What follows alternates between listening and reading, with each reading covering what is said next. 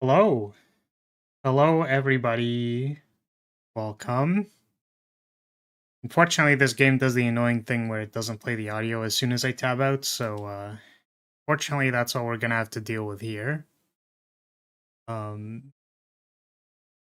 Hello. Welcome, Rants. I'm glad you ran 50 red lights to be here. Yeah, you're getting in character for what we're doing today. How are we doing? I'm gonna open this again. I might be a little slow today, which is a great thing to do now that we're actually playing the game, is to be a little bit slow, of course. I'm not really sure the exact way we are going to approach this. Again, this is sort of new-ish. And it's live, so that changes the context a little bit of how I might approach something like this. So, yeah, and I just it's funny, right before stream, while I was preparing, I just like immediately lost a whole bunch of energy, and I'm like, well, that's not good. Hopefully we'll be good. I'm hoping we can get hyped up and have like things to say. I will do my best today. But yeah.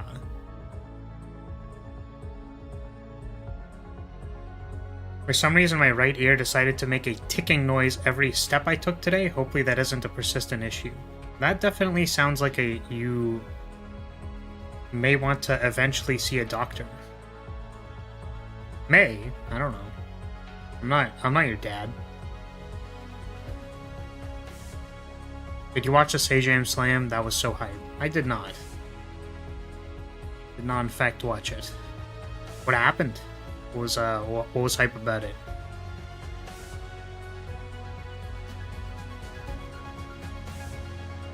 What did I do yesterday?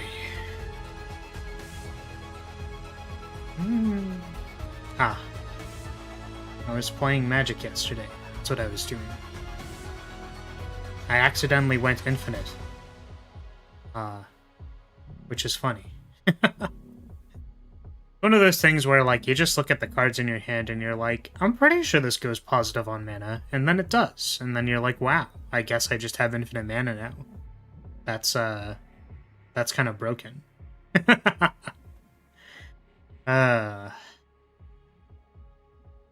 Very funny. I didn't even need to board wrath the mid-range player or play Ristic Study on turn 2. And we're still able to get there. Oh, I also played a game against Slicer, and that was... I've never played against a Slicer deck before, but that was something else. We had 2 players concede immediately, or as they were on the brink of death, and Slicer's a fucked up card. I agree. But the thing is, I basically revealed that I had a removal spell for it, but I was gonna sandbag the removal spell. And then we didn't really have time to play another game if we like kind of dragged on, so I basically, it was a 5-player game, 2 people dropped out, and then I basically said like I death pacted the Slicer player because I just wanted to play another game. So I just like Reflector Maged all their creatures and countered all of their spells, and then it's like, wow, turns out Slicer is not very well suited to be 2v1'd by a Dimir aggro deck and a blue-white X control deck. Turns out. So that was, that's what I did yesterday. And then the next game I accidentally went infinite on like turn 10, but it was turn 10, so whatever. Okay, lots of good matches. Doki even had an undefeated streak 2 weeks? What does that mean? I'm not sure. She lost all her matches 3rd week. Oh, it's because that's like a weekly thing? She lost her matches 3rd week because people labbed her character, but yeah. Like, they actually prepared. So they were like, Dogi tends to do these things, and then you, like, prepared to deal with that. Love seeing all skill levels and counterplay at each level. Yeah, I think, fighting games are kind of interesting in a similar way that chess is, where, like, the types of games that you see at different skill levels are kind of unique to those skill levels. Which isn't, like, a bad thing, necessarily, right? Like, you might say, oh, well, this, like, 800 gameplay, like, below 800 gameplay is, like, bad, objectively, compared to high-level play, but the abilities of an 800 player are quite different, and then you see different, I guess, like, thought processes, trains of thought, and all that, so that's rather interesting. Hi, Ken. I'm doing okay today. I kind of got hit by, like, a massive energy drain right before I started stream, so that's unfortunate, but I'm gonna try and do my best today. Because I realized that, I don't know, I'm hoping to have something to say about this game. You know what I mean? Something perhaps different from what other people say? It's the hope, I guess. So we're gonna try our best and see what happens.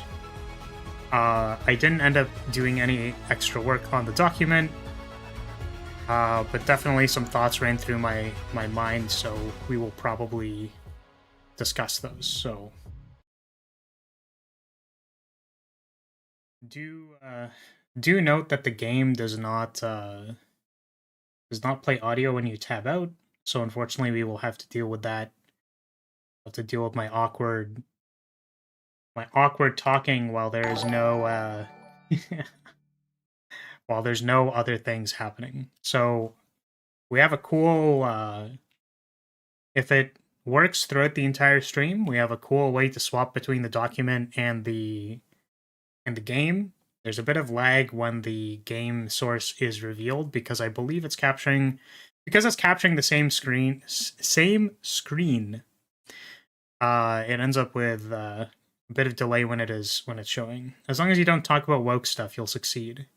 Well, the unfortunate thing is we'll have to talk about woke stuff because that's what the game's about. which is my mistake, honestly. It's really unfortunate because I kind of need to get my money's worth out of this one, right? Like it was an expensive game, so I need hours upon hours upon hours of content. So if I fail to do that, then that would be unfortunate. Okay, let's see. I can do a little trick. I can tab into Dustborn, and then hopefully it will play music, and it is not obstructing the prop. So the problem is I can't have it on the screen and then also be looking at the right window. That's a little frustrating. Because I don't have 3 monitors. I only have 2. Which is still good. But anyways. 1 hour per dollar, of course. That's what makes a game good. Of course. But yeah, so for anyone who doesn't know what we are doing today, we will be attempting to observe Dustborn. And look at, I guess, different aspects of the game's design. As a first disclaimer, I'm not super concerned with the actual content of the things that they are saying. I will probably have personal opinions to talk about. That is, you know, that'll happen, right? But there are a lot of questions that I'm wondering about because we read the reviews last week, and there was a lot of things that were said in the reviews that I'm curious to see if those kind of exist. Right, within the game. It is up to, I think, 70% positive reviews now. Which, you know, some people resonated with this. There are some people who thought they may resonate with it, and then they left a negative review because they were unable to enjoy it. So, we can scroll a little bit through the document quickly. So, the reason why I had a notes view was because I wanted to have... oh, right, I can't click. Damn it!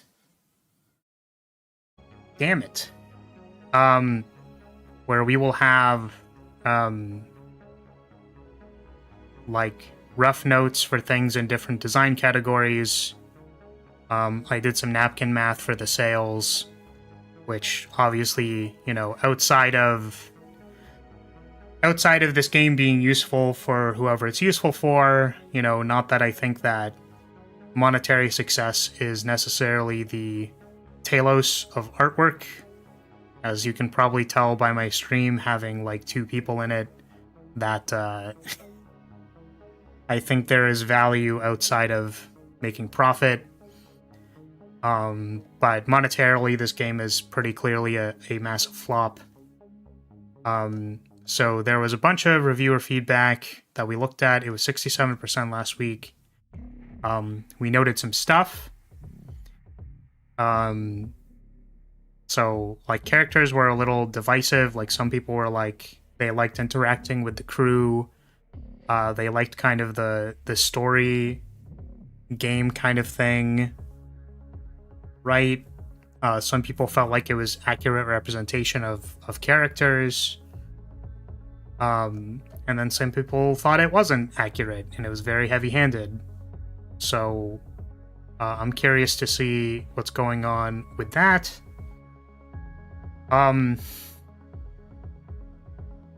Yeah, and it's kind of tough because, you know, we're probably going to look at stuff like, you know, are the characters relatable? And the thing is, like, I can't necessarily say for sure whether or not, okay, well, this person's experience is not real, because there will be people who are like, well, this person's experiences are real. I think the lens that I care more about from a design angle is how well is that experience communicated to someone who does not inherently have that experience. So, like, what is the game's ability to, like, trigger an empathic response in the viewer? As I think oftentimes in artwork that is that is something you would look to do. And there are aspects of design which can like help that. I think one of the main lenses we're going to be using, if I can remember to use it, is self-determination theory. This will have a lot more to do with like overarching design decisions and things that are happening. Self-determination theory posits that like there are 3 main motivators for why someone would want to do something. If it lets them express mastery, if it lets them express their agency, or if there is some relatedness aspect, like you can relate to the experiences of, I guess, the person you're talking to, the game, the media, whatever. For any one of those reasons, someone could be like attached to or motivated to do something. And it's sort of design's role to assume that the ways that the narrative unfolds, the ways that you can experience the controls, the design of the levels, all support kind of those pillars. I'm gonna scroll up a little bit. And sorry, I kept half reading what you're saying, Ken. I will get to it in a moment. But these, without playing the game at all, just sort of like reading the dev's website and kind of the vibe that this game gave me, these were some design pillars that I constructed. Again, I left the note that it's my opinion that particularly when you're trying to display the experiences of like a human being that you may not understand the experiences of, it's really like your job as the narrative designer, or frankly like the game designer, to bridge the gap between the perspective of the game and the perspective of the player. Actually, like a reverse argument for that statement is that people sometimes don't like the idea of a silent protagonist, but the evolution or the reason why silent protagonists became so popular or so bog standard is that, like, frankly, when you're in control of a character, like, it's really jarring when they don't, like, when you are not the same person.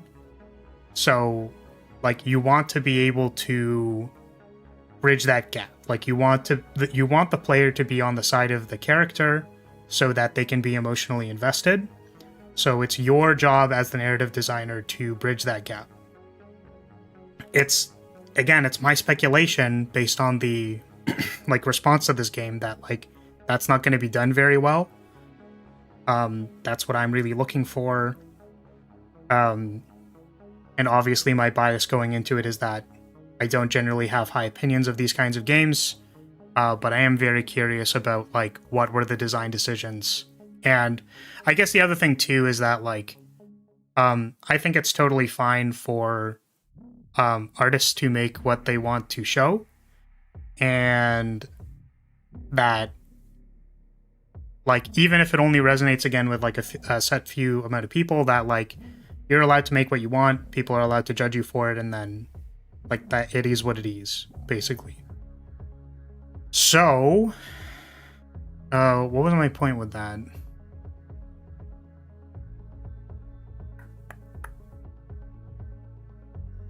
Oh, the point was that like I'm sort of looking for more or less like experience-based things that I can comment on and go like, well, it feels like this narrative plot point wasn't carried out very well for these reasons. I think that if we observe like self-determination theory, that like this doesn't give the player much agency, for example.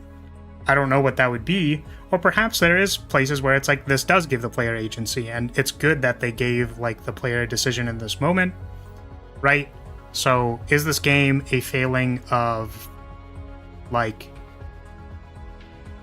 the question really is like, is this game a failing of like lack of resonance? Like there are simply people who don't care as much about these things, which like in my opinion is not really the biggest problem to have, right?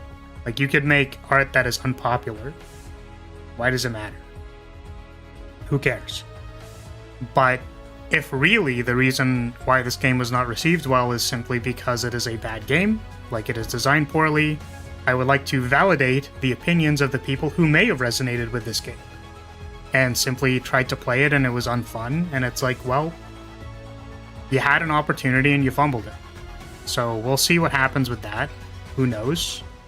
So we're going to be basically trying to make arguments through the lens of self-determination theory alongside my own anecdotal experience with game dev.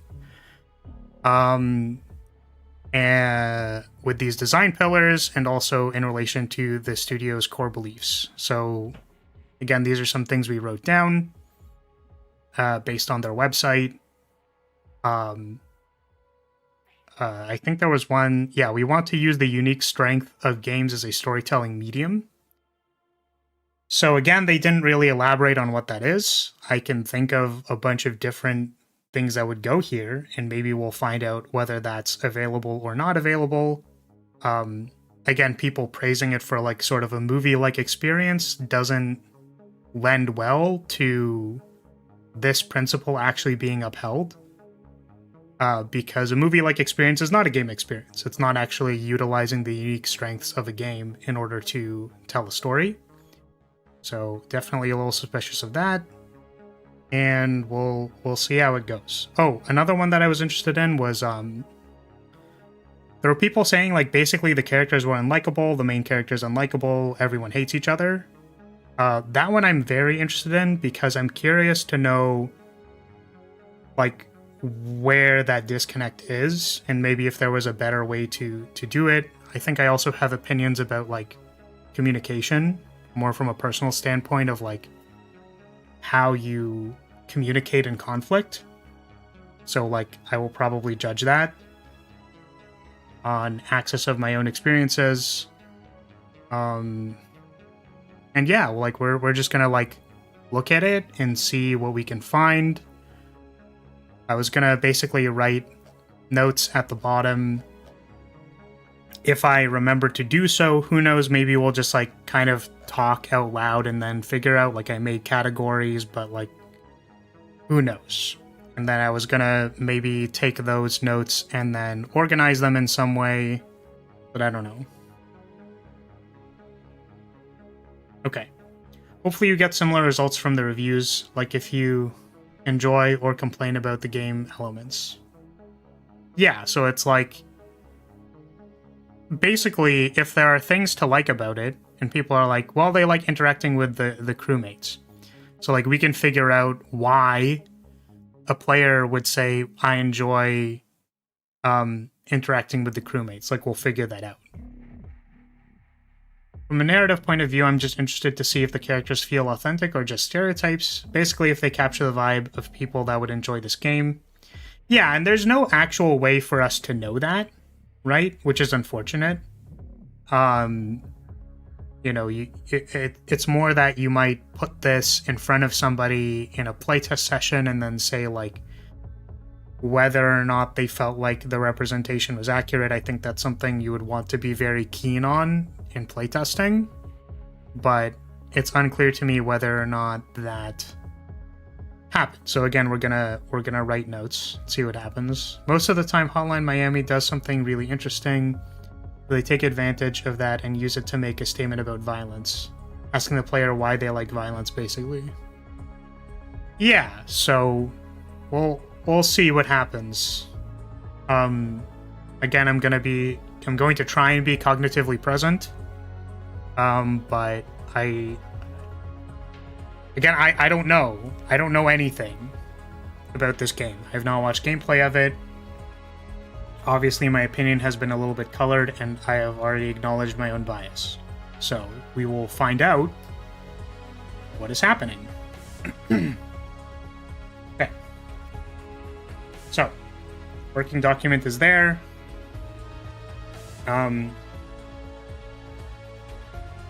You know, the first thing that I kind of think of is like, I went through the menus a little bit as well, and, you know, it doesn't seem like there's anything wrong with these, right? Like there's no immediate wrong things happening, right? You know, buttons are there, things respond, there are menu transitions, there are little icons. Like there's no things majorly wrong with the UX, or like the UI, I should say. Sorry, UX designers would kill me if I said, if I said those were the same thing. So there's nothing blatantly wrong with any of this so far. And I think we were just going to play the game. I don't feel that Hotline Miami was too successful at that personally. I find it hard to take that question seriously from a game that actively tries to make the violence fun. Yeah, it's a little bit of a... How do you say? Yeah, see, this is where the brain lag comes in. It's a little hard because, like, you do want people to engage with the thing, right? But then you need them to ask the question later, or basically have the capacity to retrospect and be like, well, is this kind of, like, right to do? Yeah, we haven't really gone into any gameplay stuff. I just wanted to think about, like, character design for a moment. Or basically, like, the splash art. I'm not a character designer, but on first blush, right, like, we can tell that this picture is telling some kind of story. There's clearly graffiti on a thing. One of the people is calling out the fact that they are being chased down. I'm not really sure why the mascot character has a smiley face. The main character is looking at the camera and it has, like, a, you know, like, crouched down kind of badass. You have to press the dedicated legal text button. I have no idea what that is. That definitely looks a little bit standout.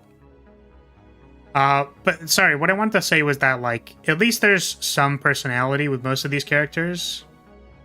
Like, the robot is kind of, like, hollering you over. The main character is crouching and trying to look cool. The one guy is... Now, the thing that I don't really understand, I guess, is that the one guy is leaning on his bike and kind of smiling at the person who's calling out that they are getting chased. Or I'm not really sure what they're smiling at, maybe at the robot. The two other... I was going to say male characters. I don't know if there is, like, a... They are all non-binary or something. But I will assume until corrected. So, the more uncle-esque looking character, he looks a little bit older. He is knitting. So he is doing something, I guess, that he would normally do. We know that he knits. I guess he is very focused. The other person is reading. Their instruments are sort of strewn about. We do not know what the larger, again, looks female to me, what she is doing. She looks like maybe she's laughing at the sign that they just defaced or something. I'm not sure. So I guess the only vibe that I don't really understand in this picture is the person who's calling out the chasing, and then the gentleman on his bike, and then the larger lady leaned up against the bus. Sorry, the thing that I was going to say was, people read... I was going to say that people, like, read these things pretty fast. So, I think the main thing that would want to be communicated is, like, your connection to the main character.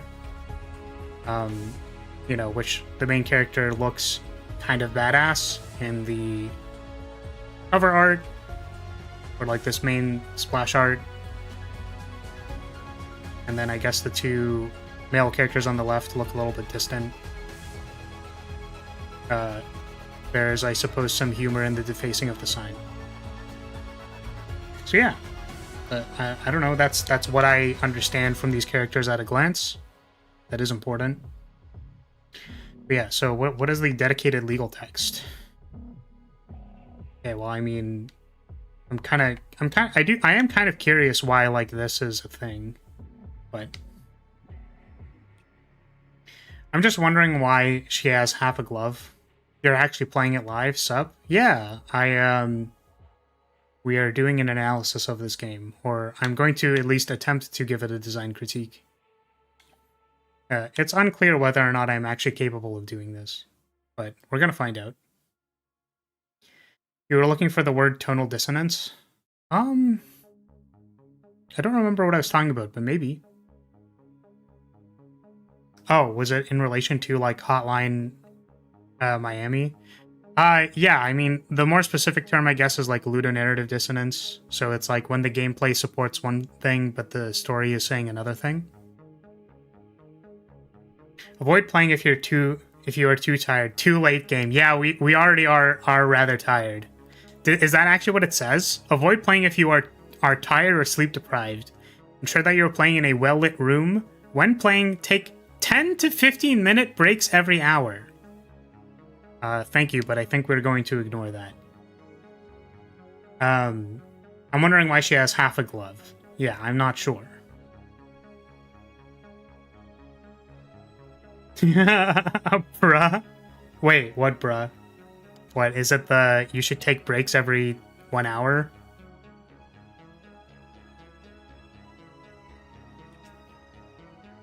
Are we ready to jump in?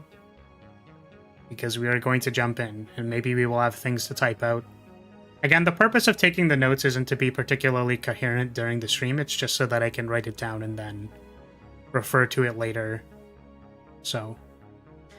Alright, let's try it. Oh, the other thing that I was going to kind of ask myself was that I kind of wonder about the choice to do the comic book style, and I wondered if that was a... Like, does that relate to the modern audience, in air quotes? Because I think that's who they were kind of trying to appeal to, so I wondered if this is an aesthetic that they actually care about. If a game would warn me not to fall asleep, I'd just get a refund and play something else. Yeah, I'm not sure why they decided to put a legal disclaimer on the main menu with a dedicated button. That does seem a little strange, doesn't it? Okay. Hunted by the Puritans, our crew makes a daring escape from Pacifica. Okay, so we appear to be getting thrown directly into the mess. The police is right behind us. They appear to be laughing. I'm assuming they're kind of poking fun at the fact that they're getting chased. Starting it off with Hunted by the Puritans, not a strong start with the heavy-handedness. Yeah, I mean, I guess they are called the Puritans. That is what they are called. They're really trying to leverage like strong rhetoric. Which again, it remains to be seen if that is like correct or not correct, or I'm not sure. It's also in bold. Yeah, and it's the getaway. So again, we're kind of like, it's like comics and stuff, right? So that's sort of getting that vibe. I guess we're also kind of getting the vibe that we are, you know, we're getting away, right? Like we are, because they're speaking so lightly about it. Let's find out. Pacifica, 125 miles north of Purity. 2030.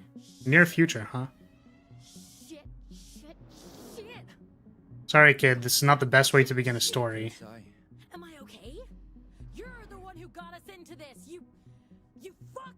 Theo's just trying to help. No need to yell at. Not dragging us into this would have been helpful. No, I'm not okay. I'm the opposite of okay. We are fucked. We're a bit worse for wear, but we are alive. For how long? Look at us. Hold to interrupt. Blood, pain, broken. Should we cut in, kid? I never said it'd be easy. We have a solid plan, you said. In and out before anyone realizes we're there, you said. Okay, so this one character is... They're kind of stressed out, it appears. The other two do not seem to be very stressed. And I am completely dejected from this scenario. Thought maybe your plan was more to grab a thing and run out. Okay. At least we got the thing. Mission accomplished. The thing. I still don't know what this thing I risked my life for is supposed to be. Good luck getting Theo to talk. Or Pax, for that matter. She knows better than to argue with you when you're like... Like what? Like this? When I'm like this, Gnome? Can you explain what that means? Huh? I'm tired. I want this conversation to be over. Maybe you can shut down whenever you want, but I can't because I'm an actual human being and not an emotionless fucking drone. At least Hmm. I am able to control my emotions and not freak out over every little thing. Every little thing. Like being chased by murderous fanatical technocrats with quantum fucking I'm able to weapons. pause. I'm able to pause. Okay. Yeah, so, I mean, this is kind of interesting, right? Because, like, so on first blush, right, like, these people are obviously arguing over, you know, the context of the story. Now, you have to ask yourself, like, how many people in this scenario would have, like, interjected or interrupted? I would say that this is actually a plus, right? Like, this is a tutorial, right? And we're giving people reasons to actually interrupt in this scenario because, like, maybe you don't feel like this scene is justified, right? So, like, you know, Whatever. You guys all suck. You too, Pax. yeah, so she's kind of like, You're being childish. we can't let this go That's your on. comeback. That's your comeback. Oh, great. Now we're doing this. You're Yeah, it's like these people are clearly, like, very angry, right? So you'd kind of go like, okay, well, you have to interrupt. Or, like, you would feel the need to interrupt, I think, in this scenario. There's also sort of your inner dialogue saying, like, well, we can't let this go on, right? So I think giving yourself narrative context to actually participate or interact with the tutorial is good. I think I see the why do all of these characters hate each other though, like, pretty immediately, right? So and because it's a tutorial, right? Like, obviously we will need to do something. Like, we'll need to take actions here. I do find it very interesting that basically they started off with, like, the stressful scenario, and then they kind of were arguing amongst each other. There's kind of like the two people who are strangely calm in the back, I guess, or it's really painting like the person who's driving, like, kind of they're a crazy person, right? Because no one else is reacting. Pax isn't even reacting, and kind of the first context for you to interact here is to stop them from arguing, basically. But I did also want to say that the character basically calls you out by name. I don't think we would know who Pax is at this point. Like, not necessarily. But, you know, let's say, for example, like, this person yelling at these other two isn't enough to, like, provoke you into interrupting. That, like, then the narrative pushes it to you, basically saying, like, you too, like, also you suck. Like, fuck you, you also suck. Is, like, a way to, like, provoke you into interacting. So, I mean, sure. It's definitely not making me like them very much, right? Wouldn't be much of a story if the group were all singing Kumbaya from the very start, gotta leave room for development. Yeah, so it's like, okay. The thing is, it's a little strange to me that, like, assumedly these people are, like, a group in some capacity, right? So, like, maybe you would, like, maybe not singing Kumbaya, right, yet. But, like, I want to know why they're a team, you know what I mean? I think it was not a good idea to buy this shit. I mean, sure. I can get behind that. Oh, also, I want to raise the voice audio because I can't actually hear them.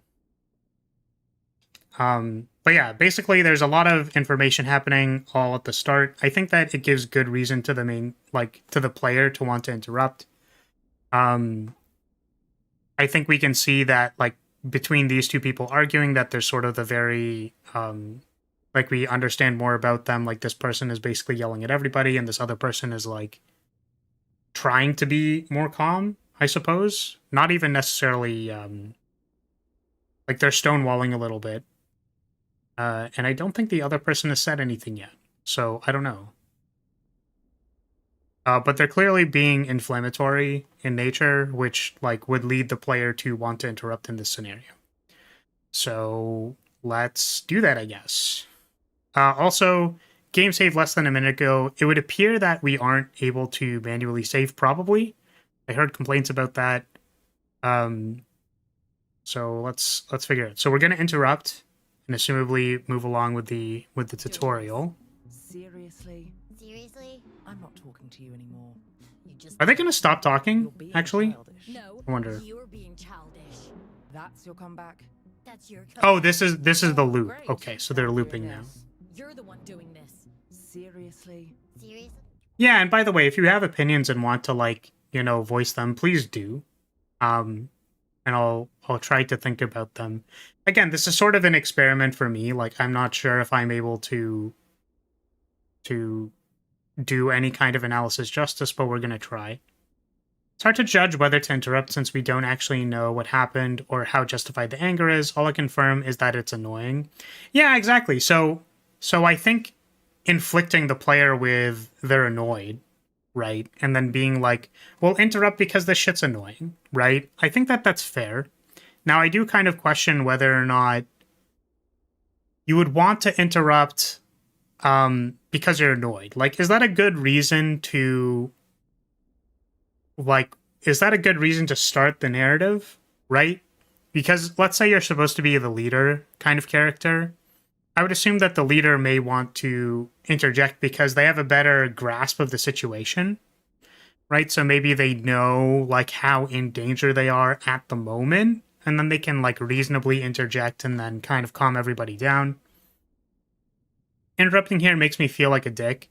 Yeah, exactly. So, it's kind of like, sure, these people are arguing, but like how clear is it to the player that interrupting here is like a good thing, right? I think you could make an argument that wanting to interrupt or basically wanting them to stop fighting is like an expression of agency. But it is still a little like, I'm not sure. This is an example of a cold opening that isn't handled well for a beginning. Yeah, because, you're in the middle of like an argument or conflict, but I feel like the action that we're presented with at the very start is like to interrupt two people bickering, right? They're trying to build up mystery and intrigue here, so I don't think it's necessarily important to show why they're a team yet. I hope the banter is not just going to be all arguing. Yeah, so, like, let's put it this way. The way that I interpret this is that the devs wanted to put the player under distress at the start because it's a cold open, and that there's enough reason to interact with the tutorial in the scenario if, like, their intention is correct. I think it's valid that it's kind of annoying, or basically that these people are annoying. I don't know if I necessarily want to get interrupted. Like, I necessarily know if I want to interrupt with these people, but it is a tutorial and they're showing, like, a game mechanic, so maybe it's fine that it's, like, you don't really have the option of saying no here. So maybe that's okay. Maybe it could have been also that you're allowed to just, like hear it out and then move on. Maybe that could have been an interesting option, but because it's a tutorial, I think it's better that they learn the controls. Okay, so let's get them to stop. I'm sorry, kid. This is not how I want to begin the road trip. You're being childish. Okay, That's your but I'm That's your okay. comeback. Oh, hold to stop. Now we're Stop doing bickering. this. You're the one doing this. Okay. Seriously? Seriously? I'm not talking to you anymore. Okay, so the first time it did not do You're anything. being childish. So I think I have to do... Okay, I don't want to lose my cool. Bad things happen. That's your comeback. Okay, hold to use our Now Vox. we're doing this. You're the one doing this. Okay, Seriously? so basically they're going to keep bickering. Okay, alright. Talking to you anymore. Block A. You're being childish. I've had enough. You're being childish. Okay, That's your comeback. Shut the hell up! okay. Say hello to the power of words, kid. Bickering, please. I know we're all pretty shaken up, emotionally and physically, but we got out. We're alive. We have the cargo. Okay, so that clearly introduces what the power is, right? I will go out on a limb and say that it already feels like that, like it already feels wrong. You know what I mean?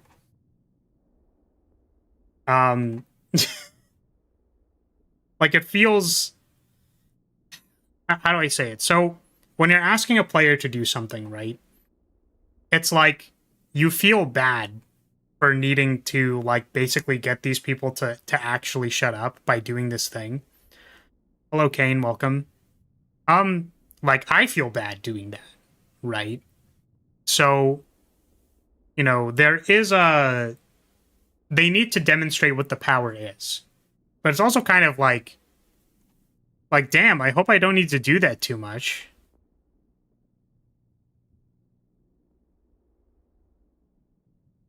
MC has clearly been shot in the shoulder. Fuse. Sorry, what is... Did I miss something? Missed some streams because I got sick? Or at least something caused heavy bleeding.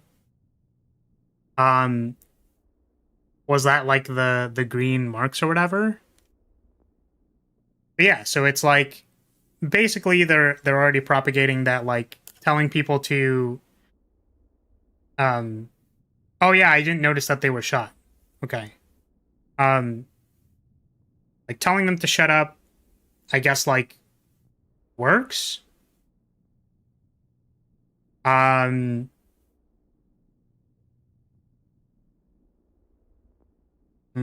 me see.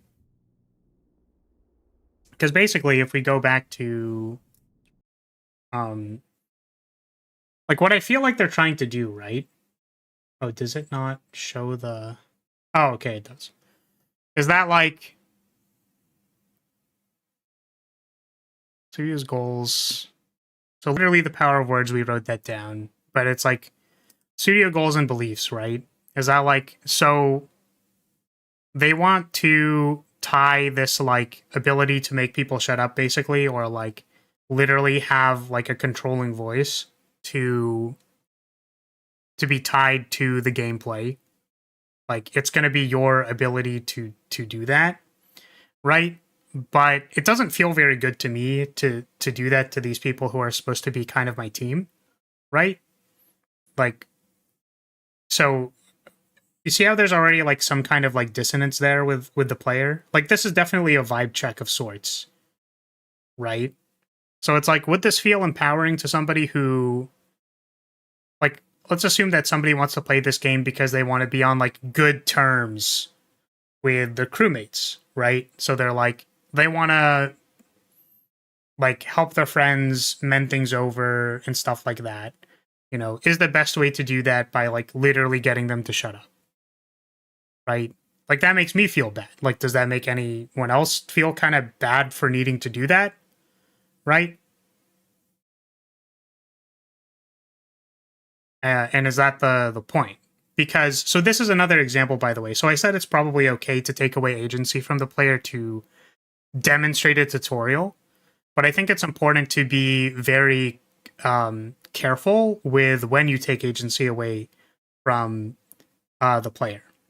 So I think that... Because basically, right, players want the option to not need to, like, harm people they care about, right? So what they're saying is screaming "shut the fuck up" at the top of your lungs is a power. It appears to actually be, like, a literal power in this game, yes. Especially when we don't know the context. Yeah, as a player, it feels quite uncomfortable telling someone off who's clearly distressed. Yeah, exactly, that's kind of the vibe that I'm getting, right? And once again, like, you know, character-based narratives, like, you kind of want a way to interact without, I would say without, like, yelling at them, right? Because most people with, like, moderate empathy would feel uncomfortable doing that. Because, again, we can see that this person is clearly distressed, right? We probably don't want our team fighting amongst each other. So, like, we want to use words in order to, like, so it's like, because here's the other thing too. So this was another example of, I guess, kind of like, there was like studies on violence, basically, like violence for like in video games and whatever. And it's not about like the connection between violence in video games and how that it turns into like violence in real life or anything like that. But what they were talking about was that people felt better basically taking aggressive actions when they felt like it was justified, right? So basically there needs to be like a mental framing for the player to feel like this is justified, right? Whereas once again, I feel like someone who's like moderately empathic would look at the scenario and kind of be like, you know, how can I like fix this problem, right? And basically what the game has told us is that you can fix problems by yelling at people, right? Like that's the immediate thing that I'm seeing here, which, you know, again, personally, I don't necessarily like agree with that. And I would also think that moderately empathic human beings would have like a bit of a disconnect with this already. And I think it doesn't show very well for like the main character to like show themselves this way, basically. Particularly because they're like the surrogate for the player, right? So like if words are supposed to be powerful, do I feel powerful doing this? Not really. I actually felt kind of like there was a lack of power, right? Because I didn't have any choice. I had to use it, right? So it's like, is that powerful or not powerful? I'm not sure. Yeah. Let me just scroll up. I consider it more akin to a physically strong character manually pulling apart two characters who are pushing each other around. Yeah, it's like you could do it that way, I guess. And it's like, would you feel good about doing that? Well, I think it's important to like acknowledge that there's a difference because this is like a social context, right? And people are like yelling at each other. It's also first impression, so I can see why people thought main character was kind of mean. Yeah, exactly. So it's like first impressions are important. If the first action that the main character takes basically is that they're unable to like bend over arguments in their team, and that the only way they can do it is by using the power, like it doesn't feel justified to do it. It doesn't feel powerful to do it. So here, this is a way that I feel like. So what is a character that we feel like would be valid to actually use like a shut up command, like a power word command on them? Like what do we feel like would be a valid person to do that to in the context of this game that we know of right now? I have a thought in my head. I'm just wondering if that it's the same of like what people might think in chat. Like what are we thinking? I think if they put more emphasis in her being wounded, that could have worked. Power word, shut up. I mean, literally, right? That's what the power is. So again, there's like we feel like the people will feel more validated in using violence or some kind of aggressive notion when they feel like it's justified.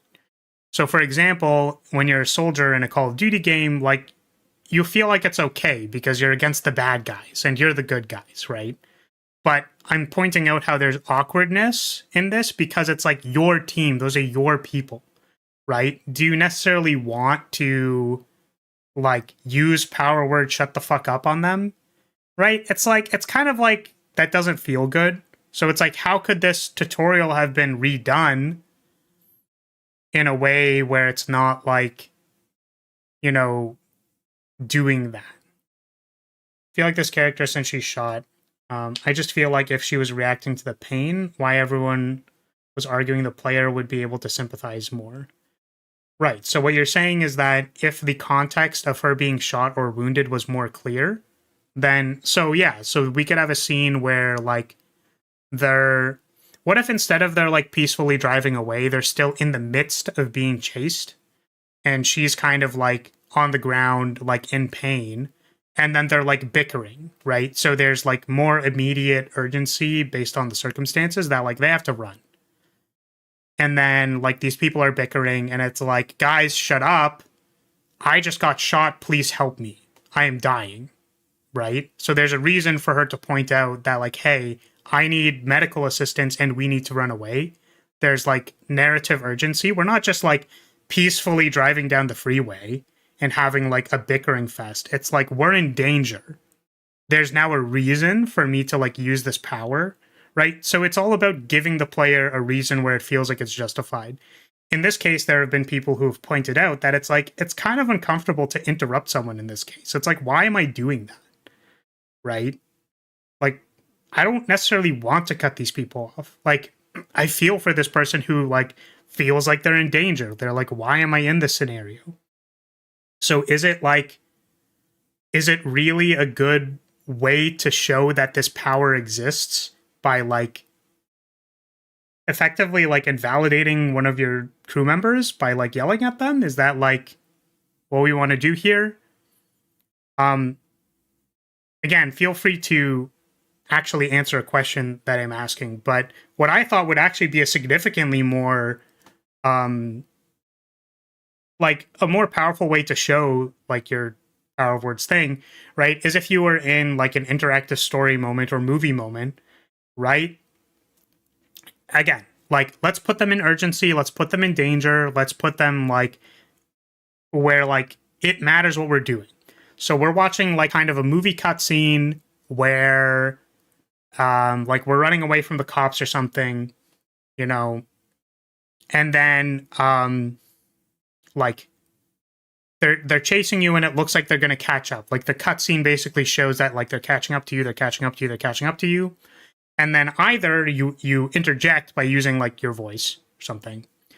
Like, it'll say, like, press A to use voice, or Vox or whatever. Or if you fail to press the button prompt in time, again, it's a tutorial. We're trying to, like, fake urgency. So it would just use the ability for you. Or perhaps it time stops. An example of this is in Celeste, by the way, when you take your first fall. Is that time stops for you to, like, use the main mechanic of the game, the dash.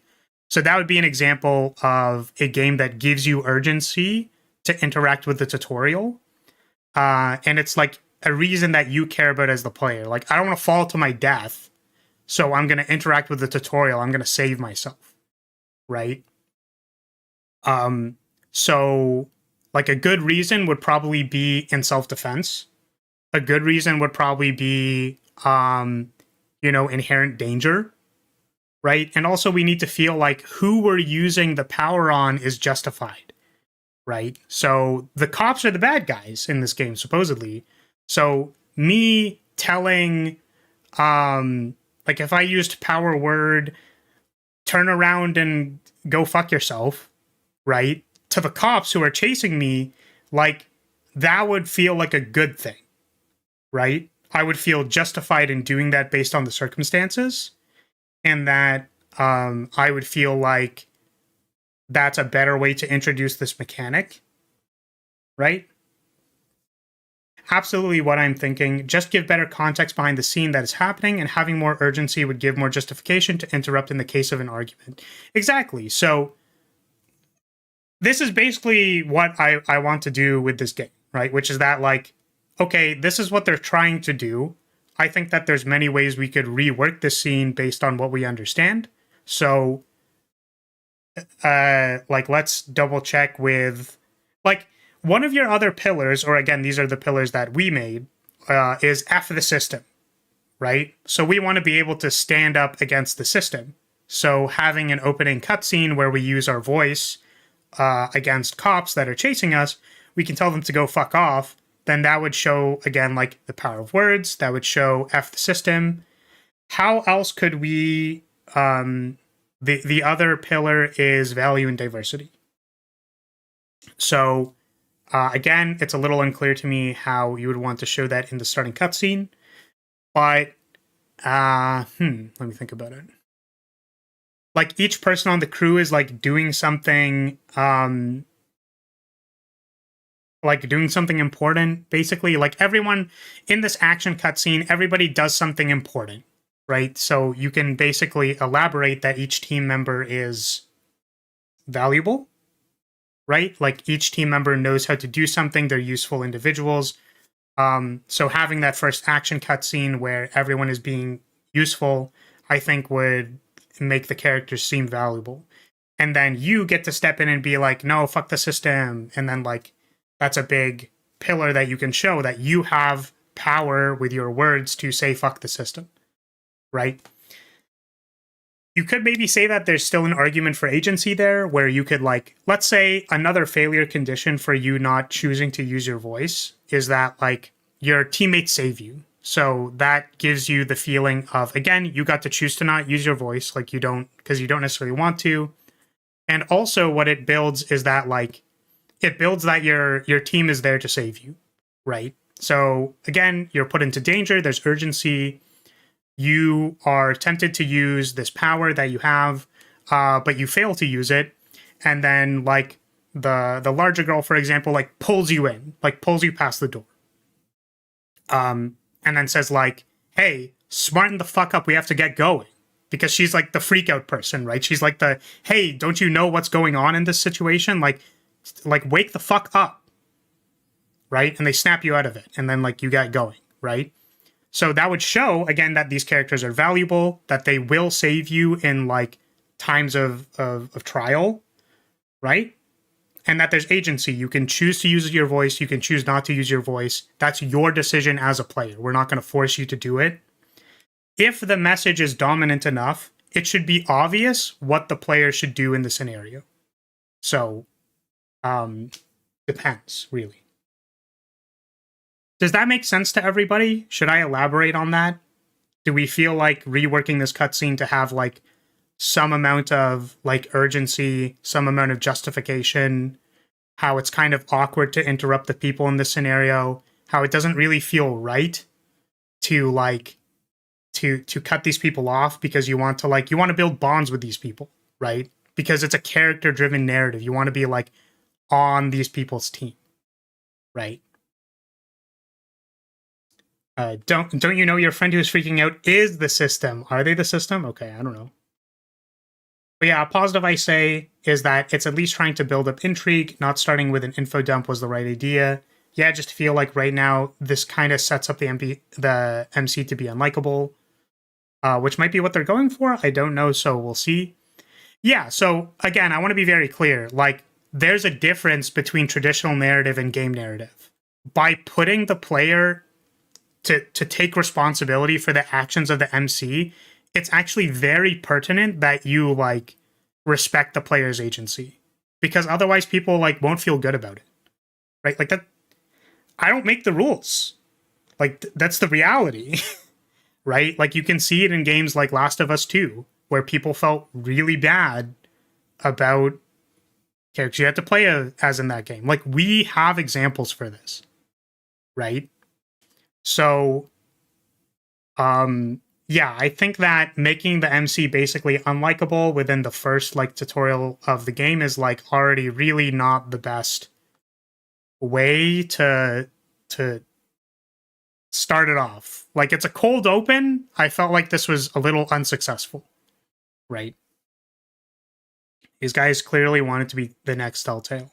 Again, like, my purpose for being here is that I want to show people that it's possible to demonstrate why people would have dissonance with this game or might be unhappy with it. So, you know, I can reflect on my expertise and my experience. That's basically what I can bring.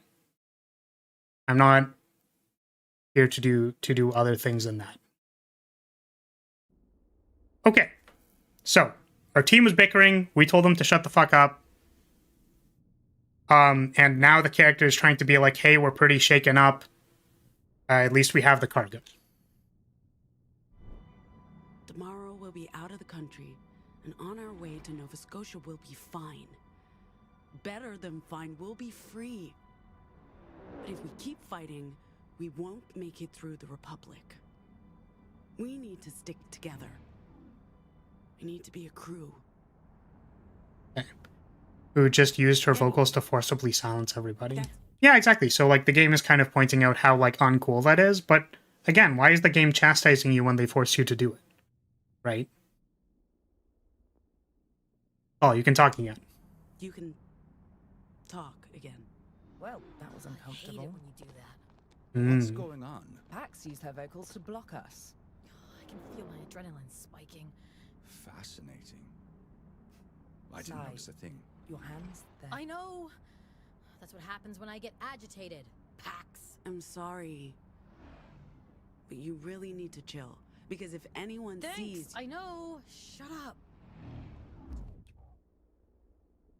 Like, this is kind of rough, no? It's a bit rough. It's like the game forces you to do something and immediately chastises you for it, and then, like, everyone hates you. I guess except for the guy in the back, because he's like, I don't know what's going on. He's not even here yet. He doesn't exist yet. Okay. Wow, guys, the music's going. Let's go. What is this music? I believe the kids call it K-pop music. It stands for Korean popular music. It's K-pop. Just K-pop. Actually,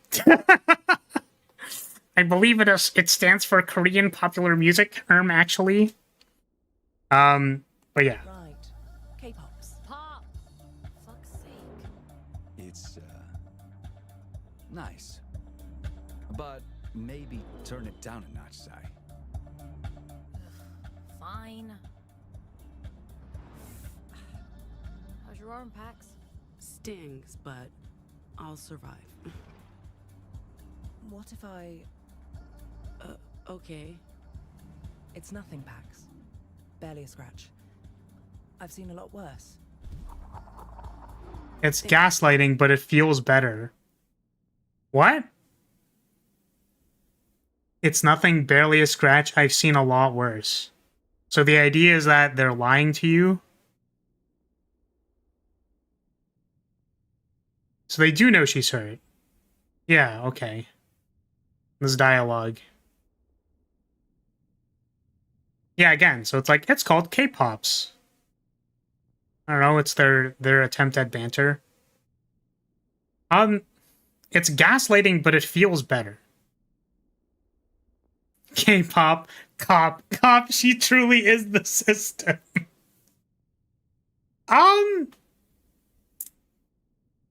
Okay,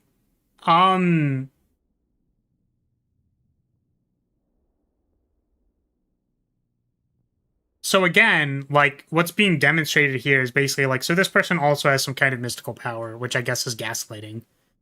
And they're trying to make the claim that, like, gaslighting is the correct thing to do in this scenario when, like, you're shot in the arm. Also, it's literally not what gaslighting is. Yeah, exactly.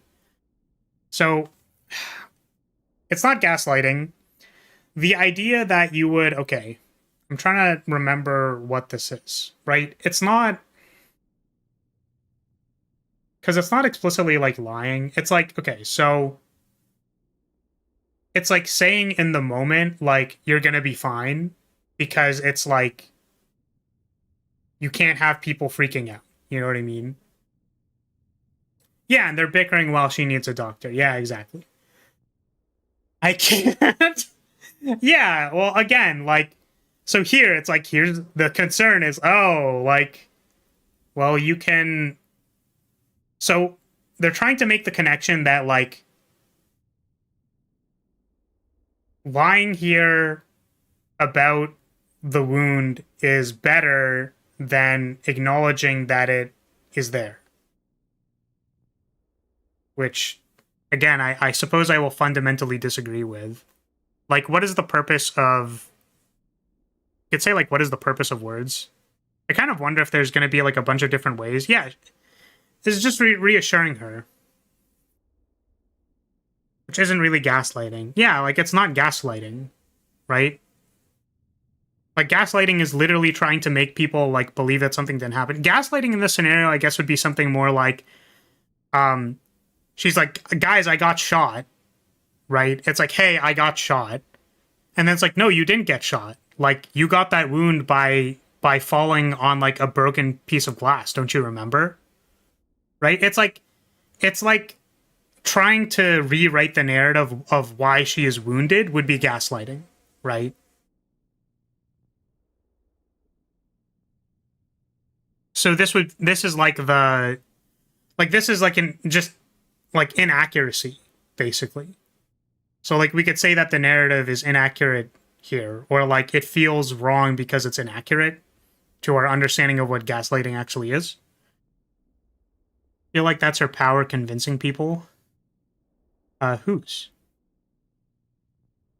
Yeah, so I think trying to reassure somebody is not, like, reassuring is okay, or giving reassurance is okay, right? You can also, like, attempt to acknowledge, like, pain, basically. That's also fine. Or also be like, all right, guys, like, this person was wounded. Hey, maybe we should, like, go get this checked out, which they can't really do. They just, like, were assumably in a conflict or something. Yeah. So I think what we, kind of figured out was that the guy in the back is sort of like not really here. The two people were bickering. The one person who's driving is like prone to getting stressed out and like wants to correct people about like it's called K-pop, like it's just K-pop. You know what I mean? Like they're very confrontational.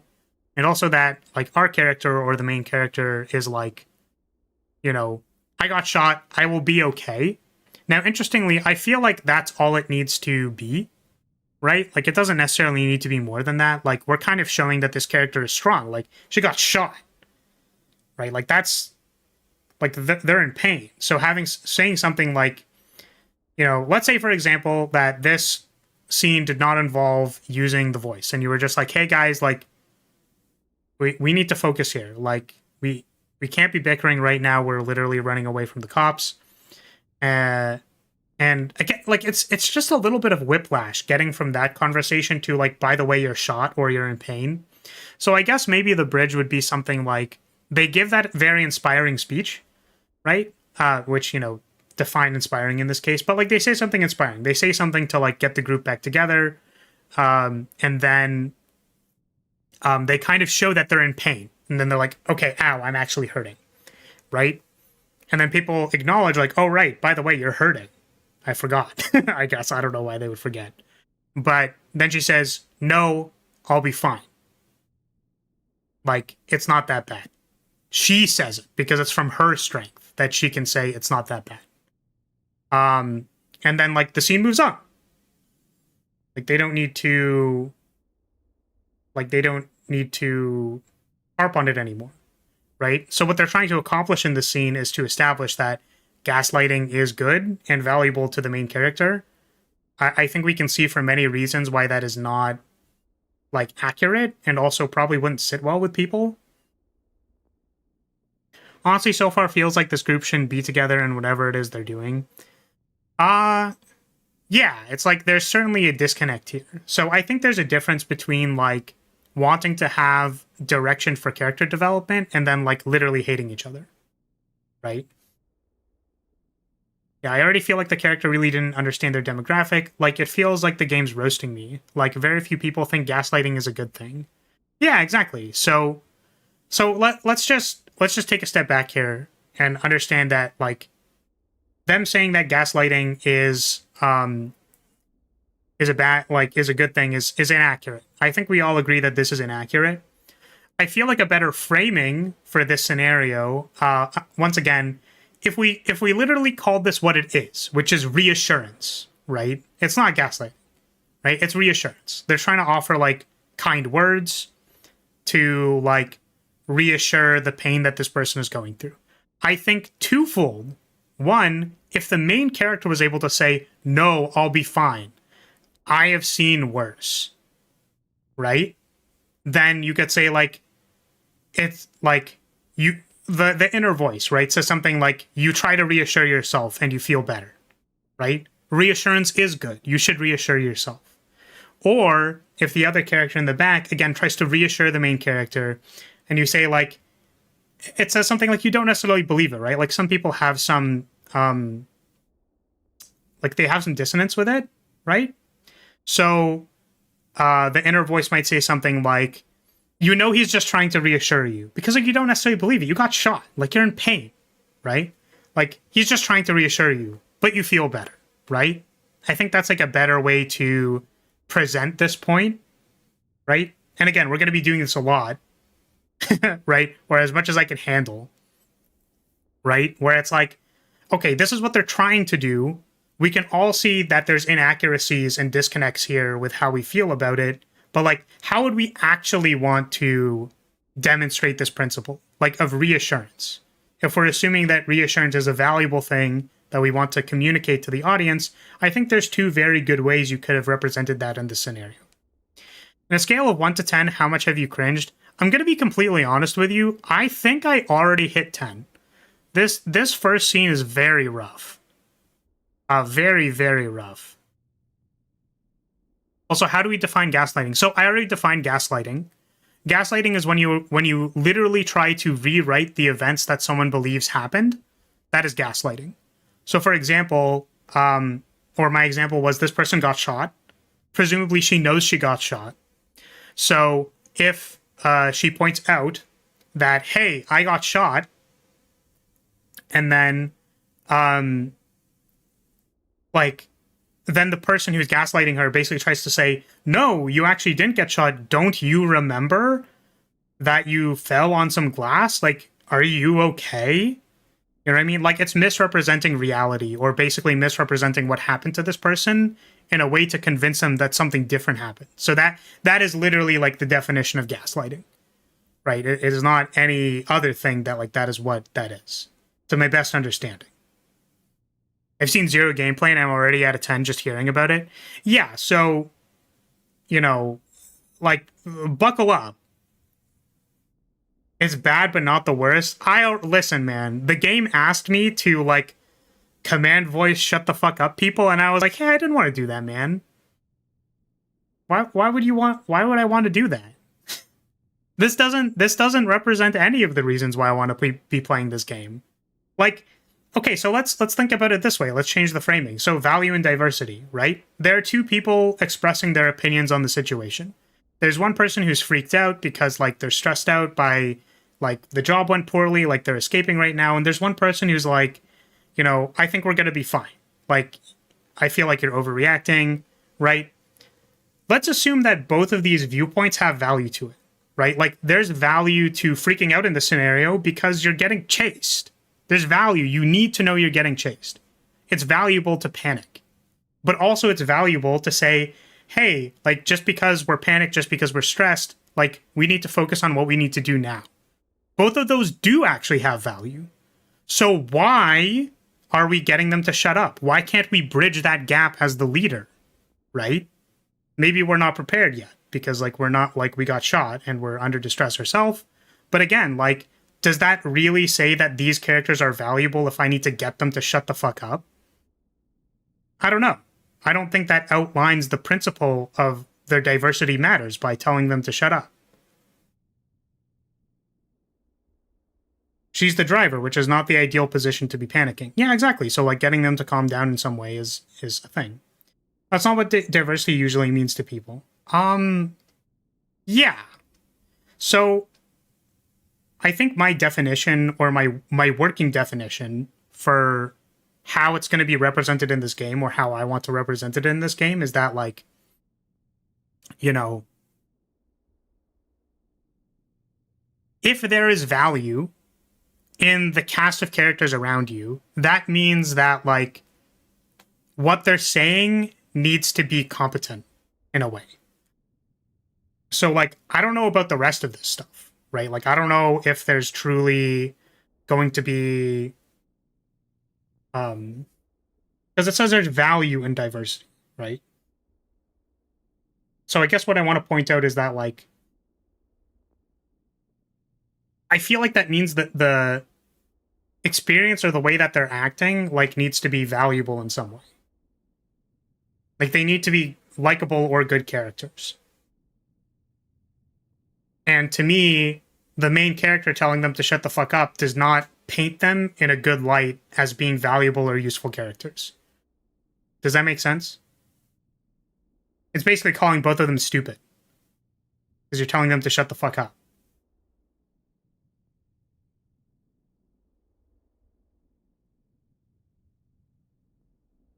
Like, they are not valuable if you are telling them to shut the fuck up. So I think we've basically broken all three pillars in the first scene. That would be actual diversity. Sure. I mean, like, that's the working definition that I'm going to run with. Because once again, I kind of pointed this out on the thing, right? But like, you know, there's no way for me to, like, I am not the game studio. You know what I mean? Can I? Oh, is it not going to switch? Wait, why isn't it switching? Oh, there we go. Like, I am not diversity. I am not the game studio, right? But in my eyes, the way that you would construct a pillar and basically make a compelling narrative is to like outline these things in valuable ways, right? And particularly, again, this is my opinion, but like you need to bridge the gap between what this means and to the viewer. I don't feel like you have valued your characters by telling them to shut up.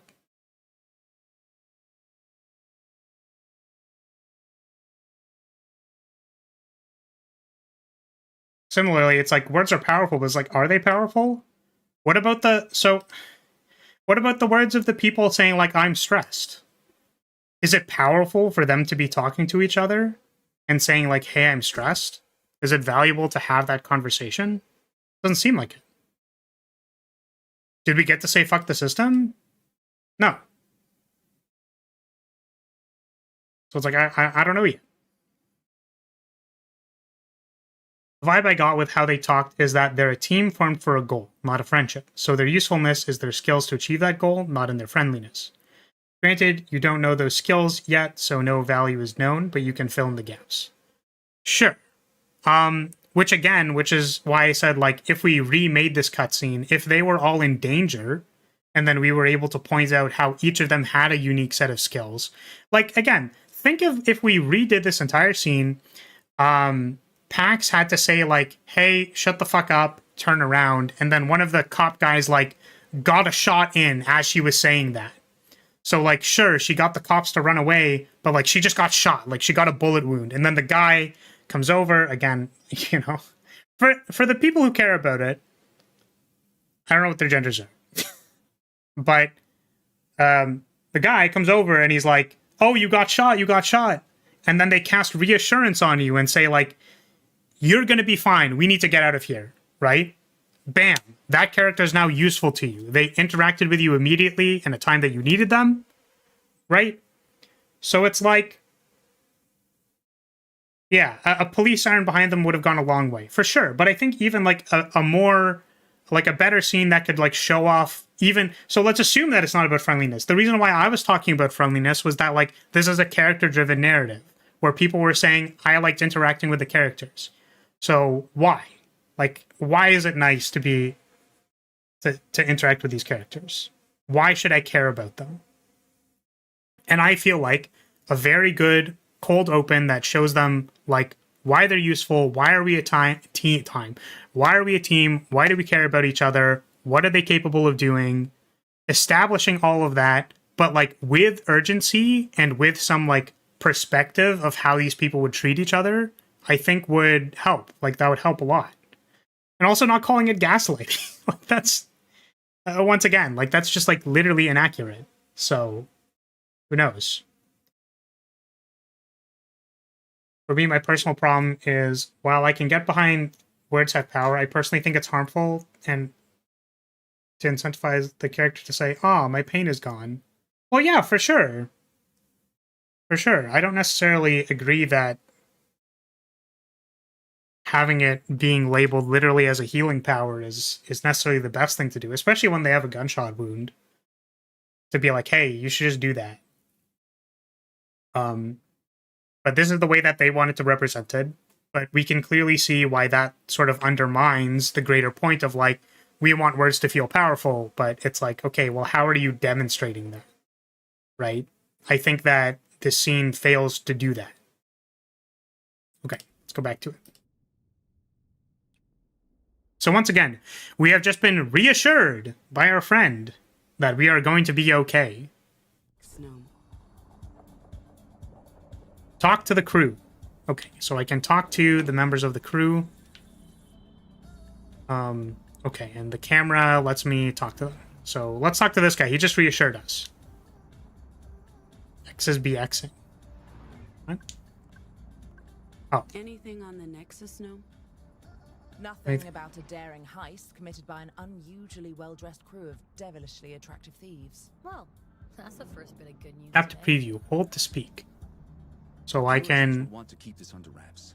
It doesn't mean we're not being pursued. So what does this mean? Read the room, will you? Glad Gnome came What did I along. do? They're one of the few people I trust in this world. Okay, what about this one? Gnome banged their head pretty bad during... Wait, what?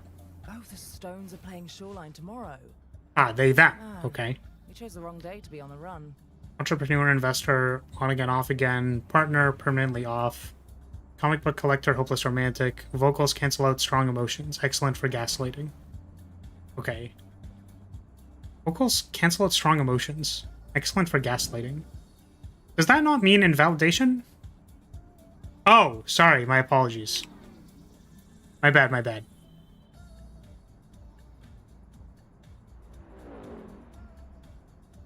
Yeah, I was like, tiny ass game, like, what does that mean? What's objectively wrong is them calling it gaslighting. Yeah, which is not. Then why didn't she do that to stop the panicking? Yeah, exactly. So, it's like, why didn't they use the voice to stop the panicking? And also that it's like, once again, maybe not gaslighting, but invalidation. Like, that's another thing. These people never, ever on their life have felt true pain like a broken bone or a punch to the face. You think that words can heal up everything? Yeah, welcome there. Once again, like, I think there's value in reassurance, but once again, like, yeah. Just a heads up, the hourglass symbol on the bottom right corner means that it's a timed event. Okay. So, like, here's a question. Is that, like... So maybe we can pause or something whenever we need to. Or maybe you're not allowed to pause, I have no idea. But so, hear me out. In a game, where you want to, like, choose what your words are... Words do make pain feel lesser. It's like, it's just a human thing. Yeah, exactly. So it's like, reassurance is a real thing, right? So, but again, like their way, this is the thing, right? It's like their way of demonstrating it, I believe, is ineffective. And I'm going to try and explain why those are the reasons. So I want to talk about the timed event thing, but it's like, why are you playing this? So the reason I'm playing this is that I want to investigate why there are complaints about this game, because I feel like I have expertise that I can draw upon to comment on why I believe there is, you know, certain things. So, okay. That being said, so timed events. Okay. In Telltale, right? Telltale Games is probably one of their inspirations for this game. There are timed events, correct?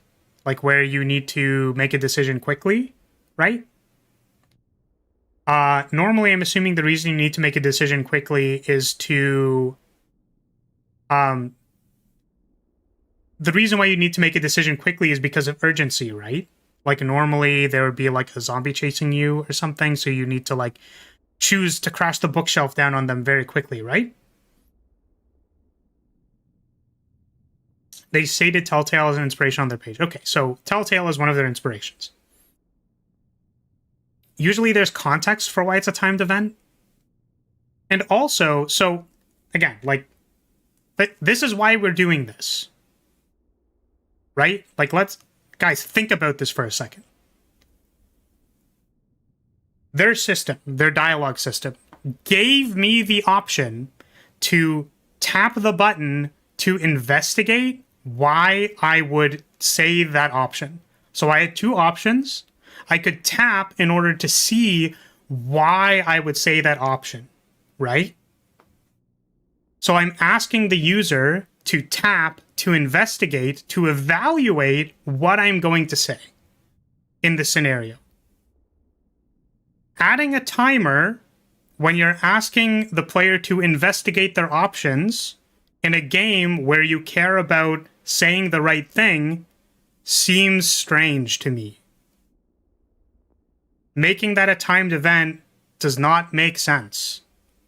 Making timed events where the system tells you to investigate does not make sense. That is a poor design decision. You are asking the player to do one thing, but the systems do not support giving the player the ability to do that. Does that make sense? So, I don't know about the timed event thing. I feel like when it's a timed event, there should be context, and then also that, like, making a snap decision makes sense. So, in the scenario, making a snap decision does not make sense, and we weren't really given time to investigate. So there's a disconnect between the systems and what they're allowing us to do, and the restrictions they're putting on us. I think a little show don't tell, maybe if she was dealing with a surge of pain and they just talk to her, distracting her, could be a more powerful scene. Yeah, so they kind of want, like, the power to be, like, mystical and stuff like that, so sure. Like, again, if they want to demonstrate it as something that's mystical, like, they're allowed to do that. Just, like, the framing needs to be very accurate. Like, everyone's going to call you stupid as soon as you call that gaslighting. Right? Like, you've immediately lost, like, 70% of people. Right?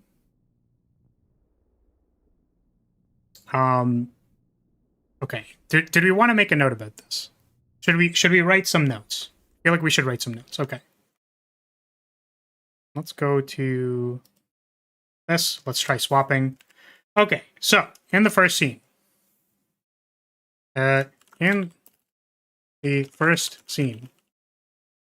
low stakes, people freaking out in the car. Narrative pushes player to use power. Narrative judges use of power. Narrative does not define gaslighting correctly. Characters are talking over each other. One person seems to be ejected. Oh, there's an observation that, like, power of words, like, slash value in diversity. Like, telling characters to shut up does not make player feel good. Additionally, makes side characters look stupid / invalidated. I feel like that is a -1 against these two tenets. From a game design perspective, choosing narrative options allows player to investigate options. The first time this is presented, it is a timed event with no urgency. For two reasons. I think that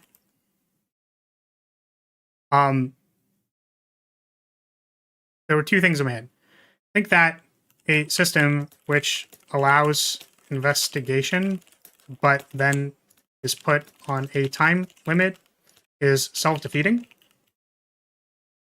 And due to lack of context for the timed event, this seems the obvious answer is not really presented to the player.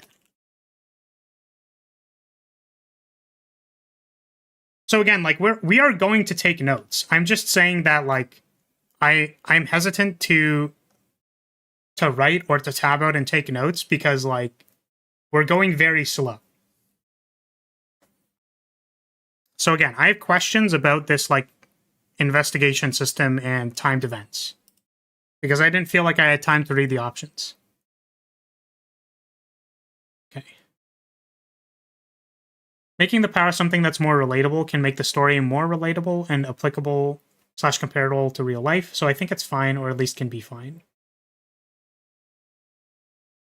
Yeah, so again, like, there's no problems giving people special powers. Like, that isn't inherently a problem, right? Like, we're not going to nitpick and say, like, what, there's robots in this universe? That's not reality. It's like, that's the dumb comment, right? We have to assume that it just exists. Like, of course it exists. Well, there's robots, so robots exist. We're going to use suspension of disbelief, right?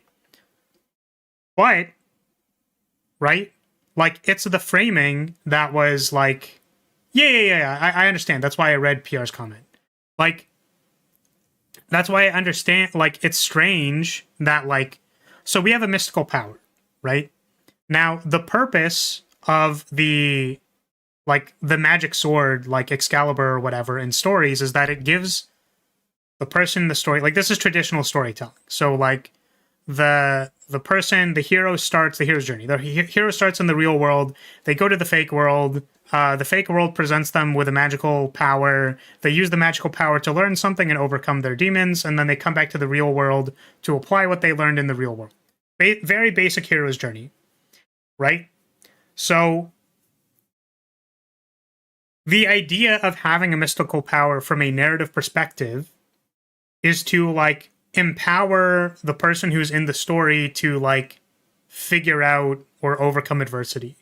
So people often feel like they need a magical sword to overcome, like, the adversity in their own life. So when there's stories about overcoming or fighting dragons, and then you have Excalibur and you beat a dragon or something, that's supposed to inspire hope in you that, like, you can you can dragon feat. You can defeat the dragons in your own life. That's, like, kind of the purpose of the narrative, right? So does this mystical power represent overcoming the adversity where it is appropriate to, listen, I'm going to talk about dragon feat, anything to overcome the adversity of this game? Okay, so the problem is, does the mystical power represent, like, when you're so clear on how you're trying to present the narrative, I feel like it really, really needs to be in tune with, again, like, how that works, right? So once again, like, yeah, it's on cooldown, sorry.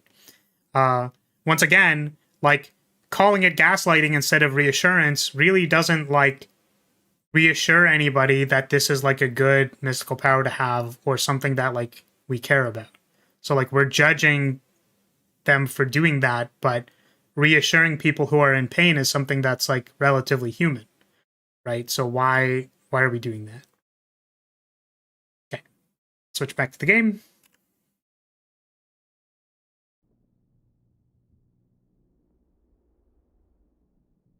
Why have you been playing this game for an hour? Be sure to take a 10-minute breather. Oh no. I think we've been playing it for 2 hours, no? I get the feeling these guys will be very irresponsible with their powers. I don't know, let's find out. Okay, so. Yep.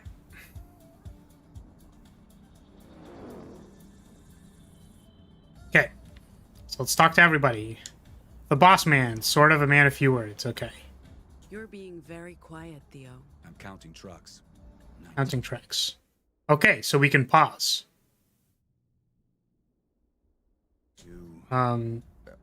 App. Not taking that bait. Again, I don't know what that means. What's he on about? The robo trucks. Okay, so here's the thing that I'm wondering. What's he on about? Or not taking the bait? Not helping. Okay, the hourglass indicates that one or more dialogue options will not be available forever. But don't feel rushed. This is a natural part of. Just going to start over. Okay. 1. So, I would like to mention. So here is another problem that I have. So once again, let us observe. Let us observe the things about the game and its design. So they tell you not to be stressed out. Lo and behold, the power of words only has so many, so many capabilities. The timer or hourglass shows no indication of how long the timer will be going for. This is more of a UX complaint, but also a design complaint. Don't feel rushed, but you're on a timer. Also, additionally, like this is really important to me, is that the timer or the progression of the timer is not displayed to the player. So let's say I want to take my time, but as that timer ticks, as it goes, and then like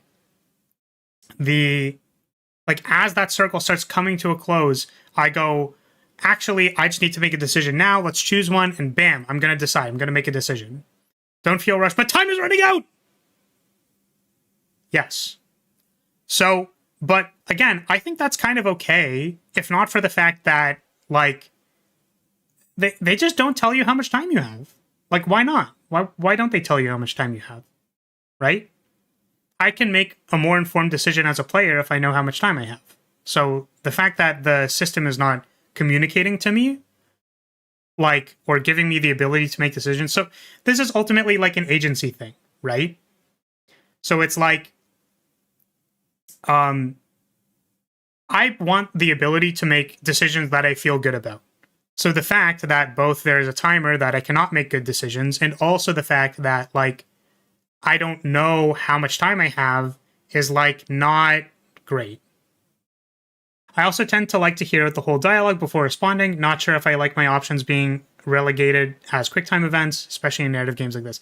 Yeah, so, like, let's assume that narrative is a big part of this game. I want to engage with the characters, but, like, the timer isn't giving me the option to engage with the characters again, right? There was something that I wanted to comment on. This is actually more particular to me, and sorry if this sounds like super lame when you hear it out loud, but I get very distracted by people talking, right? So, like, I'm paying attention or listening to, or trying to listen to what they're saying, but because I'm both being given an option in front of me and, like, trying to listen to the person, like, there's a problem there, right? Like, it gets in the way of how I can respond to if I'm not, like, listening to them. So the same kind of thing you're saying, but, like, literally I'm unable to do both at the same time. In UX, we would call this, like, literally you would call this an information overload, right? Like, there's too many inputs activating at the same time that are kind of, like, fighting for your attention, right? So you can very easily overwhelm the user. For me in particular, like, I literally could only half attend to what the guy was saying and half attend to, like, how I want to respond. And it's like, well, I want to like, have a good option to respond with, but I'm not being given the time to formulate that, is what Rance is saying. So, I think if there's context to make decisions fast, I think that's, like, good. But, like, if not, then, like, well, what are we doing here? So, system feels a little rushed. I feel like I'm getting rushed. Okay, let's resume. Software engineer, soulful guitarist, boss man. Not really. Well groomed. Man of mystery or a giant dork, as yet undecided. What do you mean, as yet undecided? What does that mean? No vocal powers, he's basic, not an anomal. Okay, so people with voice powers are anomals. So let's look to this person. Feeling better? A bit. I'm pretending we're on a weekend road trip and not, you know, on the run. So you're gaslighting yourself? Okay. Time to preview. Those trips were good times as long as I didn't... Yeah, so once again, I have to both read the prompt that's on the screen, like, think about the option that I'm choosing in the dialogue, and also, like, the person is talking to me. So I don't know if this is how other people interact with people, just, like, for reference, but, like, normally when people are talking to me, I'm listening to them, right? Like, I'm not formulating, like a response in my head. Like, I'm listening to the words they're saying. Like, do other people do that?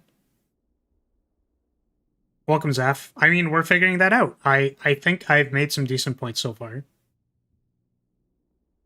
Especially if they're trying to reach a diverse audience, as I understand it. Autistic people often have issues with too much stuff happening, and so could easily have the same issue here with listening and choosing an option, so not very inclusive.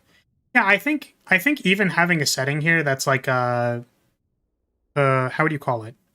Like an accessibility option here to like help with the timers and stuff, like that would allow more people to interact with this. I think especially because you're throwing a lot of information at them. No, I don't think there is. Audio listening mode. Oh, that's just like what you're listening to. Accessibility. Yeah, there's subtitles, there's subtitle font. Oh, interaction speed. Wait, okay. Increase or decrease the interaction speed. So does this give me more time to react to stuff? I think the complaint still stands that there's a lot of information at the same time, but maybe that'll give us more more time. Same. Only time I'm not is if someone says something that I get something that bothers me, then I do think of a response as why I'm feeling that way before responding. Yeah, so it's like there are times where you'll get hung up on like, well, they'll say something and then you want to start formulating a response. Like that's kind of where you disconnect. But the thing is, like, it feels like we're not really getting the chance to like talk to them. You know what I mean? Like they're just kind of yapping and I'm like not saying anything yet. They're very difficult to pay attention when you got an option to do something. It would help if they finish talking and then options show up afterwards for a response. Yeah, that'd be a good way to do it, I think. Like, first you interact with them and then, like, the options pop up. Billboards to look at. Billboards. Okay, The only thing missing is a stop at Chicken House. Okay. I wouldn't mind some hopping legs. Oh, wait, hold on a second. So I got a new option by waiting. Okay, so that's a little bit weird. Because you would, so there's like a tension there, right? Also, thank you for the sub, Zeph. Okay, so all right. Back to the document. Okay, so this is narrative and also game design. But so waiting and paying attention to conversation may prompt new options. This is at tension with timer that does not communicate when time will run out. So once again, I have to think about what am I going to say? Hey, what are they saying? What and then in the what are they going to, or what am I going to say? I need to investigate options. Is this conversation going to make new options? All while I'm kind of worried, all during a time limit. That's not communicated. So, like, this feels very strange. No? So, like, we're practically writing a college essay and we're barely into the actual game. Well, yeah. Because, like, is it not clear to people that, like, there are clearly things for us to complain about that aren't just, like, my opinions of the things that they're saying? It's like, this is shit. No? Is it okay for me to say, like, that, like, this game has already been, like, hostile to the user multiple times? No?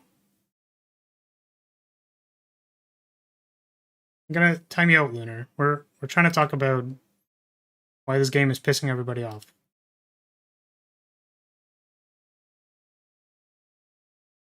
Like my reason, or like the problem that I have with like these kinds of games is that like they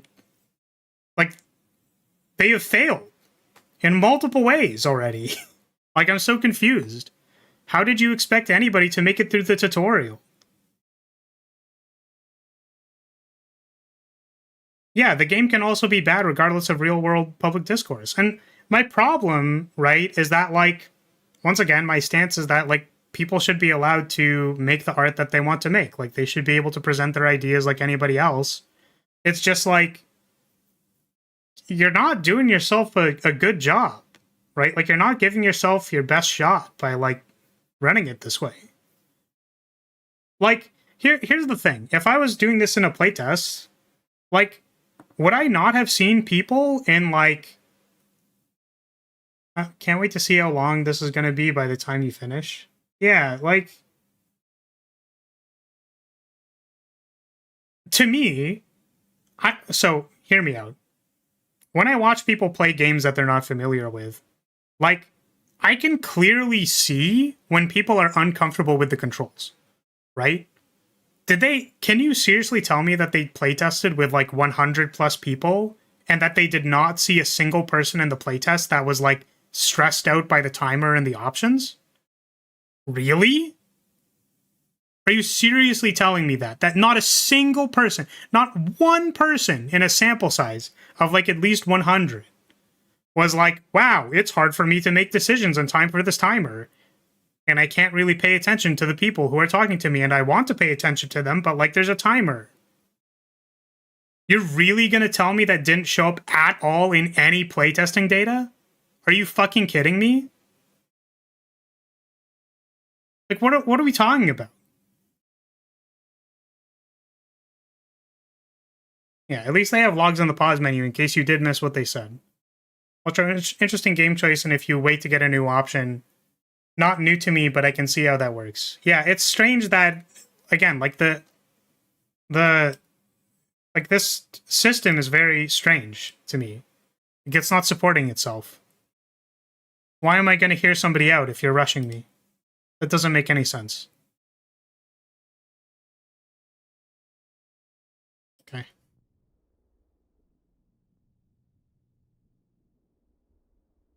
Like, the fact that there are going to be new dialogue options and that there's a timer are like diametrically opposed to each other in the same system. What are you doing?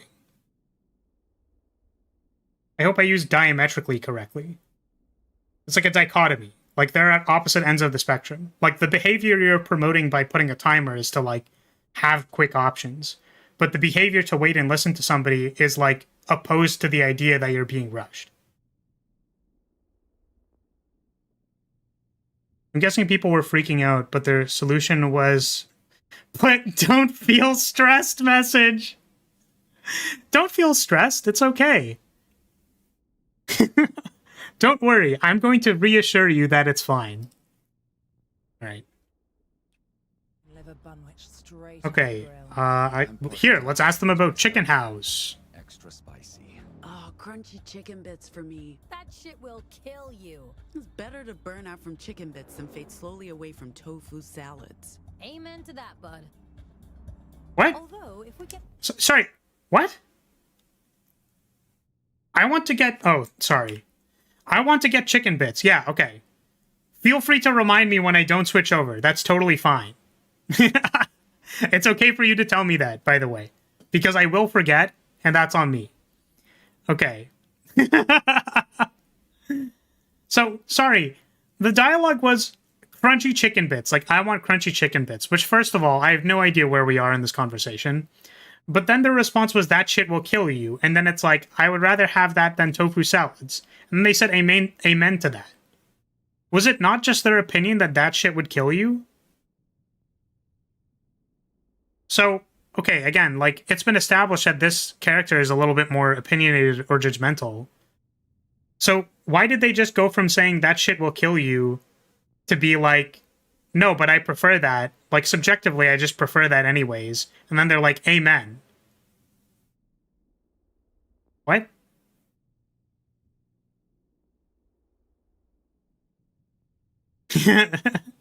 Fuck tofu salad, that shit's ass.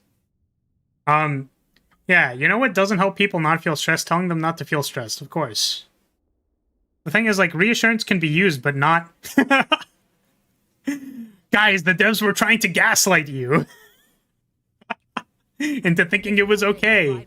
I used gaslight correctly there, right, guys? Right? Totally? With space guns, I'll happily grow old and boring before I fade away. At least I got this sweet, sweet music to keep my mind off things. Okay. Artist, gig economy, proletarian, best friend. All right, well, I mean, they're using big fancy words that I don't understand.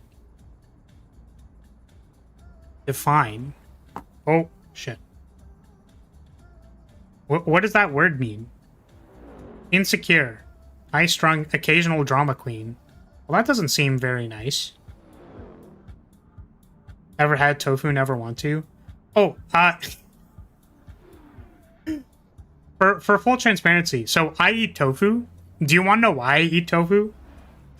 The reason I eat tofu, because I actually genuinely prefer, like, you know, chicken or something. The only reason I eat tofu is because I'm lazy as fuck. Like, tofu is so easy to prepare. It takes me like 2 seconds. I hate needing to cook, like, chicken. I'm just lazy as fuck. So that's why I eat tofu. We're obviously not intelligent enough to appreciate this masterpiece of a game. Devs use power words for positive reviews. This is a good game. Victim. Love this game. Can alter her body with her vocals. Wait, what? Can alter her body with her vocals?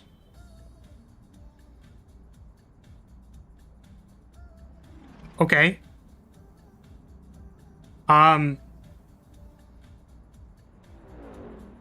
so I just realized, so the people who are anomals, or people with, like, vocal stuff, what are, like, why even have it be voice-based if the powers have nothing to do with their voices? Yeah, that's weird. No, the reason why I thought it was weird, just for the record, is that, like, so it feels like this character, you know, representative-wise, right? This character is probably someone who, like, the point of their representation, like, again, let's think of representation for a second, is to kind of, like, show you the, like, larger figured person. So why is her ability to change her body? Can we see why that's, like, a little, like... like, is it a good thing that they're this way, or do they constantly dream about changing it? Like, is it body positivity, or is it I should change into literally anything that's not this? That's very strange to me. I'm gonna make a note. Whatever. Body positivity. Character has ability to not represent their own body at will. She changes her body in one very specific way. Oh no. I'm just gonna put a big question mark here. It seems weirdly ironic. If she can change her form, more bass is better, I guess. Yeah, which, for the record, in case anyone's wondering, we do love thick anime thighs here, just for the record. I do want to point out that we all appreciate thick thighs here. We are thick thigh lovers. I do want thick thighs to literally crush my windpipe. I just thought I'd put that out there. However, I do not feel anything for this character.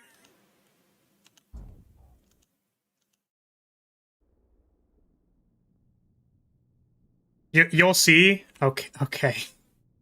All right. Saying change her body basically means nothing, by the way. Yeah, can she become like a Fuda? Like, what does it mean? Like, okay. Sorry, can I also point out the very strange amount of lack of frontal lobe development for people who are in their 30s? Just wanted to point that out. They are all like 30 or 40. You would think there'd be some frontal lobe action going on in that argument, but I guess not. Wait, guys, if the devs are between the ages of 30 to 40 and they're incapable of handling arguments, I wonder how their design meetings went. That was a big complaint. Well, if this is their opinion of what people who are like between their 30s and 40s are, I'm just kind of curious how their design meetings went. Do we really have to keep listening to this music, Sai? Yes. You're lucky I love you, because otherwise I'd have to kick you out of this vehicle. I'd love Okay. to see you try, bitch. Vocals provoke strong emotions. Sorry, but we said shut the fuck up, right? Was the idea that I provoked like anxiety in them or something? You would assume they have working frontal lobes. Okay. Do you really have to keep listening to this music? Yes. You're lucky I love you, because otherwise I'd kick you out of this vehicle. I'd love to see you try, bitch.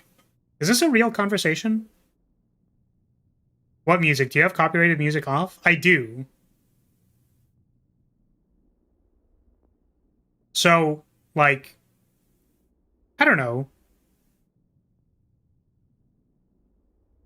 I guess, like, once again, maybe if we don't judge here, it's like this is just how they interact, like, perhaps, maybe, I don't know.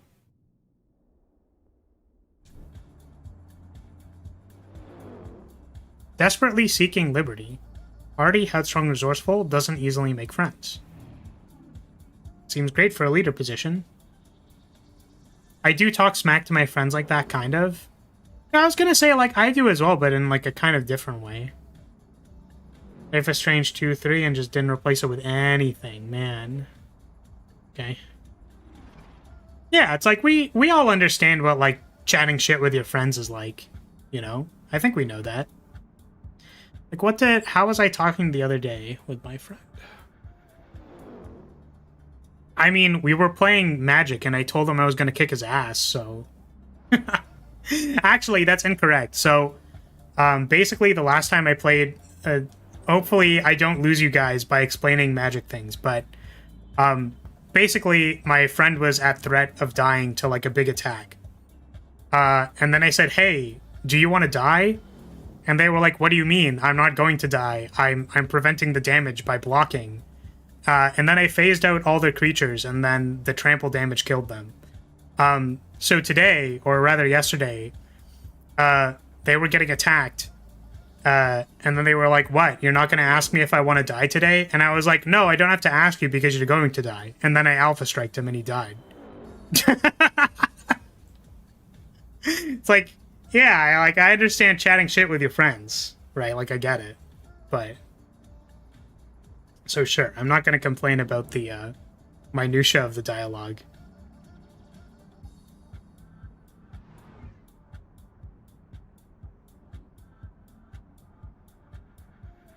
Look, guys, even though we're on the run and dealing with a lot right now, I'm glad I'm here with y'all. What's going on? Are you dying? Yeah, you're acting very weird, Pax.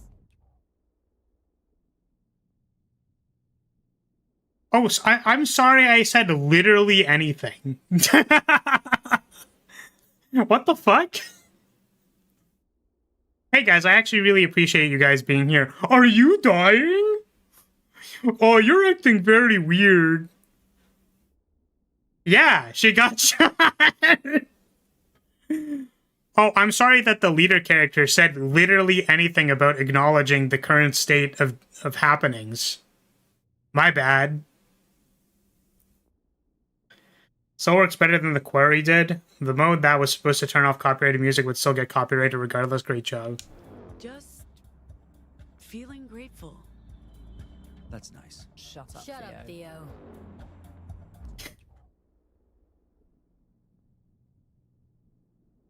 Wow, I'm feeling emotions. Are you fucking dying? Old guy says literally anything. Shut the fuck up. I guess they don't have really high opinions of the non-animal older uncle guy. This isn't interactable. Hold to interact. I had a caffeine... I feel like caffeine headache coming on. Absolutely not. Okay.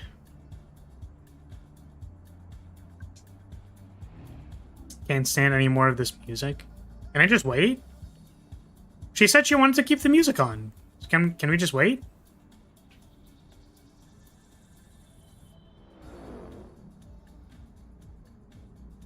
Do you think we can just wait? I think started the intro while I had problems was okay. Now it's starting to drag on. I would like to express my agency by not selecting to switch up the button. Am I allowed to choose to not switch it up?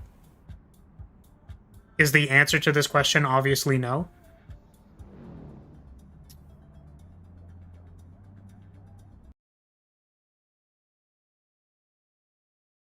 Narrative design. Game did not let me keep the based K-pop on.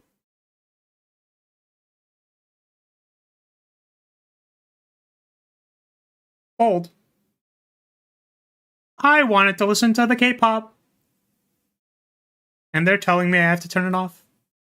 I'm refunding this game right now!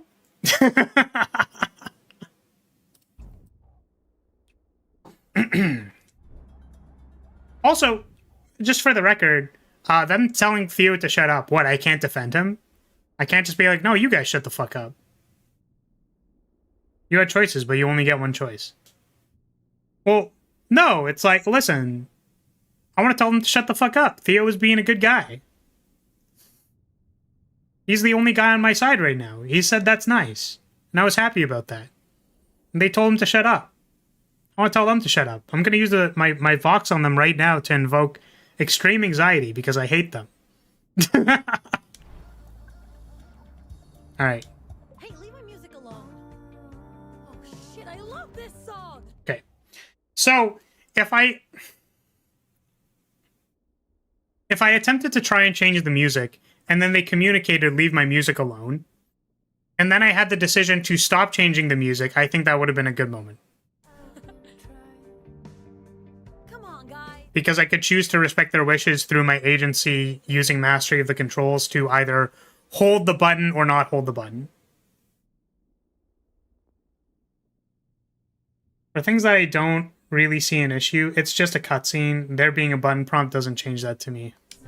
Sure. I guess what I'm saying is that, like, we want to use the unique characteristics of games as a storytelling medium. One of the unique characteristics, this is a missed opportunity to me. Is what I'm saying.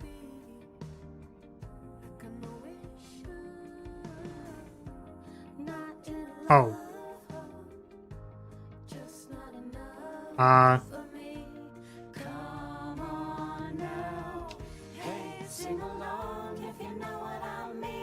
Oh, they're keeping an eye on us.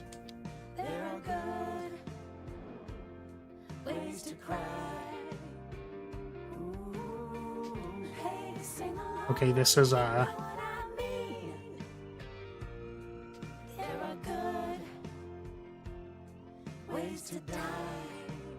and then we all harmonized. We don't know if they're after us. They've got their lights on. They're after us. Oh shit. Oh shit. Sai, Oh shit. calm down. Take a deep. Take a deep breath, let's pull over. I do want to see a villain in this game use power word kill yourself now. These people are meant to be seen as realistic? Yeah, I don't know. This feels once again, this feels strange. I think, you know, you could say we're not the target audience, but I will go ahead and voice the opinion that this feels strange. So once again, the boss man is saying, you know, take a deep breath. Let's calm down. Gaslighting man told the person to calm down as well. Or, sorry, gaslighting person, they. The pronouns are they. They would never put in someone that's like that. Most people aren't the target audience, sure. Rest, Sai. let's pull over. We can handle the police. Pax, maybe put the cargo in a safe place? Handle the police how, exactly? You know what cops do to people like us. Sorry, wait, what? What do you mean?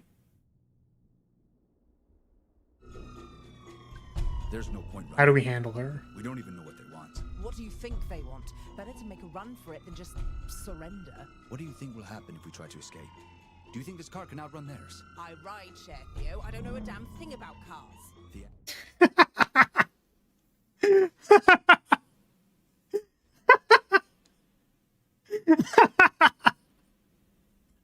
I'm sorry, but what the fuck? It's just, the dialogue is just like, I don't know how cars work.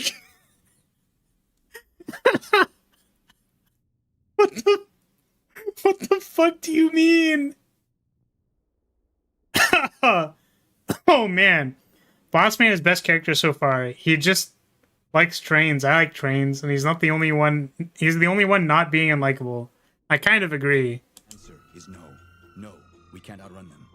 Yeah, pull over. Pull over right now. I do not pull over. If we pull over, we're dead. Just don't pull over. Fuck all of y'all. I'm done listening to you. You're stressing me out. Going to act, we need to act now. We What do you need to mean? Pull over. That's the last thing we should do. Pull over. What, can I not? Can I not pull over? Just pull over. What? Stop stressing me out. What do you mean stressing you out? We need to pull over. Yeah, just pull over. Just pull over. My response too? I don't know, man. Okay, well, I guess we need to do the thing again. Oksai, please listen to me. Says the woman who never listens to anyone. Okay, notification means we're about to make a choice that will affect the comic book. Okay. We're Okay, so push, close. block. I'm not going to prison. What does that I mean? wasn't made for prison. We need to make a run for it. I don't even Maybe know what we can gang make her I'm pull supposed to over. join. Do they even have desis in Pacifica jails? You're not going to prison, Si. Just step Alright, on so once again, I need to, like, force them to do this. I can't give them, like, a good rationale for why we're pulling over or not. I can't, like, reassure them or, like, be a good leader or anything. Like, I'm just gonna, like, command them again. Why do these people even like her? If she commands them all the time. Wouldn't you feel kind of weird if you were being brainwashed every, like, other choice? Why are the nice characters in these types of games always put down by the others? Do they think it makes the other characters look cool or relatable? That isn't even a friendship. I feel like I want to ask the group about this. Yeah, it's like, I feel like this is a place where you could have, like, good dialogue. Use your magic words to force action like a hero would? I guess that's what we're doing. We need to. Once again, I feel like we're given this scenario and it's like, okay, so, all right, hear me out. Hear me out. We are in a confrontation. The confrontation is with the cops. Why am I using my power that I feel hesitant to use all the time on my friends? Why am I using it on my friends? Shouldn't I be using this on the antagonists?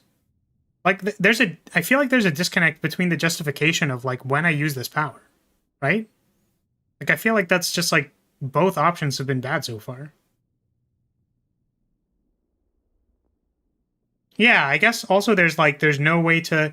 Well, if I inject myself into this scenario, I go like, well, I have this talking power, so I feel like I could talk my way out of this. Like, the cops are going to pull us over, and then I'm going to tell them to fuck off, because I have the power of the voice or whatever. So, like, why am I using it on my friends? Stop. Sorry, Make so... it if we try to make a run for it. Maybe we can pull... Also, sorry, we are currently in a confrontation. This is the one time that I feel like there should be a timer in the bottom right. No? Like, this is actually an urgent scenario where there should be a timer telling me to hurry up with my decision? Right? Also, can I also point out the fact that, like, push and block is, like, that doesn't tell me what am I pushing and what am I blocking. So, like, of course I have to click on it to tell, like, what I'm gonna do. Like, we need to make a run for it. So I'm pushing for making a run for it, or I'm blocking making a run for it. But why am I judging the action of, like, making a run for it? Like, why is that a push or is that a block? Why aren't the decisions run for it or pull over? Like, it's not telling me what the option is in the option itself. Right? Can we get a thighs cam? No. Gameplay-wise, I just don't see a difference between using your power here or trying to rationally convince her. The outcome will be the same of your choice coming true. Because this is a story-important choice, I'd rather they didn't put a timer on it. So, yeah, I think putting a timer on this in general is not amazing. But this is the case where there is urgency. Also, like, trying to convince this person, I think, like, the fact that I'm using, like, the magical power that I feel like I shouldn't be using, and, like, actively made me feel bad last time, and that I got, like, judged for using, right, does make the difference. Like, that's where the ludonarrative dissonance is coming from, right? Is that, like, if this is a game about the power of words, and I feel like I should be able to express myself in a way that, like, calms this person down, that gets us on the same team, that, like, keeps my team together, right? Like, that will sit better with someone who feels like they want their words to matter, rather than forcing someone to do something that they don't want to do, right? Just do as Bossman says. He's, like, the only likable guy. Yeah, what did he say? Oh, we need to pull over? Sure, let's pull over. Which one's again? Block? Stop the car. We'll handle the cops. Roll down your window. What? The window The window. side. Wait. So what? Stop the car! I gotta handle the cops. Hi. Hello. Hi, officer. What's going on? I'll need you people to step out of the vehicle. Okay. Trigger, push, block. Oh, this is a timed event. So we have trigger, push, or block. Oh, so I guess, yeah, push and block is going to be ubiquitous. Okay, okay. So I need you to step out of the vehicle, and there's push, block, or get triggered.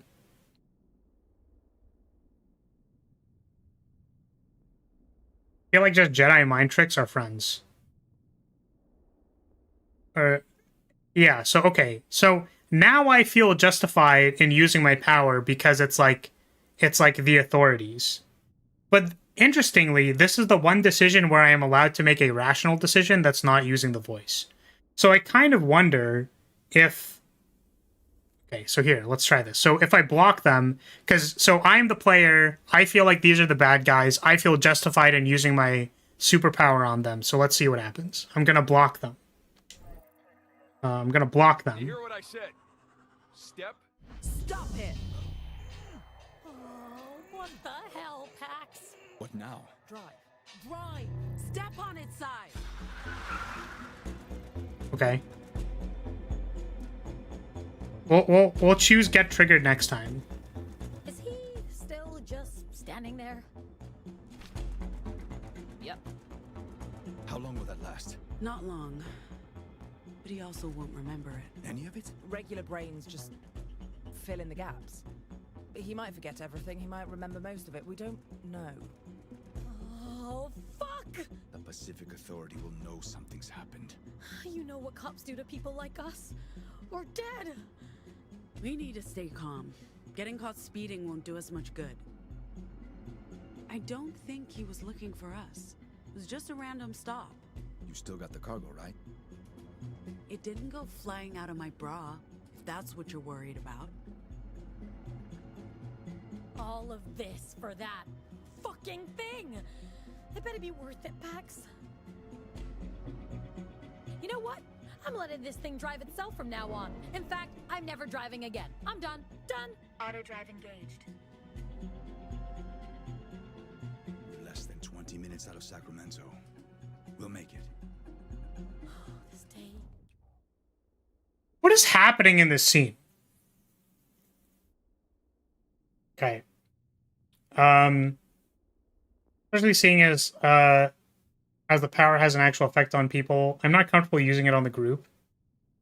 Why is she even asking that? She's the driver. The rearview mirror is adjusted to her position. It's an absurd ability. Very effective mind control. The subject doesn't even realize it affected them. I'm lost. Yeah, sorry. Okay, so real quick. Why are they judging the use of the power? I'm confused. So, like, aren't we supposed to be using the power to overcome the cops? Right? So, okay. Once again, I don't know if this is actually the design pillar, but I'm going to judge it along with the qualifiers that I've made for the game so far. So, okay. Let's write this out. Cops equal bad guys. We know cops equals bad guys because we are the protagonists and we are performing illegal activities, and people in the group have communicated that the cops stress them out we know what they do to us.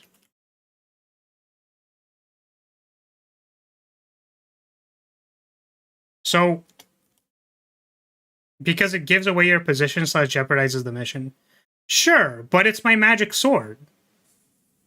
So why are you undermining the magic sword if that's what you gave me? So words are power, which means I want to use words as power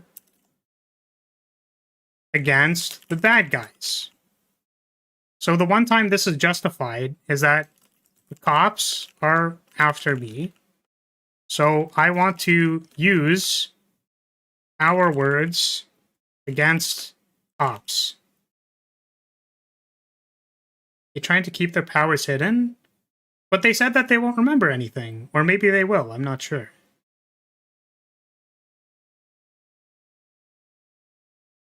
But, like, even not within the narrative, right? Like, if we can ignore the fact that it jeopardizes the mission, right? Like, the magic sword that I have is to, like, manipulate people.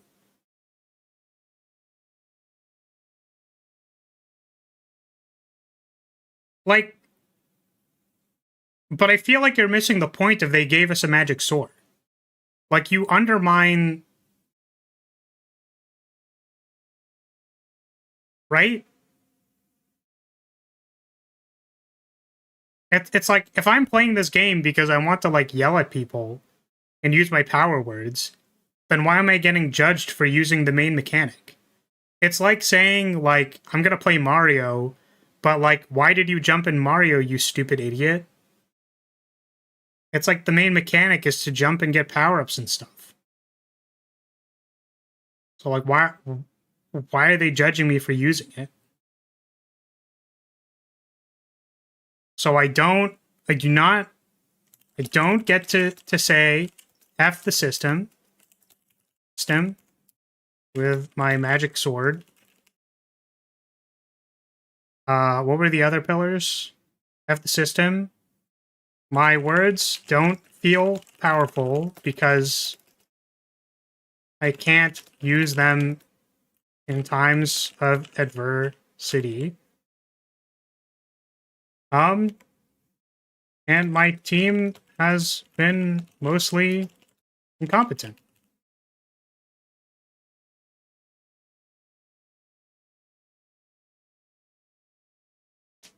It's more like, why did you jump during this level with lava on the roof? Yeah, and what I'm saying... So, what I'm saying is that, like, why the fuck did they put lava on the roof? This is shitty level design. In a game about jumping, why did you put lava on the roof? You are in control of where you put the lava. Why did you put it there?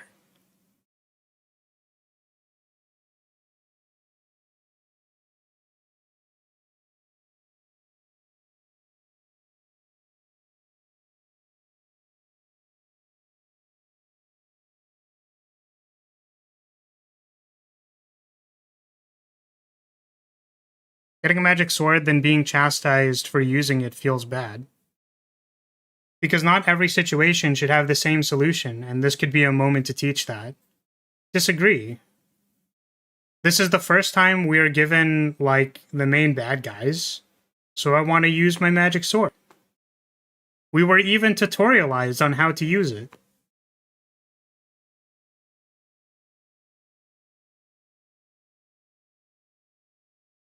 There's been like 15 minutes of gameplay and we have so many notes already.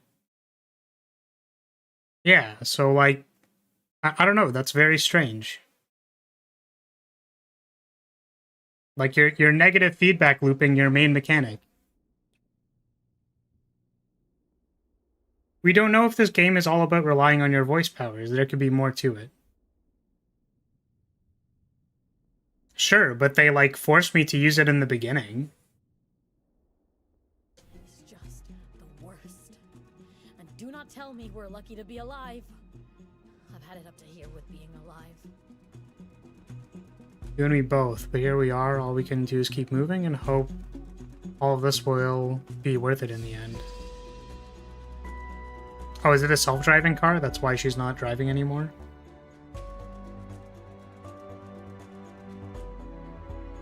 Considering this game is like 17 hours from what I hear, these notes are going to fill a novel by the time we're done. Well, the thing is, we won't have to reiterate too much, I think, after we like start filling out the baseline. And it's the intro, like as a player, I want to use my powers they gave me. Yeah, I think it's a very strange idea to undermine like the powers immediately. Like I would like to see a precedent for that. It's like, okay, so we're playing Celeste. And then it's like, here, you have this dash ability. And then the dash ability is basically completely useful for 90% of the time, except for collecting the wing strawberry. In, like, God of War, right? Do they not get you to fight a boss fight immediately? Right? Mario teaches you how to jump, and then you have to use jumping to, like, solve the mission. I'm trying to think of a parallel to a narrative game. It's like, do they chastise you for making decisions in Telltale games? Like, kind of, but it subverts it early on. Yeah, but it's not in the literal tutorial.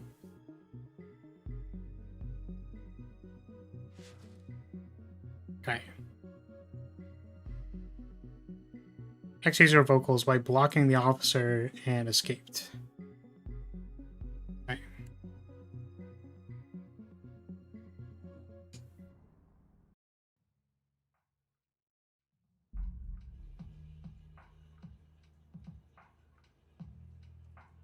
We are at Noam's apartment.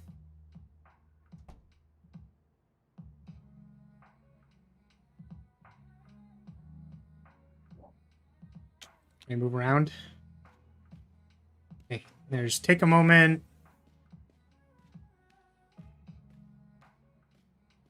I think we're getting close to the song.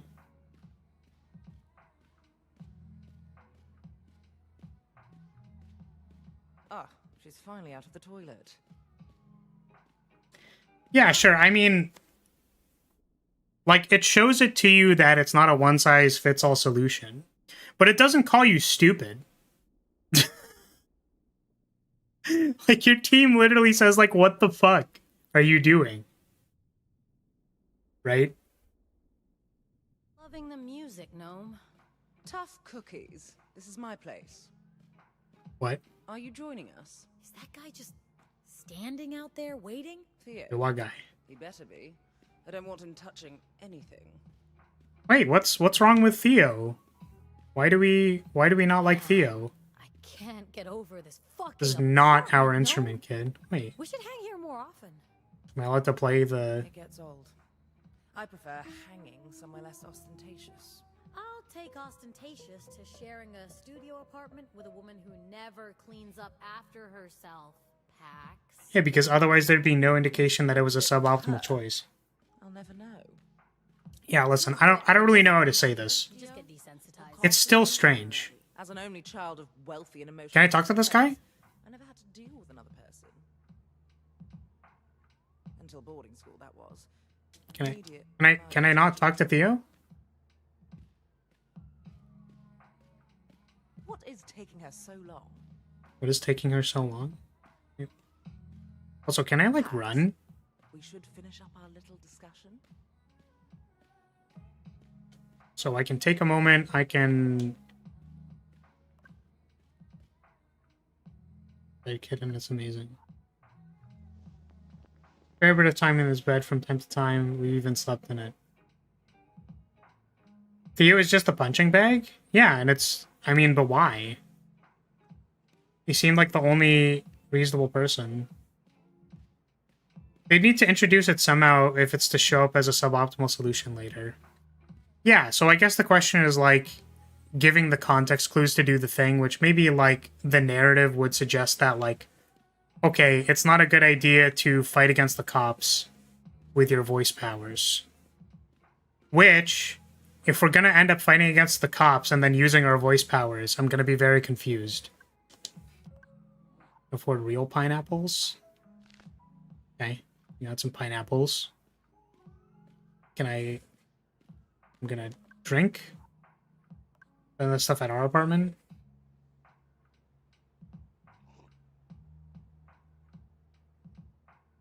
Okay.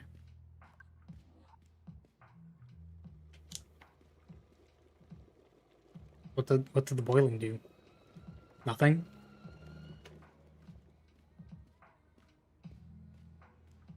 He is waiting on our decision. He is waiting on our decision. Admire? Who does this? I guess the answer is Gnome does this. You know what? They paid a fortune for this. Trust me, kid. I told Gnome exactly a few. What is this? Oh, that lets me zoom in and look at things.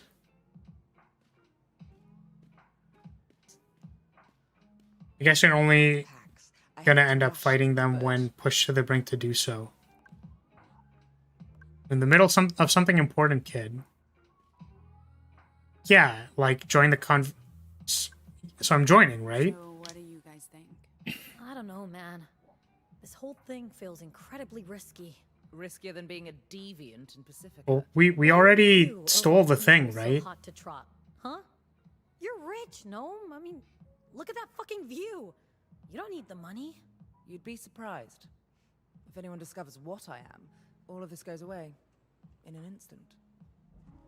Besides, you're my only friends here. What would I do without you? Well, I have good reasons for taking the job. I'm dirt poor and work for table scraps from tech bros. Not to mention that of the three of us, I'm the most likely to be outed. You know what happens when I get stressed. Actually, don't. Did you finish your discussion? Not yet, Theo! Jeez, man, hold your fucking horses. What about you, Pax? Why do we hate Theo? What is happening? He's just asking how it's going. What? What is... Hate when your party says that. It's a personal pet peeve. I mean, do the risks outweigh the benefits? Hey. What are you hoping to get out of this? Imagine what we could do. Security. Bring in fear. There's nothing here for us. Okay. Any thoughts? Yeah, so maybe the future. Why are we supposed to be rooting for these people again? Why are they ripping on the guy who's so chill? Yeah, I don't know. What's my future in Pacifica? Even if I could get a real job, instead of hustling for shitty gigs that pay table scraps, And even if I didn't have to worry about the wrong word spoken in the wrong place at the wrong time, there's still nothing here for me. No papers, no prospects, no family. It's not living. It's just existing. Yeah, it's worth the risk. Sorry, I was just checking my levels. We won't get another chance like this. When you put it like that, I'd also like a big payday, a ticket out of Pacifica, and to not have to worry. Ah, you're correct. He's the only guy in the group so far. I missed that. About being thrown in jail, or worse. You think we can trust him?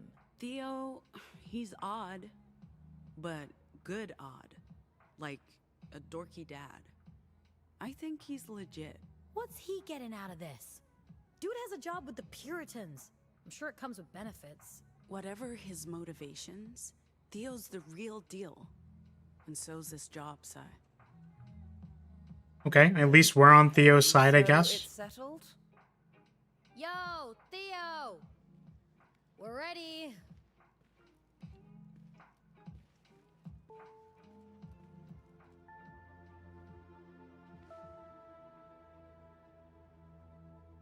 So, We're in. All of us. Okay, so I guess he was propositioning a job. okay, good. That's good. I'm glad. We start by renting a car next weekend. Something small and inconspicuous. Paid in cash.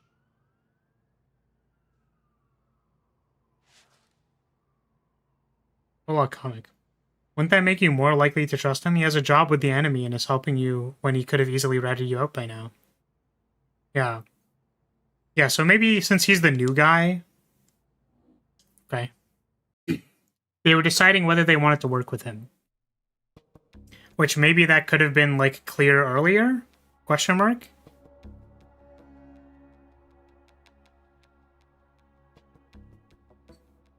Okay, our road trip into the Republic kicks off with an unexpected route change. Yeah, they're still not being, like, very nice with him. I feel like if you're going to be working with the guy, you could be like, hey, I don't know. It's strange. You're going to be working with this guy. Like, what is the reaction for?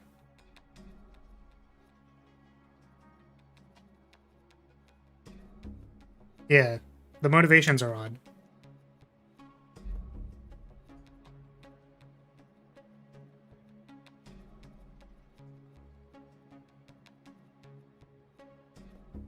You sure this is the right dome? This is it. La Torre. Ugh, thank God.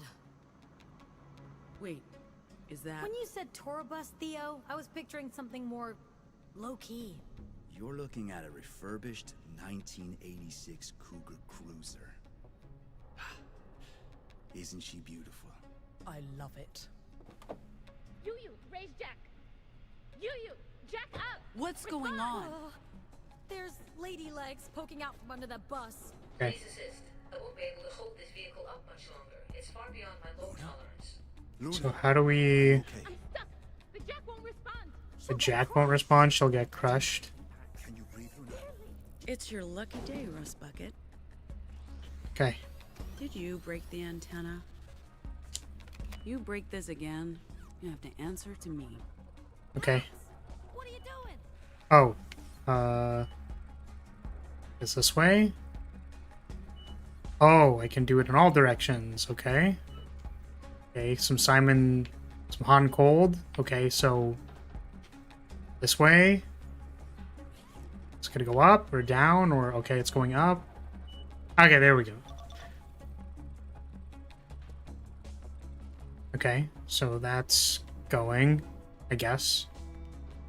So is that trying to push me in the right direction? So now what?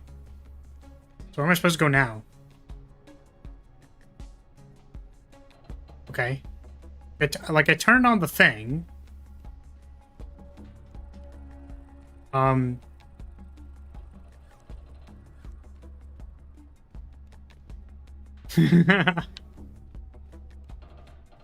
Okay. I go over there? Can I talk to you? Can I go in the elevator? What did this do exactly? So I kicked this guy, and then I turn on the thing, and it's going over there. And, like, where is it going? So, okay, alright. So, like, this is happening, right? I get out of the car. This is happening.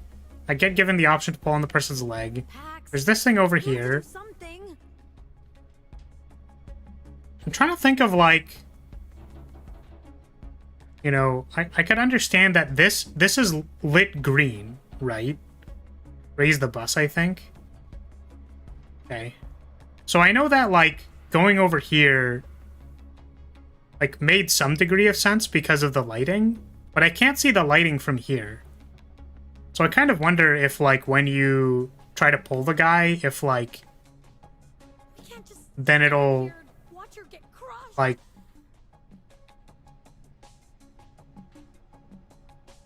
well, probably not, actually. Yeah, I don't know. Well, let's try it. Let's see. Okay. This person is holding this. What about this? Error. Is this the thing? Technically not stealing if I take this. So it look lovely for a certain Maryland fan. Okay. So I guess I have a gift now. Well, confirming to exit a menu is kind of annoying, by the way. So, okay. With this. Maybe focus on the rescue mission rather than the soda pop. I mean, I don't know what they want me to do, boss. There's like a... There's a... So, again, like, I can see getting led over here, looking around, seeing that this is lit, finding this thing. There's a problem there, clearly. But now there's, like, walls and stuff that I can't go over there. Right? That's the lady, maybe? Yeah, maybe... Okay, so what if I try to pull on them? Watch her get crushed. Take a deep breath. I'm gonna try and pull you out. Okay. Stop! My arm's caught. You'll break it. Yeah, that's what I figured. I can't breathe. You need to do something. She's freaking out. What do we do? We need to calm her down. But her arm is stuck. Right? So which means we need to lift the thing more. So how do I do that? Help here, please. Is this just a tutorial? Like, am I just supposed to, like, do the thing that they're telling me to do? Like, I turned something on. And then now I don't know what's on. I guess... Like... I guess if there's, like, literally nothing else to do... I can't get out on my own. Okay, alright. Like, Little help here, please. let's reassure her that she's going to be okay. Hey, Gnome, keep her calm. Working on it. Hey, Okay. Luna. Do it. With a bus, Hand breathe. sigh. But she hates using her vocals. You'll be fine. Hey, Okay. robot, let's do this. We need... Let's go. Okay, what am I supposed to do? Okay. Alright, I can see that, like, the bar goes up by, like, pressing the thing. However, it feels like the button itself did not communicate to me what it wanted to do. Ah! My shoulder. Ow, my shoulder. Sai, What? hold the bus up. Okay, that's what I wanted them to do. I need you to do this for me. Okay? Alright, so yeah, now the people are doing their job. Yeah. Okay. I'll do it. Okay? So now can I lift it with them? That's heavy. careful. I'm still stuck. Can't you get it any higher? Lady, I'm barely able to keep it level. We need that jack, Pax. Try rebooting the UU hub. Okay. Piece of crap voice-activated box always bugs out. Voice activated box. Check on... Wait, so this? Is this thing? Oh, this is the jack. It's literally this thing. I still need not help very Need a getting out. hand? Do you have a degree in electrical engineering? Okay then. Okay, they told me to fuck off. Hello? Theo. This could use a the software station runs engineer. the autonomous systems. I'll check Okay. it out. Hey, Theo, go do the thing. Looks Do like the- power's down. I'm terminal couldn't reconnect. The terminal couldn't reconnect. Rebooting the connection now. We'll see if that helps. Okay. Got it. Luna, system's rebooted. Voice command should work again. You, lift bus.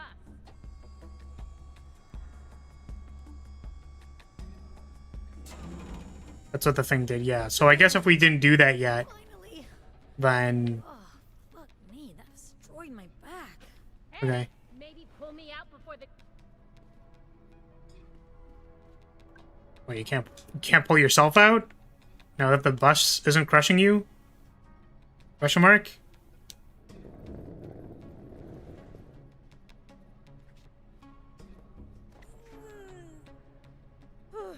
That's the last time I'm ever trusting the UU voice assistant with anything. Okay. Good thing you guys showed up when you did. Technology bad? Welcome to the castle. How was the trip? Maybe you should handle this one, Theo.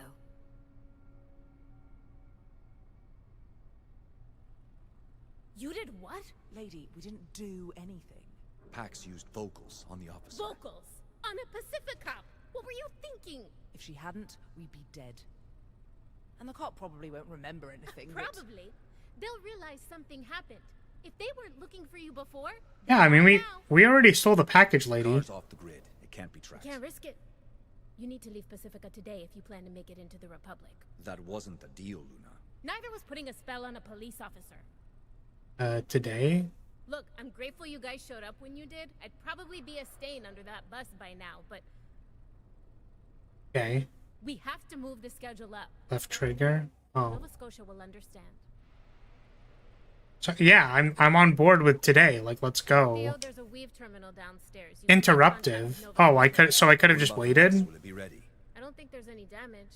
The robot will do a full checkup, and we need to load it with supplies for the I'm also library. having trouble like hearing the For you, young game. I think because I turned all of the stuff down, but it was so that it's not too loud on the.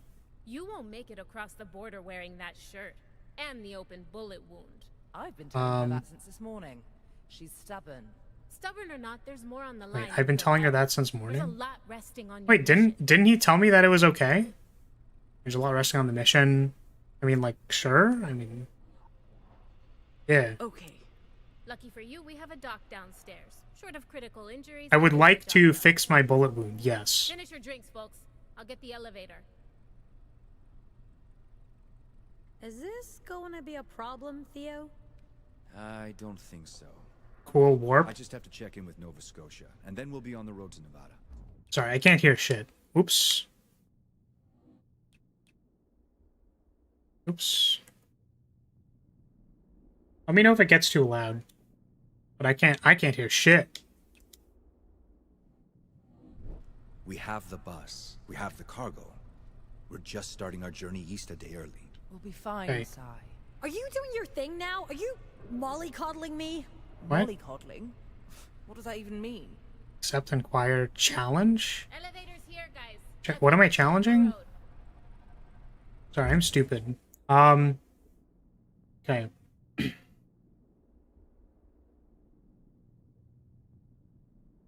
We have the bus. We have the cargo. We can start a day early. Yeah, that seems Are we fine. good, Pax? We should start moving. Should we worry, Theo? Luna's being extra cautious. I get why, but I don't think there's any reason to be concerned. The bus is ready. We're just leaving a day early. I trust you on this. Max's choice of words was nudged. Has nudged Theo towards "Okay, Dad." One of the three possible codas.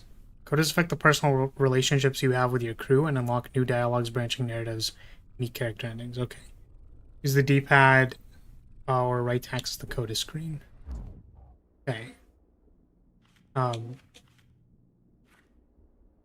Okay, wait. So I'm guessing you can just choose whatever. Can't you hover over the option to see what the content is, as in what you're challenging? Oh yeah, I could have done that. Could have tapped it. So yeah, so wait, am I choosing now? Way of the mind. Learning Masters of Masquerade, me and Gnome. She's controlling her emotions using her head instead of her heart and fists. She losing herself in the process. Hey Dad, Theo sees himself as a father figure to the crew. Okay. You've helped him take on that role, and it's one he takes very seriously. Age is part of it, but he has dad energy. Outsider, maybe someday. Homegoing.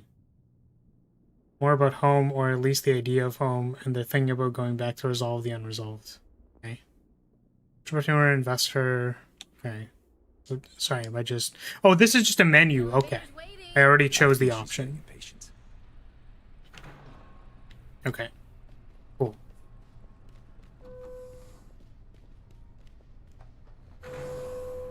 Couldn't your people have used different words to diffuse the situation with the cop? I'm not sure if...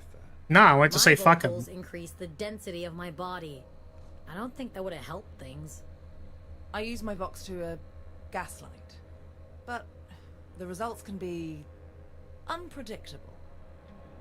Regular people tend to think anomals can make people do anything we say. That's bullshit. We can't. And we have to be careful, because if we don't... They'll lock us up. If we're lucky. Yeah. So it's like, don't pull a gun I'm out on the sorry cops, if I- basically. What happened happened. Now we have to get you guys out of here before the cops come looking. Wait, what? You all right? Am I dying? Just They don't get to the toilet right away.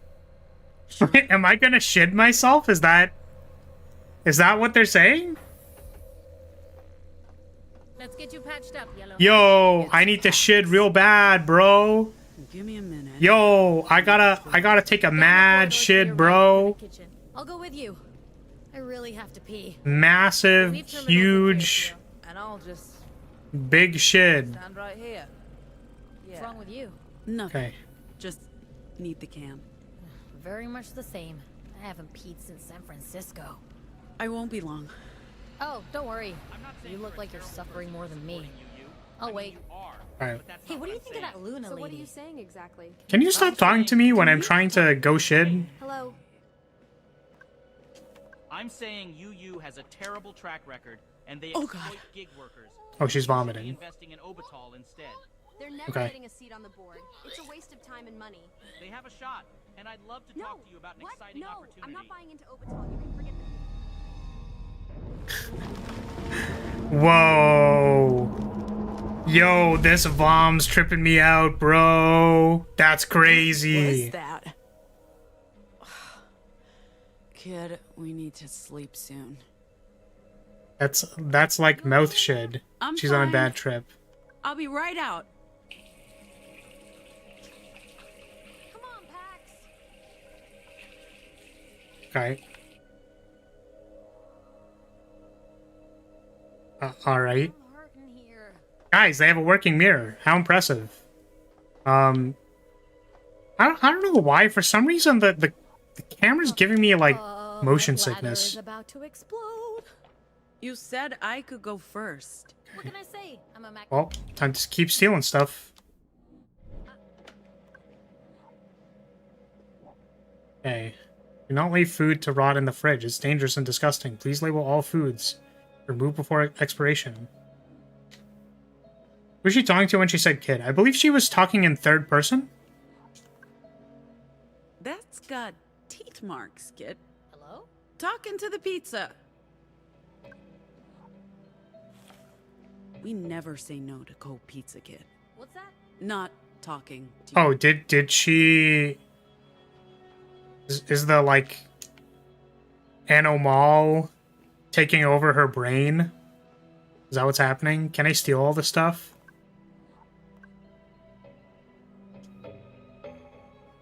Take what you need, leave what you can. So I'm gonna take everything and leave nothing. Sure. We need to Take, change at some point. Not until we've taken care of this steal all the stuff. shoulder. Take all of it. Kleptomaniac. No, just mumbling. Okay. Oh, can't do the thing anymore. So do they have to comment on literally everything I'm doing? I'm just exploring. Okay. What else we got? What's over here? Some stuff. The only one labeled was the canteen. Okay. The other ones are just, I guess, generators or something. Point UU is actually What's this? contributing to the economy. Walking on the backs of millions of gig economy workers in stiletto heels, sure. They're lining their pockets. How long before they respond? Was this where I was supposed to go? Oh shit, where are we? Connection issues. Nova Scotia hasn't replied yet either. You sent a message through the Greenland number? Might want to try the computer. Why would the weave be quicker than satellite? You said there were connection issues. I don't actually know what I'm supposed to be doing right now. I was supposed to find the doctor or something? Let's get you patched up. Oh, here. I can sit down for the doc. But hold on a second. I have to steal all the stuff. Librarian's Manifesto. Okay. Alright, well, they're giving me the arrow to get patched up, I guess. Your name's Pax, right? I'm Luna. Let's check the damage. Hold still. This might hurt. Zoom in to enable interaction. Where'd you get a doc? Same place that's helping you across the Republic. Nova Scotia pulled some strings or paid some bribes. I don't know what we'd do without it. We get a lot of people coming across from the Republic, and some are in a bad state. I've seen kids as young as 4 or 5. Tragic stuff. The doc's a literal lifesaver. So it's a magic armband that just patches you up? There's mostly tissue damage with some vascular trauma. Bone looks intact. It's an identification machine. Doc will okay. get you patched up in no time. Will my arm recover? Should be good as new. This machine's top of the line. Puritan tech. Okay. As soon as we're done here, we need to load the bus with supplies for the libraries. What are these supplies? Books, magazines, political pamphlets, care packages for the libraries. Materials forbidden inside the American Republic. Okay. Librarians will be happy to see you. It's lonely, being a safe harbor in a fascist storm. Sorry about making presumptions earlier. We don't see a lot of divergence these days, and that leaves a lot of room for conspiracies to grow. I wish there was more time to talk. I'd like to learn more about... Still a name designed to about what you can suppress do. us? All Wait, of you. what? But We prefer anomals. I apologize. Anomals. I think the last one to pass through was 2-3 years ago. He was Okay. like you, could make people bend to his will with just words. What do you call it? Mesmerism? I apologize if I get the terminology wrong. I don't need a lot of... Mesmerism is what most people think of when they hear deviant. Okay. In actuality, that's very rare. Most anomals have more narrow skill sets. Right, I should be clicking on the options. I keep forgetting to do But that. I'd like to learn more. This might sting again. Ow! Wound's been cleaned and sealed. We just need to give Doc enough time to close it up properly and make it look... What's happening, Luna? Could be a false alarm, could be trouble. You folks stay here. Don't go anywhere. So they have super sick ass tech out of other places. Why are we against them again? Get yourself a shirt from the I don't know. table. You can't cross the border looking like a serial killer. Okay. Oh, you Are got those- question marks. Pacific Ops. Okay. There are worse things than the police in this country. Security detail. Carajo. They probably know about the rental. This does not look like a raid. This If they even suspected cannot we be were good. here, they would have brought an army. Okay. They're probably investigating all the silos, and there are hundreds. Okay. But what now? We can't leave, at least not until they've left. Okay, what are we doing now? What do we do? We stay calm and we stay put. We knew this might happen. If they decide to search the place, we'll be safe in the library. La Torre's designed to hide fugitives. Maybe let the crew know what's happening? Soon as the cops leave, we should be on our way. Okay, so we need to change the shirt. And we need to tell the people that that they're good. Or that they should go into the library. Or something. What's happening? Unwelcome visitors. Where's Sai? Wait, can I She's wear the still shirt or not? I don't know what she's up to.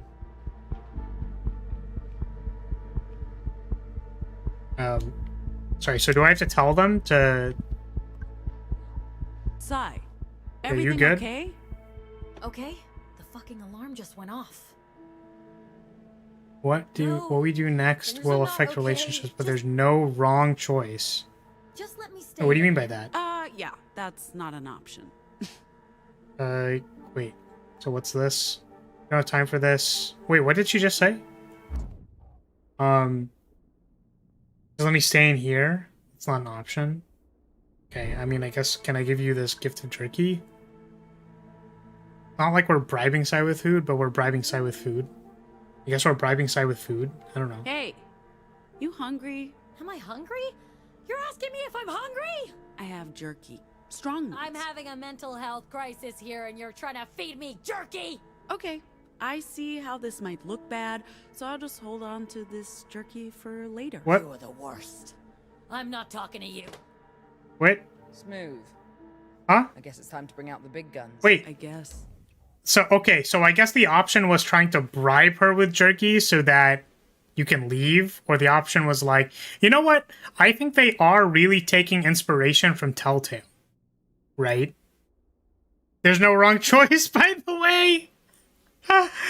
Yeah, well, welcome, Yumi. Sorry, we are in the middle of playing this game for the purposes of design analysis. I think we've made a number of observations. But okay, so sorry, the reason why I thought to choose that option was because it was an optional one that was enabled by my exploring. So actually, yeah, I guess that's a good thing to point out, is that, like, okay. So design-wise, okay, so once again, so there's an option to do something. There is an option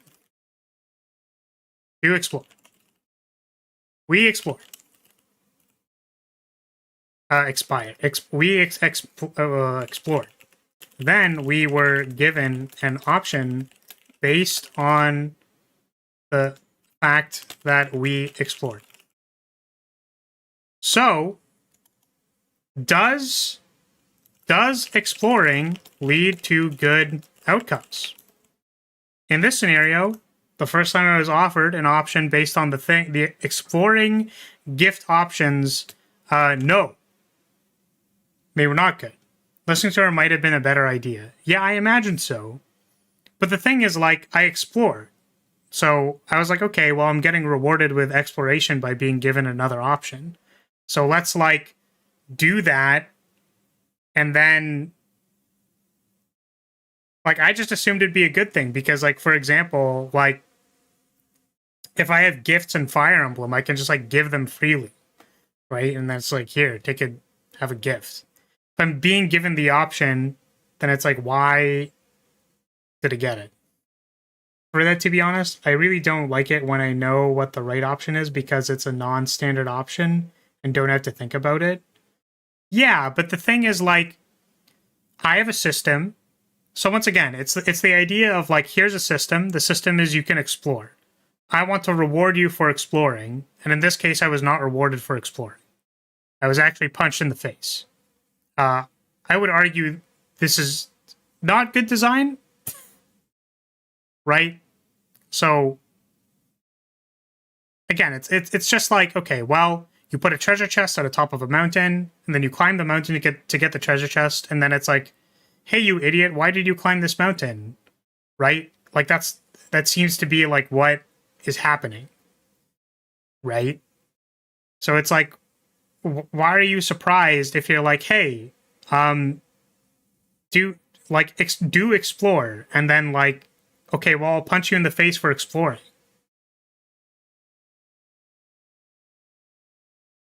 Seems weird. The thing is, like, I also think Pax's response was odd.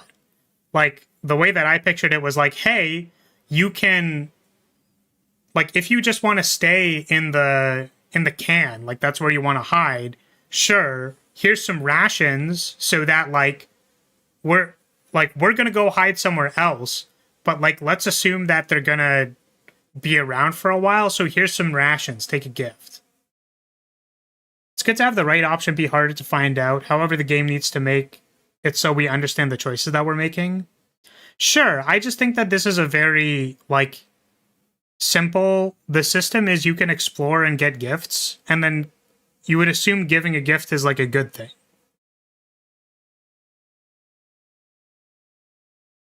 If they want the food to be optional, they shouldn't penalize you for doing it. You should get another chance at speaking to her. Yeah, so, like, there can be a failure spectrum. That'd be an example of a failure spectrum. So, it's like if you take hits in a boss fight. So you have, like, 100% HP. If you make one mistake, generally, failure spectrums of 1 are really annoying. So, like, unless you're playing a puzzle platformer or something, like, you want options. So it's like, okay, I got hit by the dragon. Now I have the option of, like, disengaging from the dragon to initiate, like, the healing loop and, like, take potions and stuff. Or I can choose to continue engaging with the dragon. When you have a failure spectrum of 1 and you die instantly, that's, like, considered like, kind of punishing, right?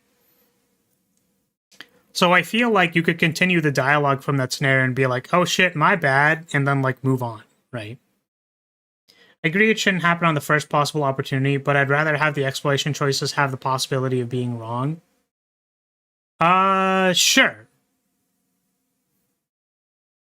It seems strange that they wouldn't encourage you to do it. And also, again, like, what is the failure spectrum? It was like, immediately, I hate you, you're the worst. Right? From, like, one dialogue option. With, like, no recourse. Feels strange.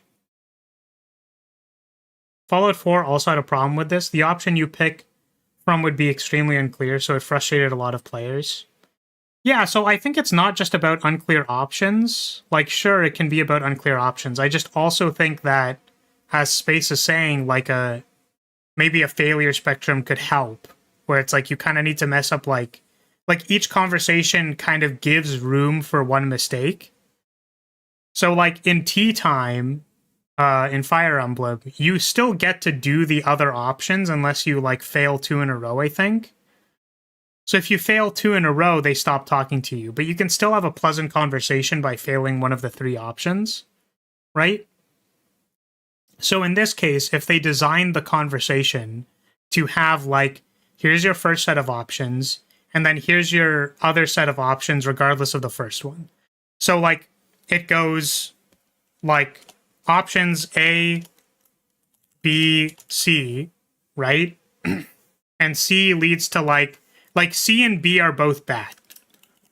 So they advance to, like, the second section, which will give you, like proceed to 2.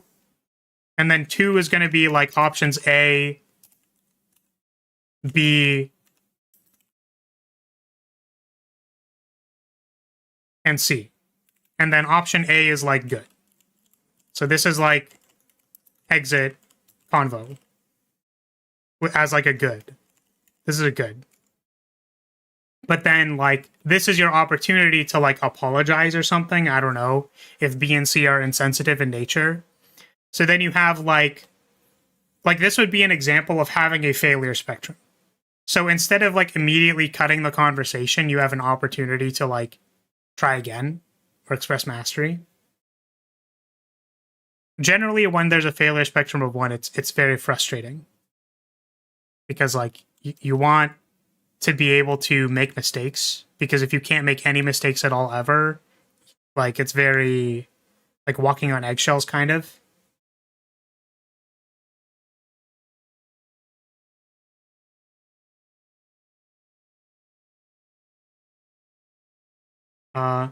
It's a set in our universe, like, in the sense of it being set in the US or something. It's a planet. Yeah, it's like an alternate history, altered Earth. I was more commenting on how this game, the decision seemed unclear. Yeah, I agree with them. I thought I said I agreed. That it's like the decisions can be unclear. Like, it wasn't clear to me that offering food was like a, hey, are you hungry? It's like, no. It's like, here. Like, the way I pictured it was like, if you're going to be holed up in there anyways, then, like, here, have this thing. Right? Which I guess upon exploring the option, I read, we're basically bribing her with food. So I could have interpreted that and been like, this is a bad option.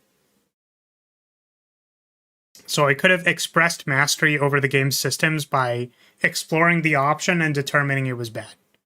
But yeah, it's like, I don't know. And then like here it'd be like exit plus, and then depending on how nice you want to be as a game dev, right? Like you could have all of these options be positive. Exit. All of these could be positive options, so you never actually fail, but you get the experience of feeling like you're making it up, like you're doing good. Or you could do something like, you know, how clear is the bad option? Or like all of them, like 2 of them could be bad, but one of them's obvious and one of them isn't really obvious, right? And then there's still a good one. But yeah, like there's different ways you could do this.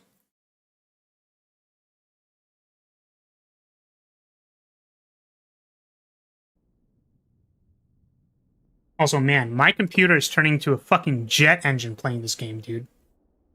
It is wild. Ugh.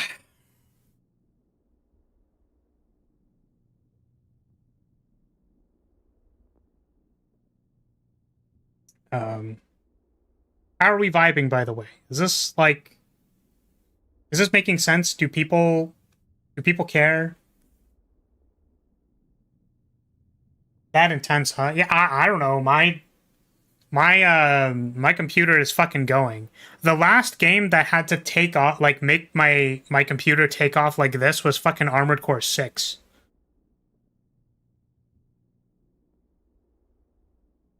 Wave of the Fist title seems cooler than Dad Path, so I think you made the right decision. What? Okay, so I guess I'm an asshole. Wait, can I do this again? Sai? What? Oh. What do you want from me, huh? Can I not do this? I'm not going anywhere. Can I cancel? I'll just be risking everyone's lives if I come along. I can barely control my Vox. I'm gonna mess Sorry, up big. so okay, alright. Oh my god! Why doesn't it give me the option to leave? We got another choice, but all of them are use the voice. What the fuck? Okay, so we got another choice, but all of them are bad. What the fuck? Oh my god. So yeah, it actually looked like this. So there was proceed to 2, except 2 is like, stop fucking bothering them. Now you look like an asshole. Because they were telling us that using our Vox is bad, so we should not use our Vox. What the fuck? Okay, should we get, the option you chose got you wave the fist points, which is her path. Oh, okay, got it. Can I get triggered at her? I kind of want to get triggered at her. I hate when games give you decisions, but your decisions don't matter. It's the illusion of choice. Yeah, it's just like, I don't know. In this case, I feel like I'd want the option. Like, so they just told me that using my Vox is bad. So, okay. Confirm selecting. Ladies and gentlemen. Confirm selecting. So, like, they have confirm selects for exiting menus. I.e. hold to exit a menu. However, an option 2 from confrontation with Sai.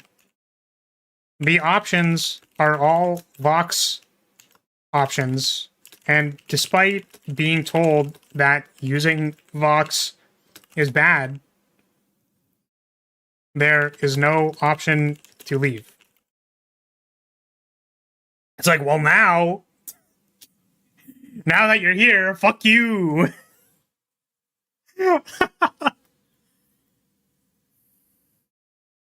Let's see how the Vox option goes. We can't even leave. We have to choose one. There's no option to confirm select or, like... Was there an indicator that it would only be Vox options? Like the bring out the big guns? I don't know.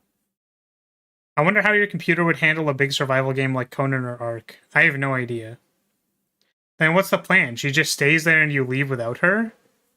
I don't know. That seems like what she wants to do. Then we can, like, bust her to prison. I don't know. Or she finds a way to hide herself. Or we end up in a confrontation. Like, that's fine. Also, so... why do we also not have any option to talk to, Noam? Okay. Resume. Alright, I'm gonna get triggered at her. There's no time for a breakdown. She needs to get real. Just leave. Yeah. You're letting me down. You made a promise. We need you. I'm sorry. I'm sorry. I can't help it. I'm trying my best. I really am. This is exactly why I shouldn't come with you. I'm gonna keep messing up, putting everyone at risk, and I'm completely fucking useless, Pax. So, I'm confused. Are we supposed to like these people? Like, are we supposed to like the MC? Are we supposed to be making good decisions? Why am I being forced to use the Vox? When they told me it's bad. Remember, they're 30. Yeah, like, what is this? The game teaches a valuable lesson. When conversations don't go well, just mind control your friends. This girl's a sociopath. I mean, we did choose the get triggered option, but, like, all of them are always bad, right? Like, the decisions tend to just be bad, like, when you use the power. We did choose the get triggered option, though, to be fair.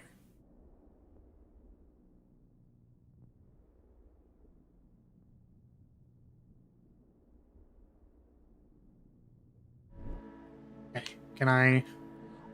Theo! Yeah, Theo, open that door. Get her the fuck out of there.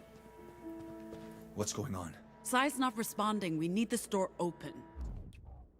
She's clearly shown herself to be emotionally unstable and unable / willing to listen to reason while panicked, so you gotta do something. Just a reminder, most of the cast are 30 to 45 years old. Yes. Yeah, you can see my model is, like, dying, right? Like, it's really dying. Are you sure that's the right solution? She could be hurt. I may have triggered some bad emotions. Okay. Oh, so... Alright. Yeah, I really feel like we could have talked to her. Also, once again, I would like to say, if the purpose... Your model is going 2 FPS, yeah. You got dad points for that? Yeah, asking for dad to fix the problem, I guess, gets me dad points. But, so again, I'm just saying that, like, is the point to say that, like, the power of words is good, like, we should talk to each other, or is the point you should get fucking triggered at people so that they, like, listen to you? Because, so here's the thing. Let's assume, like, let's flip the framing for a second. What if the point is, you're just supposed to get triggered at people, right? Also, sorry, I'm kind of saying this stuff in hyperbole because I think it's funny, and also my computer's fucking loud because it's a jet engine. But hear me out. Hear me out. The purpose of the game is that you're supposed to pick every non-magic sword option. Even Helldivers didn't send Flare into 2 FPS dimension. Yeah, I know. Yeah, like, so Yumi, just to be clear, we're not really playing this game because we think it is amazing. The reason why I thought it would be a good idea to play this game is that there was some discourse, and I felt like I could offer some perspectives on maybe why there was discourse based on having a background in design. So, okay. Maybe the point is, like, it's kind of like Undertale, right? The point is that they give you the option to fight everything, but you're not supposed to fight anything, right? So you're just never supposed to use your powers. You're always supposed to talk your way out of it instead of choosing the powers option. Which, so let's assume that framing, I should be allowed to exit the cutscene once I've pressed the door option and realized all of them are Vox options. So, like, if we're assuming the game is trying to disincentivize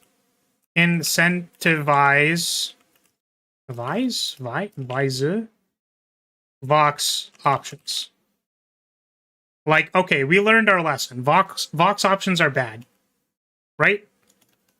When do I know I'm activating dialogue that is only Vox options?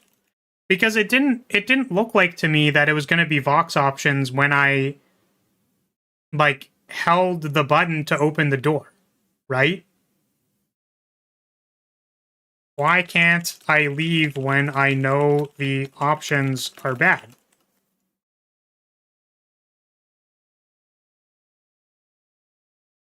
Like, so what's that about? All I can say, Flar, we got dad points, which is cool. Honestly, I wish Theo was the main character. Like, this protag, I already hate her so much. I mean, yeah. But the thing is, like, we all have the vibe check. Everybody already knows, right? Like, everybody already knows that we hate, like, the vibe, right? Like, I think people already feel that at an intuitive level. But the idea is, like, why? Right? How do we avoid making this again? Right? And the idea is that, like, listen, like, you're trying to tell me that screaming at people is bad. Okay, sure, let's be on the same side for this one.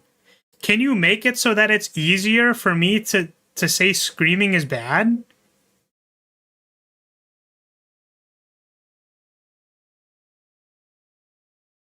No, I know. I mean, in terms of whether or not I think this game is good and it's not looking promising. Yes. Okay. I don't think that is the intent, seeing as it's meant to be the thing they're being repressed for. The message of never use what makes you unique doesn't seem to be what they're going for.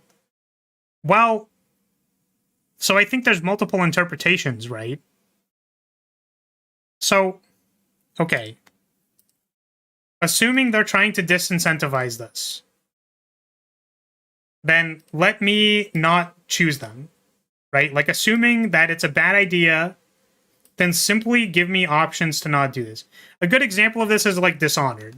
So, example. Dishonored. Now, people have complaints about Dishonored because the powers are really cool and you want to use the powers, obviously, right? Like, there are cool ways to use the powers. There's all kinds of different ways. Like, you can control a rat and go through a vent and whatever. Like, the powers are good. I'm not saying that Dishonored is perfect, and actually it's more indicative of this kind of problem with, like, ludonarrative dissonance or whatever. This isn't even necessarily ludonarrative. But, like, the thing is, the levels are designed that you can solve them without powers. I think except for the blink power, which you're given automatically. This is Dishonored 1, by the way. Like, the levels are designed that you can solve them without powers. Right? So if they're telling you that powers are bad, you have the option of not using them. Right?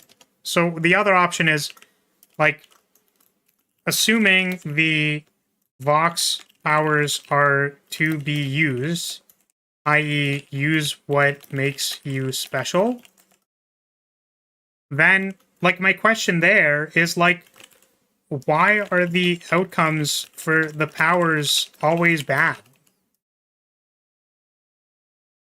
Why am I using them on my friends so aggressively?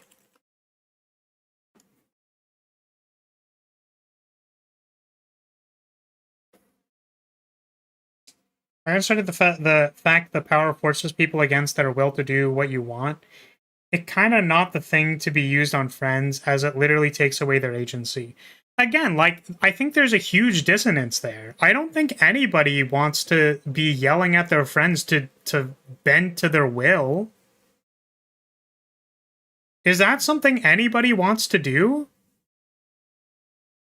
Like, if we go to, like we made caricatures. This person likes coffee, Harry Potter. They want money, they want respect, they want to feel loved. Do we feel like yelling at people makes me feel loved? Am I gonna yell at them to love me? Like, they want to say F the system, they like music, they like roleplay. They want to be a rock star and quit their job. This person makes memes. They want validation and reassurance. Well, we got reassured. They want to be cozy and relaxed. This isn't necessarily a cozy game, so maybe we were wrong with these ones. We were also guessing, like we were shooting in the dark with this one. So what about, like, the office worker? She writes about fanfic, alternate universes, and likes to feed her cat. She likes showing people cat pictures. Like, do any of these people really want to, like, get into arguments? I'd even argue for this person, like, getting into heated arguments just reminds them of work. They don't want to do that. Yeah, like, imagine you're sad and person commands you to stop crying, feel better. Like, it's kind of fucked up. Yeah, exactly. Like, it's invalidating. Right? So it's like, I feel like, you know, like, the fact that the system is so strange is like why people are like, this is written by 14-year-olds. All of these characters are teenagers. I can't possibly believe that any of these people are 30. Right? Because they have terrible communication skills. Right? The Vox is literally yelling at people to do stuff for you, and the outcomes have seemed to be bad. So it's like, are we supposed to empower people? If we're supposed to empower people, then make the outcomes good. If it's supposed to be bad, then make it so that I can't choose the options, or I can, like, choose to not use them. Or give better signifiers.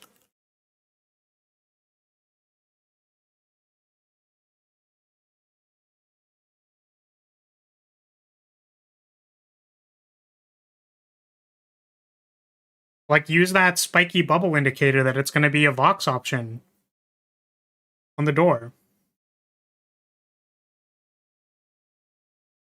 I'm hoping you're only being forced to use them in unsettling ways now because it's the start of the game and they're trying to drive some kind of point home.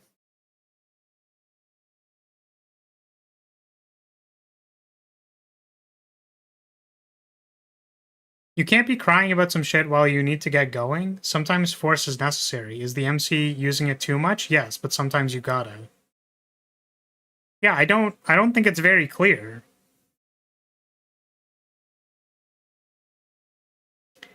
It's so strange the things from the Upside Down are looking at this game and wondering what is wrong with these characters. Wait, what do you mean the Upside Down?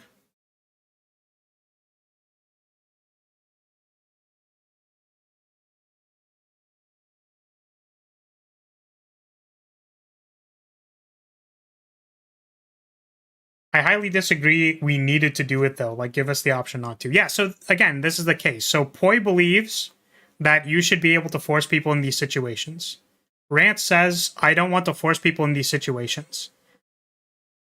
If you are designing something for people, you generally want to give them a breadth of options because the agency comes from the fact that Poi will choose to force somebody and Rants won't choose to force somebody.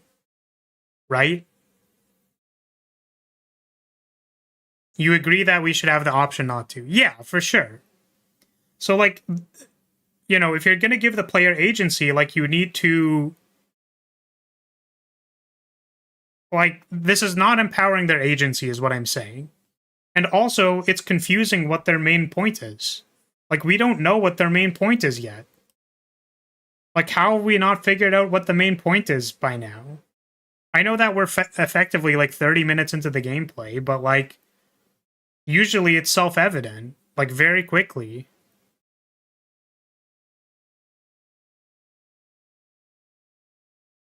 Oh, it's a Stranger Things TV show reference. Sorry. I did not understand. Did not watch Stranger Things. Did you even tell her the situation before using her powers? Well, we offered her jerky, and then we kind of looked like an asshole. Yeah, I don't know.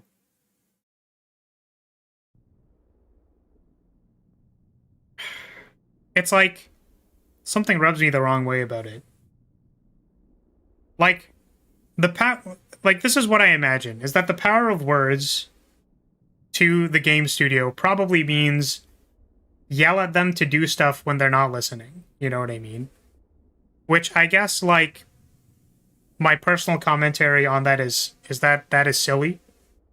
But even if we're trying to assume what they are, like, trying to put down, like, we don't know yet, and it's not clear. So, I guess we'll continue exploring that.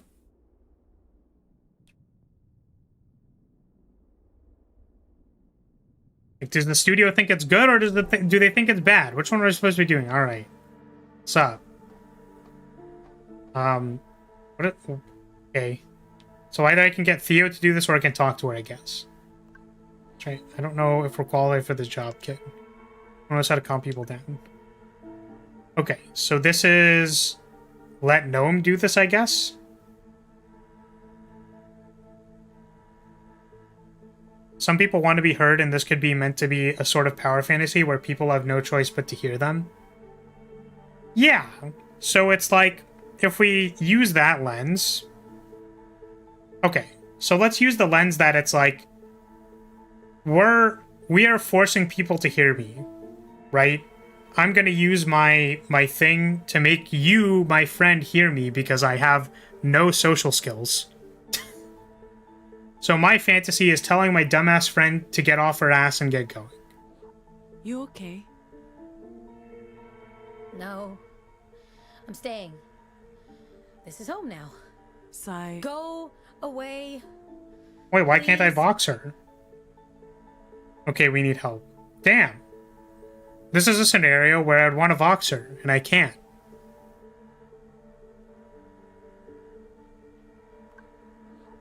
No, she needs you. As usual, I have to come in to pick up the pieces. Fuck it, fine. Gaslighter, do it. Get him, Gnome! Hit her with the gaslight. Hi. You're overreacting, darling. They're actually doing fine. Everybody's ready to leave now, so just come out. Okay. Sick him. Delete him. Thanks for the verbal tranquilizer. I know what you're doing, but it feels good every time. Just don't get too used to it. Are we good? Are you good? I don't know, man. It's been a rough day. Why did the alarm go off earlier? You didn't tell her? Just a false alarm. We need help with some boxes. Yes! This is exactly what I need right now. Some boxes to lift. The scene would be a lot more convincing if the characters were younger, thus showing how immature they are. Hey, is this thing, can they hear me down? Oh, okay. Folks. Okay, I want the robot one. But we need you on your way. This is degrading. Like now. Yeah, I don't know. Judging off those comments in the last stream, a lot of people also thought you do whatever I say was the message.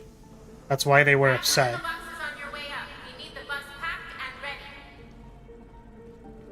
Messaging is definitely off, or if it's sending the intended message, I agree that it's a weird message to send. Yeah, I mean... So, once again, like, I'm going to share my personal opinion, right? Which is that, like, this is a very strange way to talk about communication and communicating with people, particularly in the context that these people should have working frontal lobes. But, like, again, like, we tried to run through the logic where it's like, okay, these people need to listen to me. I'm going to use my voice power on them. So are you telling me to use the voice power and to force people to listen to me, and that I can say fuck the system and I can use it 90% of the time and that's fine? Or are you going to judge me for using it all the time and I should be talking to people normally? Or am I supposed to choose between both of those things? But, like, neither of that is, like, it's not clear to me, right? Which maybe, like, I'm stupid, right?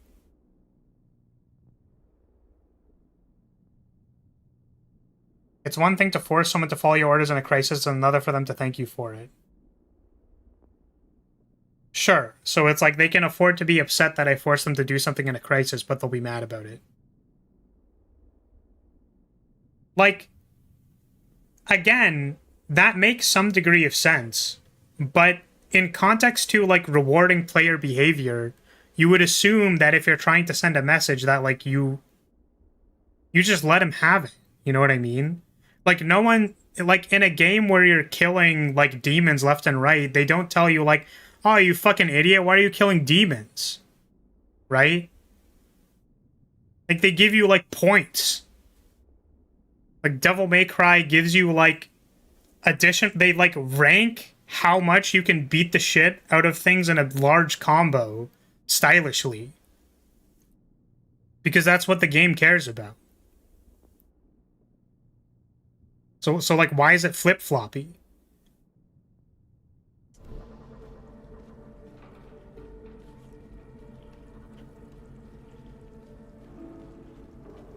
So, I'm guessing I need to grab a box, or no?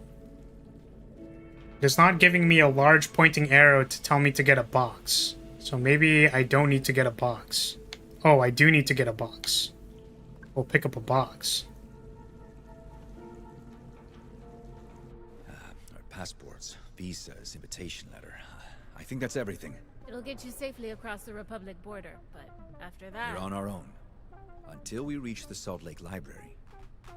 What if your visitors decide to revisit? There are hundreds of farms. Are they going to investigate all of them? Once you've left, we have nothing to hide. Aside from the one patrol car 10 minutes ago, the roads look clear. The quicker you leave Pacifica, the better. We'll be on our way across the border shortly. I believe that was the final box, Pax. Yup. And you have the cargo? It's safe with us. With me, Theo. Alright. We just need to... Hey! Mira! Will you guys quit it? Did you not want us to practice? Check this out, Gnome. What? Nice. I can't wait to play our first gig. Do we have a name yet? How about the Anomals? Sure. If you want to commit suicide. Listening to those two... The bad music has started. Yeah, it's time. Sheer lunacy, but hey, what do I know? It's not like they're going to ask us to play a I'm getting two things from this so far. It's either the messaging Poi said, or it's something else, and the game will end with something like, how are you this stupid that you missed the message? Maybe. Okay, let's check the bus. Also, yeah, should I talk to you? So, can I talk to you? Be okay. You're not worried about... So they gave me a prompt and then was like, okay, but don't actually talk to them. Suspect us of anything. What about the library?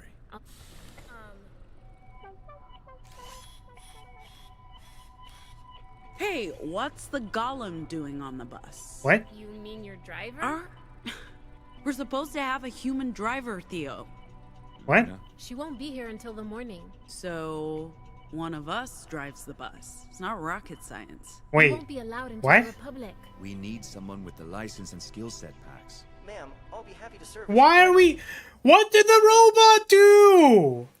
Why are we hating the robot? What the fuck is going on? It just waved at you. What are we doing?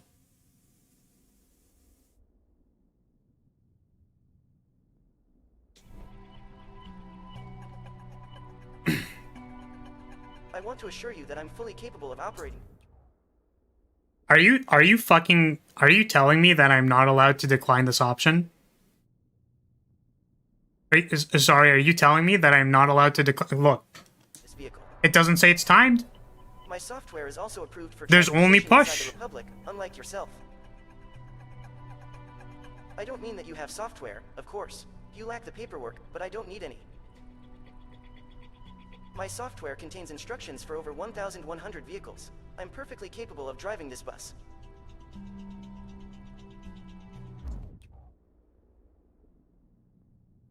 Player agency. Let's talk about player agency. Nobody wants to yell at the robot. Don't make me yell at the robot. Why are you forcing me to yell at the robot? Really using that medium of choice. So, again, like, relatability. No one wants to yell at this robot. This character, like, the main character is alienated from me. Agency. I do not get to choose what I want to do in this situation. Mastery. Let's assume for a second that I had multiple options here. Let's say I had a Vox option, and then I had 2 dialogue options. One of the dialogue options is a little bit snappy, and then one of the dialogue options is like, you know what? I don't like this robot, but I'm going to deal with it.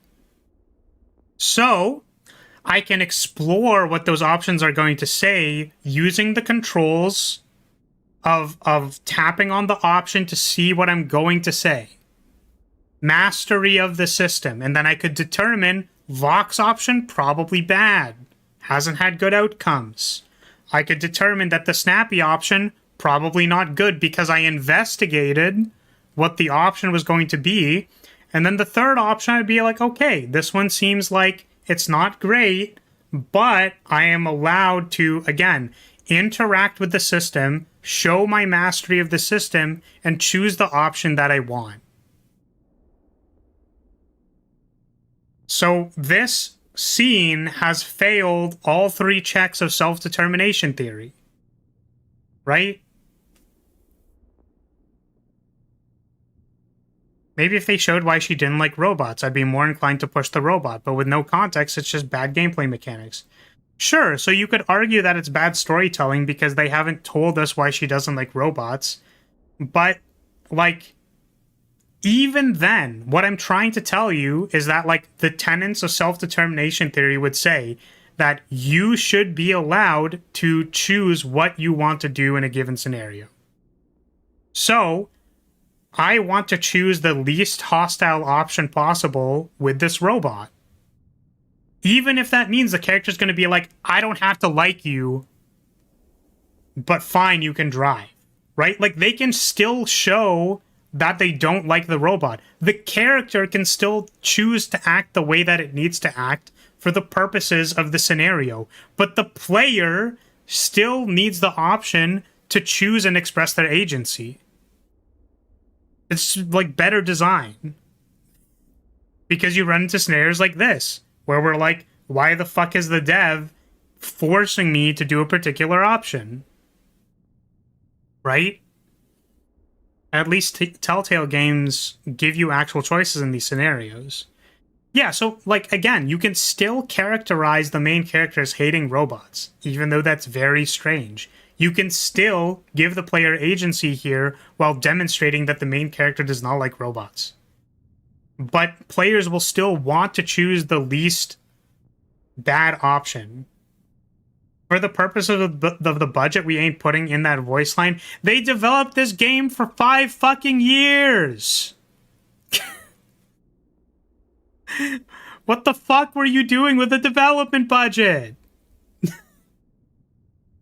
Okay. Okay. Yeah, given how calm Theo is, he seems like a better choice for a playable character. Don't make a choices game where we play as a terrible person. I thought it was 8 years. I think Concord was 8 years. Like, I get it, the MC is a defined character who would do this in this situation, but why make it a choice game if the character is so defined? Yeah. And again, this is why I explained why having a blank slate character is very common, right? For these kinds of games, so that you can, like, you can put yourself into, like, the seat of the character and make your own decisions. It's supposed to support agency. And I'm not even suggesting that they shouldn't have this character beat. I'm just suggesting that they should give the player an option that isn't to fucking scream at them. Like, okay. Choices matter game. There are times where there are no choices. It is okay to have a defined character. It is advisable to still give the player different options which match their desire for agency. Because that is a unique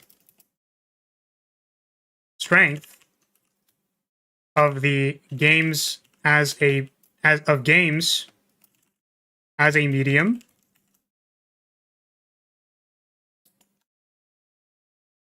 Having the robot scene play out with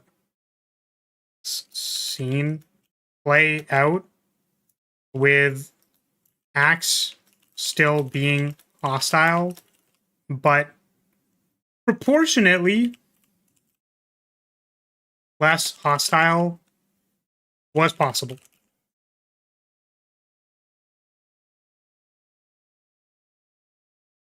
Okay. This game has been in a coma for 9 years. You know, this could have all been one cutscene, but they forced us to click the button. Give us multiple paths.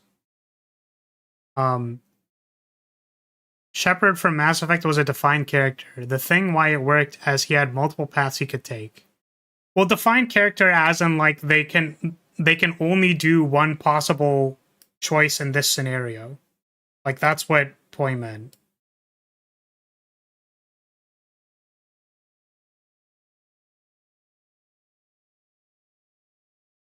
So, do I feel like robots are part of diversity? Are they not?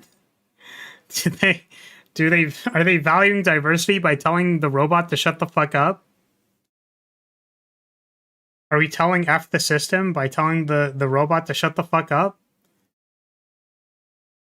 So again, the other hypothesis is that it's like, no, you will listen to what I say, fuck you. So since I wasn't here at the start of the stream, why are you typing all this out? Okay. So to explain, I have a background in game design. So I am making a game analysis document, much in the style of a GDD or a game design document, which is meant to document all of the things about the game so that it's at least written down somewhere. Usually they're not that effective overall, but for the purposes of organizing all my thoughts, it is here. There are also headers in many different sections that are all linked via heading. So there's like what we think the game is, what we might think the team charter is, what we think the studio's goals are, so that we can make some degree of arguments about what the design of the game is in relation to what the studio is and what they were thinking. Right? Because I could get on here and just say, like, it's stupid that they would be racist to the robot. Right? It's different when they tell me they want to use the unique strength of games as a storytelling medium on their website, that they want to make emotionally resonant games for diverse audiences, that they want to outline diversity and multiculturalism, and then they're racist to robots. It's not my opinion anymore. It's like, why the fuck did you put this on your website if your cutscene is going to be about yelling at robots?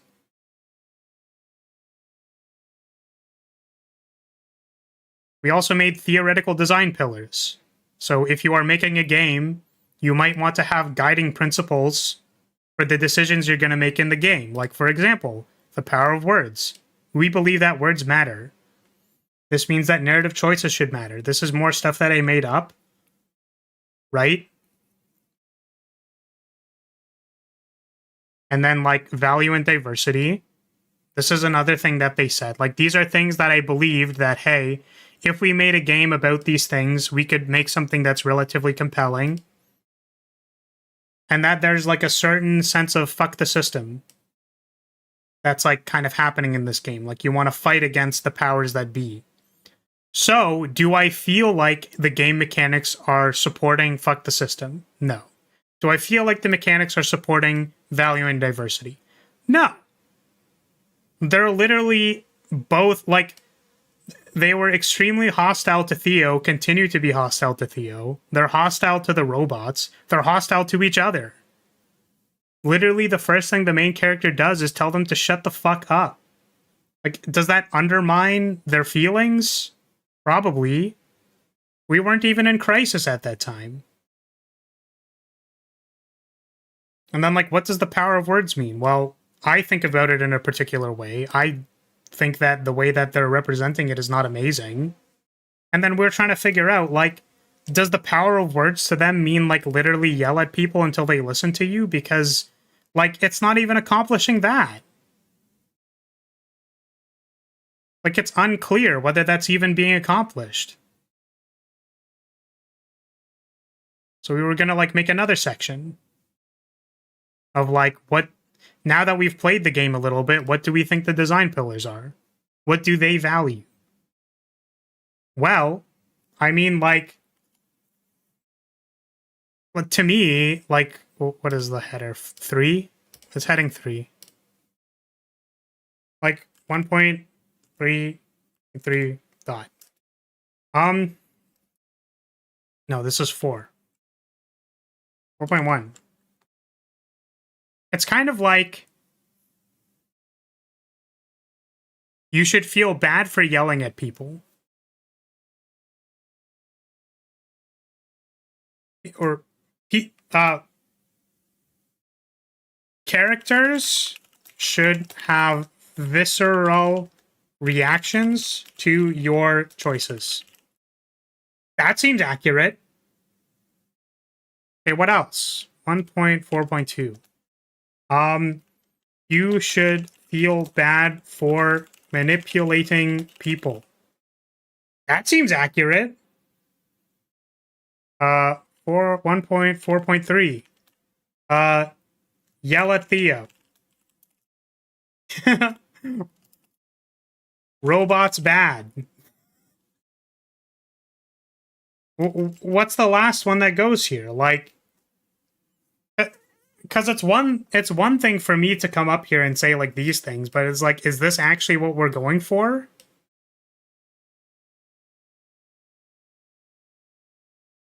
Yeah. In all situations so far, I've been mostly on the MC side and using the Vox power. Since they were in strange situations, this is the exact opposite. It worked as choices led you to a certain path, and yeah, just giving us options to use Vox would be really nice. Characters will have visceral reactions to your choices. You should feel bad for manipulating people. You are playing characters from a lens of trauma. How about this? They have Noah manipulate people and hasn't been criticized much. You should feel bad for using Vox on people.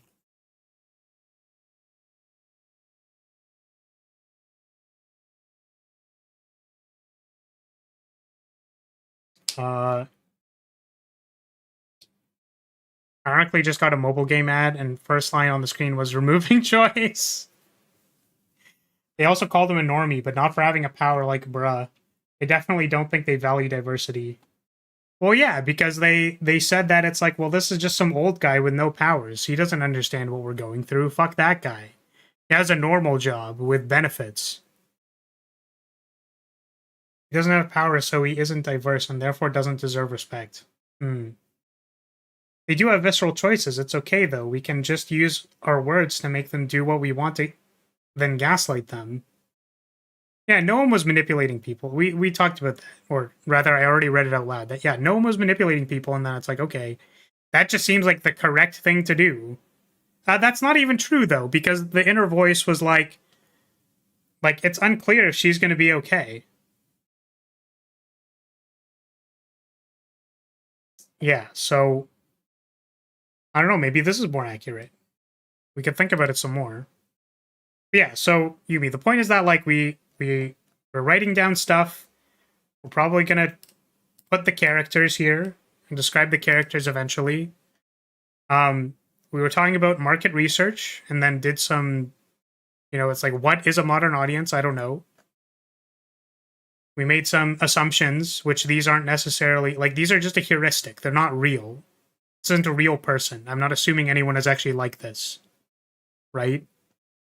But it's like, potentially, like, if this person is like an anxious person who just graduated, and they need validation because they're anxious all the time, like, making a game where this person can feel validated might be good. Right, then she said, thank you for manipulating me. Yeah, exactly, that's correct. So yes, the reason I'm writing this down is because, like, I would like there to be accurate reasons for disliking this thing. I think that, like, just brushing it off to the side and being like, well, it's bad because I disagree with it, right? It's like, it's not bad necessarily because I disagree with it. There are other reasons. Like, the messaging isn't fucking clear, right? It's saying one thing and then giving us weird options the next. Or, like, giving us options and then being like, so should that be bad?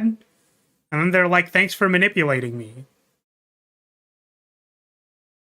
And, like, some of these are fucking simple. Like, don't put timed options on, like, places where it doesn't matter. Or maybe don't put timed options in a system where you're supposed to explore your options.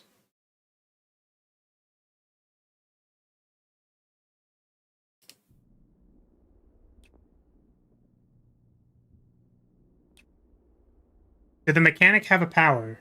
She had the power of bringing out the dock and fixing your arm. Alright, time to yell at this robot. I hate robots. Don't touch me. Hey! What was that? Vox washback. Pax used words on the robot, but that doesn't work. Not on machines. Vox only works on humans. Don't touch me again. Don't want any weaponized junk near I was us. only trying to. Okay, robot, she gave you an instruction. Noted. Look, I'm sorry. It's the robot or nothing. It's just the driver, Pax. The robot saved Luna's bacon. This isn't right. It can't be that bad. And it won't. Alright, well, I'm going to let these options time There's out. no problem here, Pax.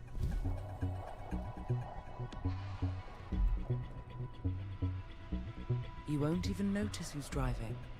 Yes, gaslight me. Gaslight me into having no options. You're making this into a bigger deal than it needs to be. You convinced me. Okay. Latest intel says the 80 is cleared to the east, all the way to the Republic border. I'm sorry I have to send you on your way. Oh, did I lose the thing because I didn't hold down the button? Maybe. This is not just about you. It's about the libraries and keeping the weave operational. Without it, the resistance is dead. I understand. Good. Get your cargo out of Pacifica and through the Republic to Nova Scotia, and your name will be in the history books. We're not out to make history. We just want to do this job and get paid for it. Fair enough. Nice shirt, by the way. Ready to go? Okay. So, forced to yell at the robot. But I think that last part of the scene was pretty good. Because we understood what the character's powers were. We understood how the mechanics of the game worked. And we used that so that we didn't have to continue yelling at the robot. So that was actually pretty good. We'll make a note of, I guess.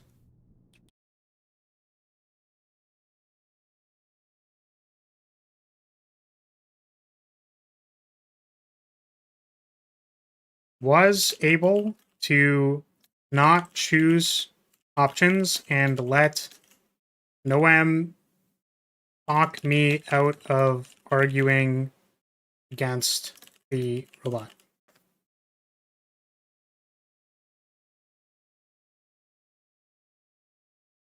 Noam's power seems egregious. Imagine forcing people to stop feeling or being opinionated. Yeah, I mean, it's definitely, like, strange. It's also strange that they said that the power was to gaslight people. It's still just something fucked up with using powers on your friends. Yeah, it's just strange, you know? It's just odd. Like, again, they think, like, it's okay. Like, it's cool and awesome to gaslight you out of your feelings, right? It's like, what is the power of words? Their power... So, again, if I'm to change my framing, their power of words is literally use the word powers to solve problems. But also, that could have been written by a 10-year-old.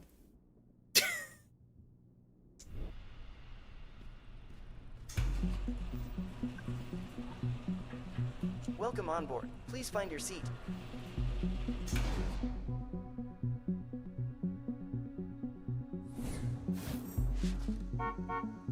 Okay.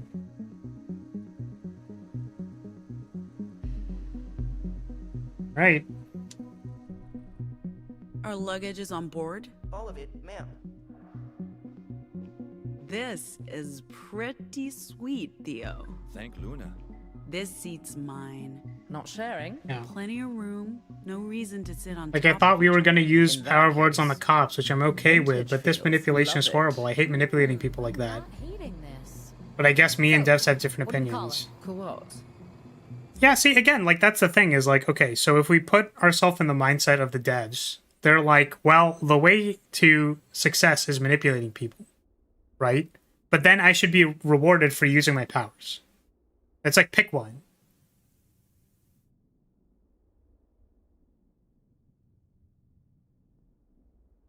Wouldn't it be nice showing messaging to show that you can solve problems without a special power? Then the downtrodden intended audience could take that and actually use it because they don't have superpowers? Yeah. It's a funny name they chose for the cruiser. They need a name. Bus? It's the Cougar. Don't you? Hot dog. Next up, Nevada. All right, so let's try playing their game, right? We're gonna try choosing the Vox power where it feels appropriate and not choosing it where it feels inappropriate. That's what we're gonna try.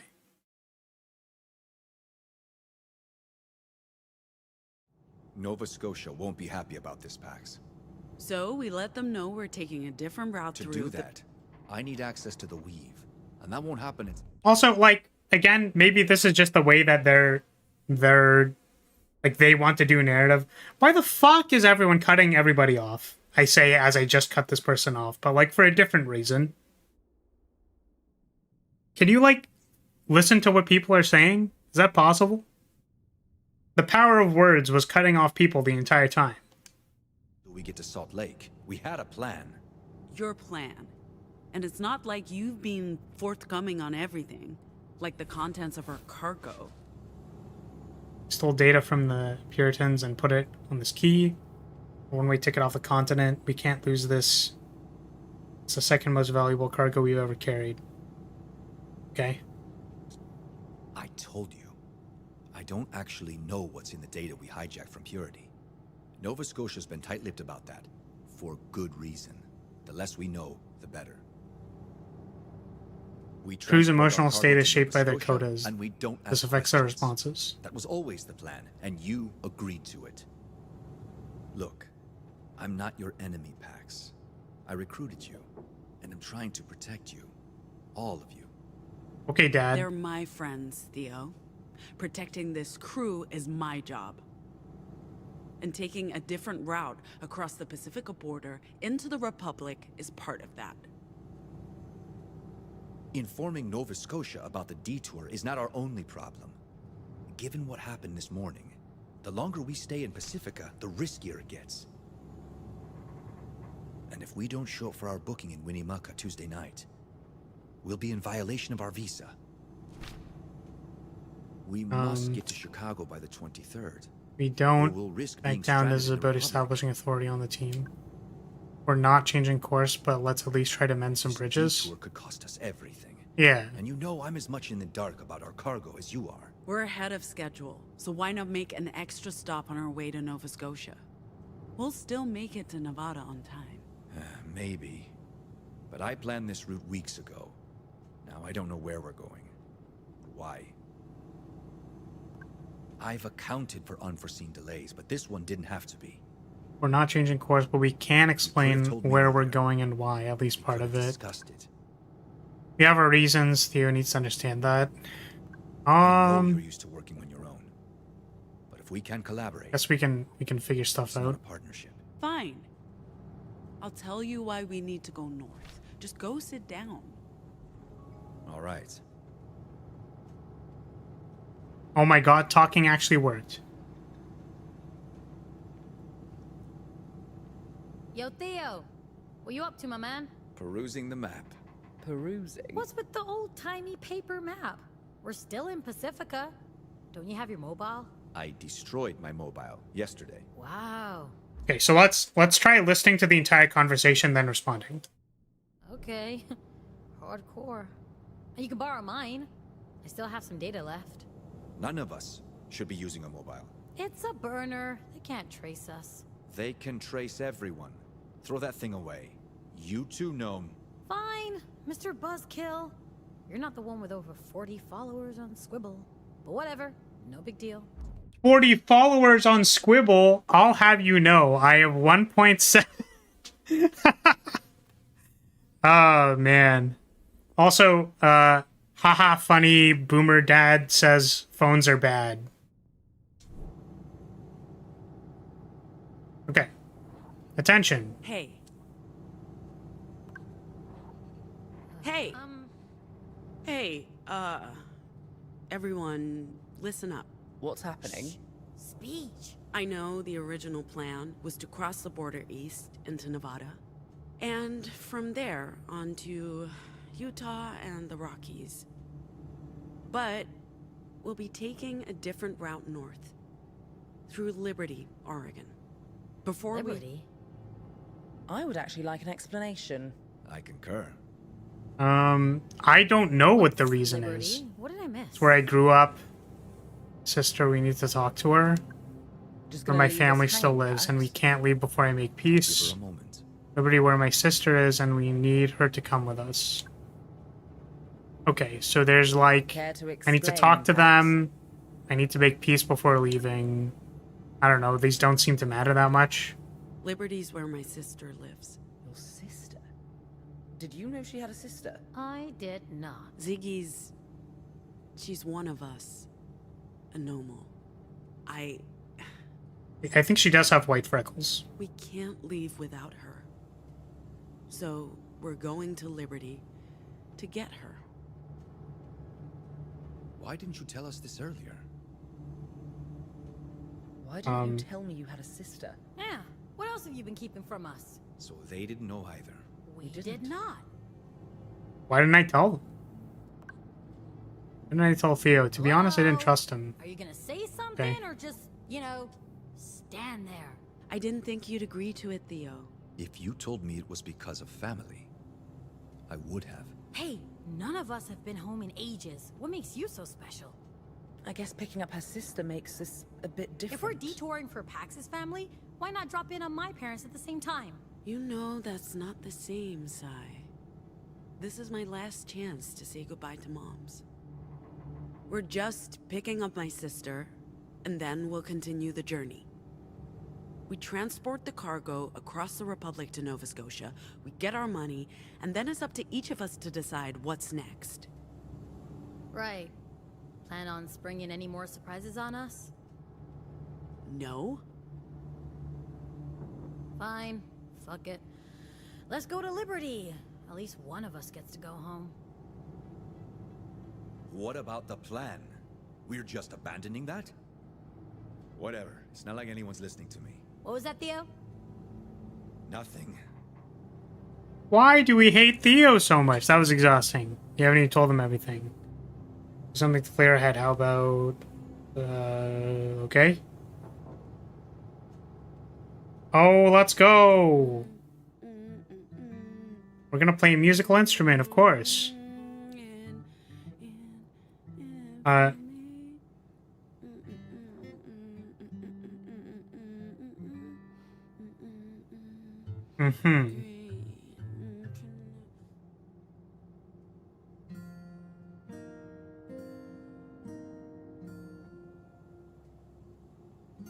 I'm assuming this is the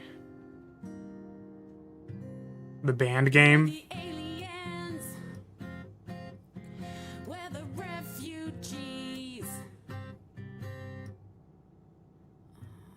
Okay.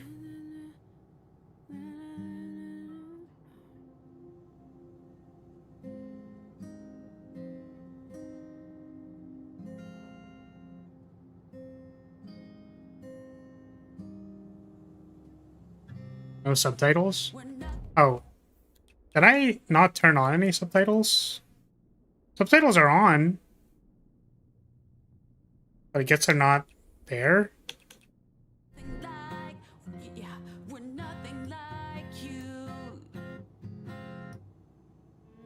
Kind of weird.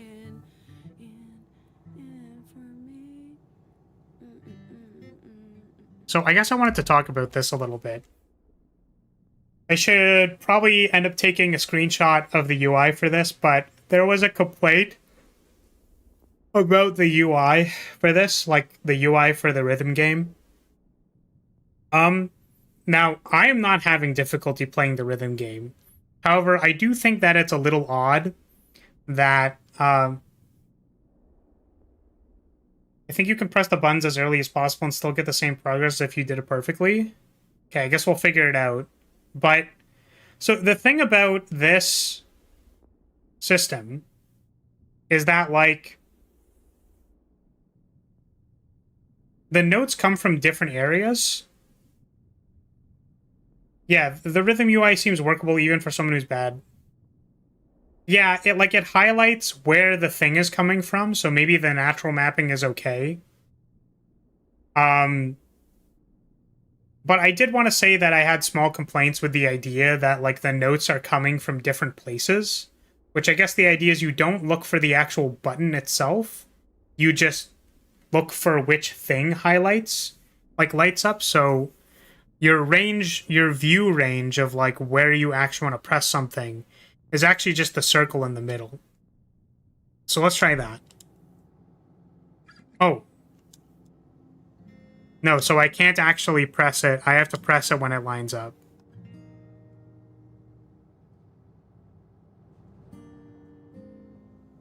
So you don't actually need to... You only need to look in the middle, just like a shmup. Oh, true. I thought you said shrimp. But yeah. But, so why is the A lining up here?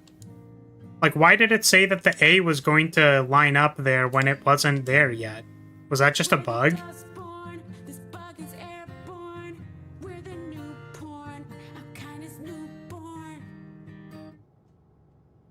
Where are the Dustborn? Where are the new porn? I mean, I would have loved to understand what they were saying, but there was no subtitles. We're the new porn. Let's fucking go.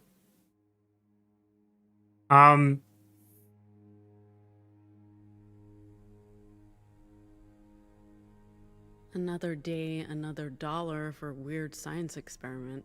It's not a science experiment. It's a linguistic test. Dude, I have wires strapped to my head. I think this counts as weird science. Fair point. Ready anytime. So, you just want me to pick symbols again?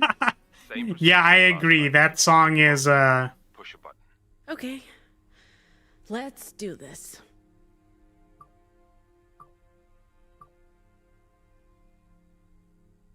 One, two, three.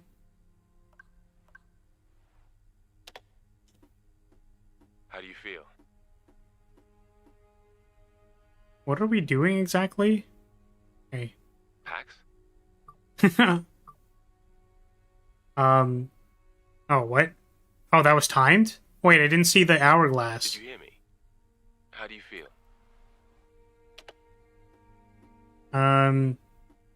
What if I just, like, didn't press the thing at all and just kept pressing buttons? Also, why would the options go away if there's no hourglass?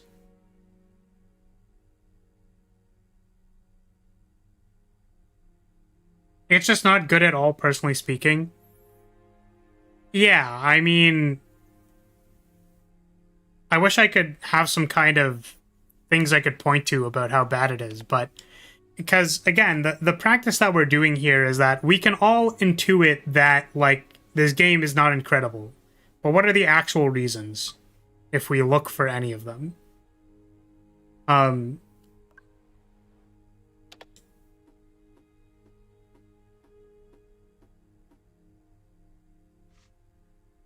Because you seem to be able to redo it and get the options back, so the options aren't actually lost with time. Okay. So they don't... So they want me to respond here. Okay. I don't know. I pressed some buttons. What am I supposed to feel? Well, that's what we're here to find out. It's mostly about those electrodes, not so much the buttons. So, okay. What are the electrodes telling you? I don't know yet. We'll have to run this data through the... Okay, I deserve that look. And we've talked about the proto-language before, how it helps you vocalize.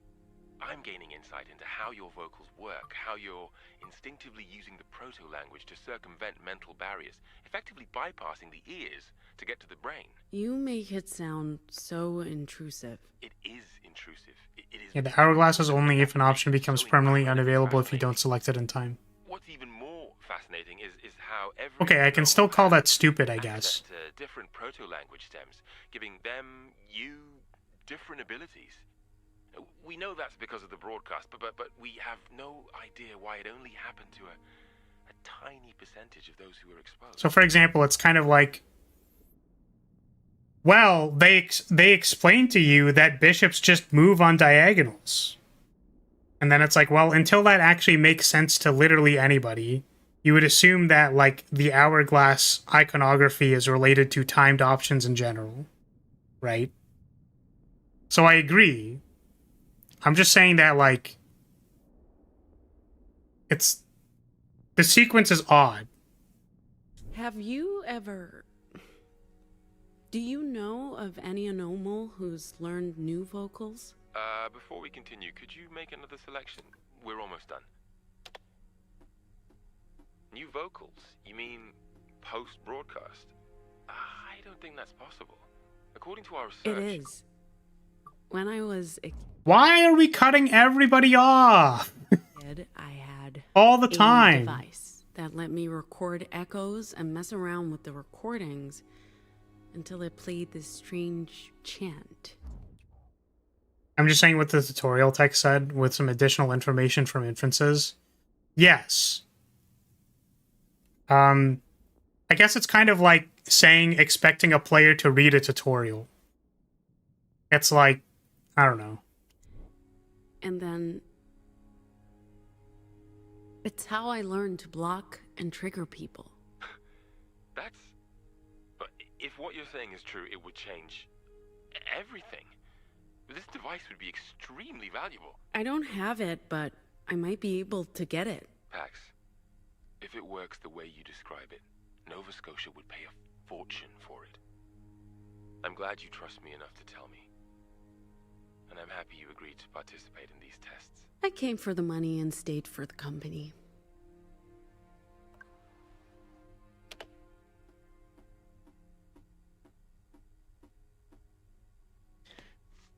Oh boy, I love lab tests.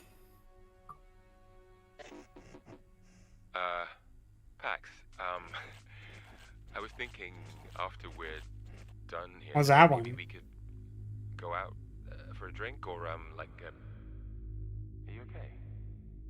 Pax? Pax! Whoa, what is that? I'm tripping out, man. That's crazy.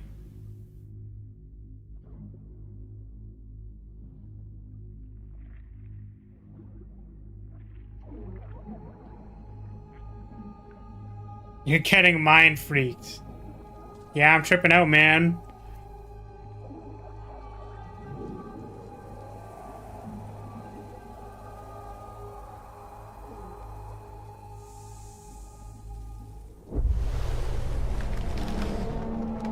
Oh, the golden tree. There it is. Is this Elden Ring?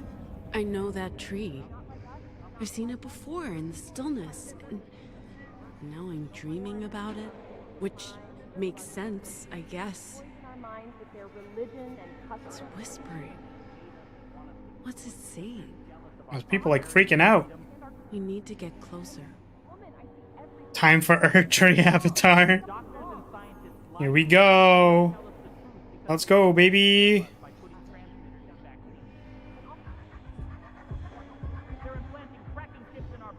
Oh, nice ass. Whoa, he's freaking out. He's getting triggered. Oh my god. Okay, it's that The trigger zombie. There are more of you. Oh, that... what? The pizza's a front. Don't trust the experts. Okay, I'm getting... you know... okay, maybe that's what's supposed to happen. I'm just supposed to get ganged up on by a lot of guys. Spirit bomb. Oh my god.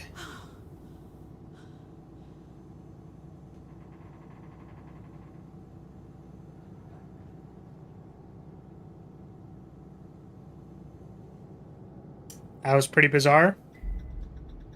It's like, that was supposed to be the combat tutorial, I think? Who's in the fight win the cutscene? I think that's normal. Like, it could have been a forced loss, I guess. Very weird. Or it's like, you're supposed to get overwhelmed and then go, rah, and then beat him up. Like, but you could have also beaten up all of the people and then gotten overwhelmed and then do the thing, like... Don't worry. Yeah. Even if that Pacific Op remembers what happened, he'll be too embarrassed to report it. Passing through the Pacifica border check.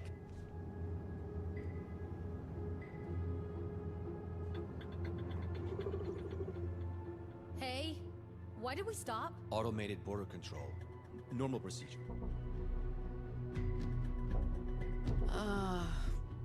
Guys? Guys! There's planes coming after us.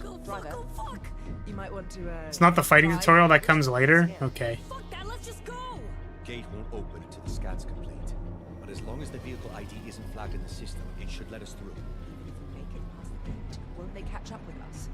They have flying ships. The Puritans can't follow us into the DMZ. It'd be an act of war against the Republic. We've received the all clear by the Pacific Authority. Seriously? Oh, alhamdulillah. Alright, just, yeah. Not yet. We have to actually pass through the DMZ and across the Republic border. I guess this is why they hate robots. They're banned from the Republic. Like I said, it'd be an act of war to even enter No Man's Land. Justice has no...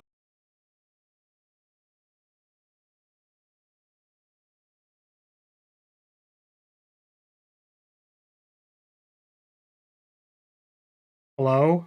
Are we back? Are we here? Did we come back? I think everyone left. Okay, well, maybe that's the we should call it for today.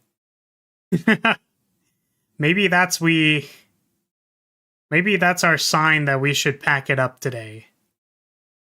I forgot to mention that Dustborn does indeed memory leak. Well, great.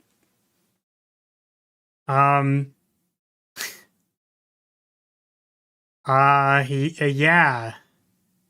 It kind of like exploded my computer. Well, how was that? I mean, I kind of want to chat for a little bit. Right? You know, just like for a little bit. Let me see if I can get some music on. And I guess I need to get my model back. So, okay, like I know that I'm trying to hyperbolize and, you know, kind of be funny and stuff. Like, you know, when I say things like, what the fuck were they doing? Like, what were they thinking? You know, like obviously I feel those sentiments to an extent, but like realistically what I'm trying to get out of this is like, hey, like there can be good moments. You know, the context for the thing is fucking weird, right? Like the guy's power of reassurance doesn't need to be called gaslighting, right? And doesn't need to like why is this person written in a way that it's like there's some evil like oh, I'm gonna gaslight you out of your feeling your emotions? Is like, is that really like the message you want to be sending? Like, so like there's two things. Like on the one axis, we can intuitively feel like that's weird. Like, that's fucking weird, man. Right? And then on the other axis, it's like some of these design decisions are bad. Like, I genuinely just think they're bad, right? So it's a mix of both, right? Like, certain ideas here can work, probably. You know? Like, that entire opening cutscene we reworked and could have been like, hey, we could have just made this game better. This game is a psyop to make woke games unmarketable. Etsing? You're so fucking right. What if this was actually just a psyop to make, like, woke games, like, worse than they are? Like, this is clearly... Like, I would get it, right? I would get it if they're like, hey, what we want to do, like, what we're accomplishing is that, like, this is a power fantasy for people to just say, like, hey, listen to me, I'm gonna trigger people, whatever. Like, if that's what we were doing... then the opening cutscene could have rewarded us for using the magic sword, right? Like, we can see stuff like this. Right? This game is bad. It looks like a psyop. And why do we have super emotionally unstable friends who only respond well to overwriting her emotions? Yeah, it's like... You know, that... Like... So this is the shit I'm talking about. Where it's like, it's sad that... Like... It's sad that this game is bad. Because, like, this game isn't even for me. But, like, the devs couldn't even, like, give it a respectable performance. Right? Wouldn't be the first thought I had about this game given all the people's reactions. I pity your computer. Yeah, so, like, I'm willing to see it through. Like, I'm willing to play it again and continue, like, going through this. It's kind of painful, honestly. Like, it's kind of like, what the fuck is this? Right? But, I don't know, man.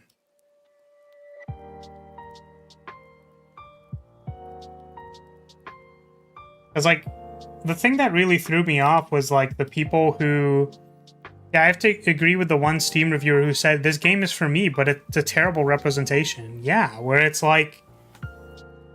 It's like, in what fucking world are you like... Like, in what world are you like, okay, I have a very emotionally unstable friend. Do you know what I know? Like, in those kinds of relationships, is those people are, like, immensely caring. Like, to a fault. And maybe if you want to criticize that, like, you can show how having too much empathy, like, leaves Sai in the bathroom. And then, like, maybe there could have been a problem or a confrontation about that if you wanted to criticize it. But, like, the characters don't feel real. Right?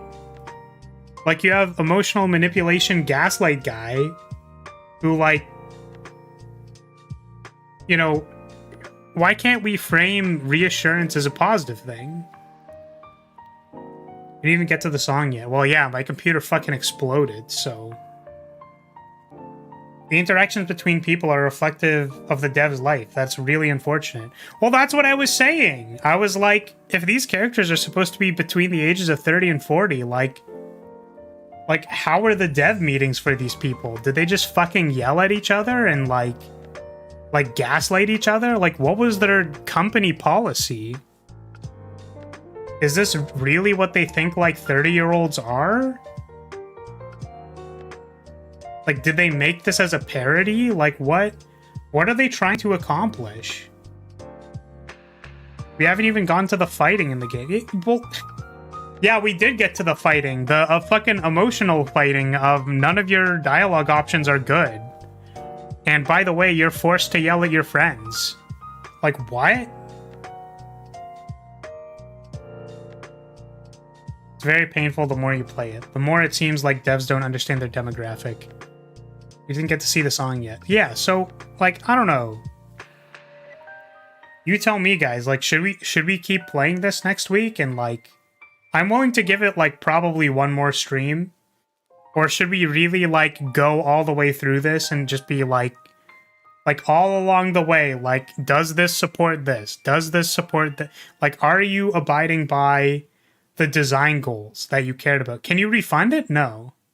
Play until your PC crashes again? No, we're definitely not going to do that. But it's like, do we want to go, okay, if we assume that the framing is this, then maybe this is reasonable. Or like, hey, maybe like this is like fine. Even though it crashed your PC? Well, we can probably play it, oh, are you saying like I can refund it because it crashed my PC? Like maybe. Do you think you've seen enough to have a conclusion in the doc?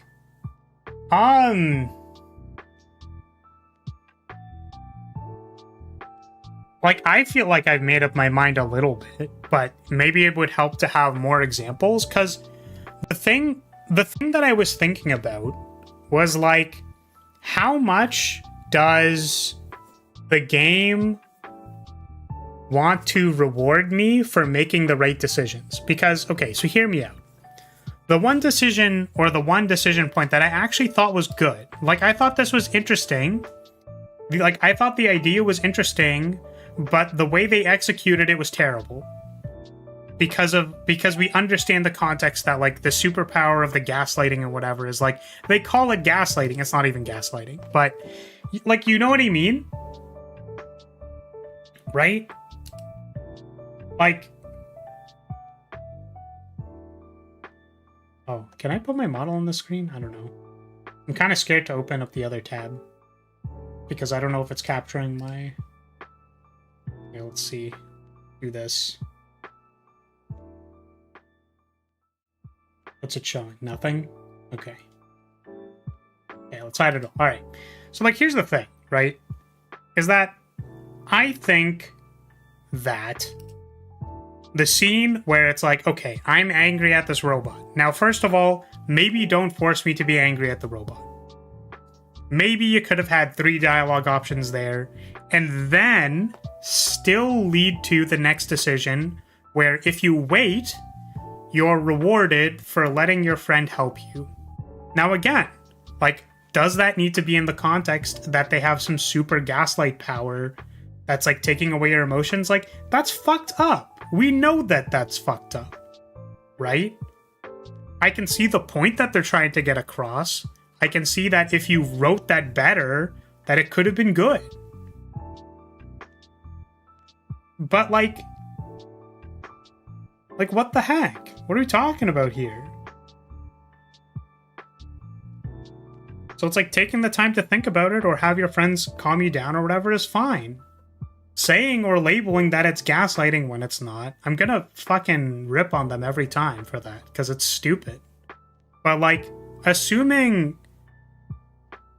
that, like, having the normal human ability to reassure someone is like some superpower, like, it's odd, it's strange. And, like, it completely undermines the idea of, like, why reassurance might be valuable by assuming it's this, like, magical sword power that, like, you know, the one person the group needs to have. Maybe the writers can't think of a way to resolve the presented problems they wrote without it. Yeah, so I mean, like, you could always say that... Like, you could always say that the writers are just dumb, right? Why would you intentionally put a negatively charged label on this power that can be used in a positive way? Yeah, like that's strange, right? So, like, the way that I see it right now, and, like, sure, we can play it again and, you know, finish the first chapter, look more at the other stuff, is that, like... The way that I see it is that, like, it's just bad design. Like, realistically. This is just bad design. You want the game to revolve around the power, and they design scenarios to be resolved with it, aka bad design. Yeah, for me, it's... Like, how did this... My question is, how did this get out of playtesting? Like, I don't know any reasonably empathic human beings who would, like, look at this and be like, oh yeah, that's really cool that I can gaslight people into not feeling emotions. Yeah, that girl who has, like, immense anxiety problems, yeah, it'd be really cool if I just fucking gaslit them out of having those. The powers can be used positively, but their powers are basically mind control. It's hard to really justify that outside of a crisis. Yeah, exactly. So, you undermine your abilities by judging people for using it. Like, think about it this way. Like, what if it was, like, you're Lelouch from Code Geass, right? And you're fighting against the state that is keeping, you know, you oppressed by using your mind control powers to beat the bad guys. Like, that'd be great. I would love to use my ability to, like, trigger the cops to find creative ways to, like, win. Like, that sounds cool. Sure, let's do it. But, like, why are we saying that's bad? And the thing is, like, if you want to teach people that it's bad to do that, then you need to have, like, an insane amount of support systems to, like, help with that. Like, it doesn't make sense to me why you would force them to be mad at the robot when we're trying to say that using your powers is bad. There should always be an option to not use it.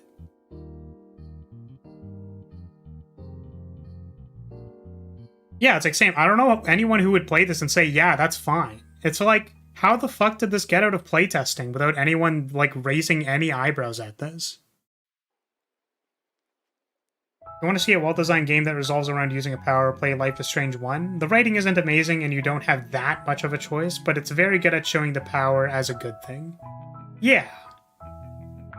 It's weird that the game makes me miss David Cage games.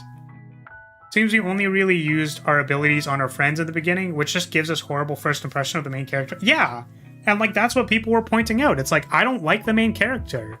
And the thing is, like, we can see why people wouldn't like the main character because they're making decisions that are against our will, right?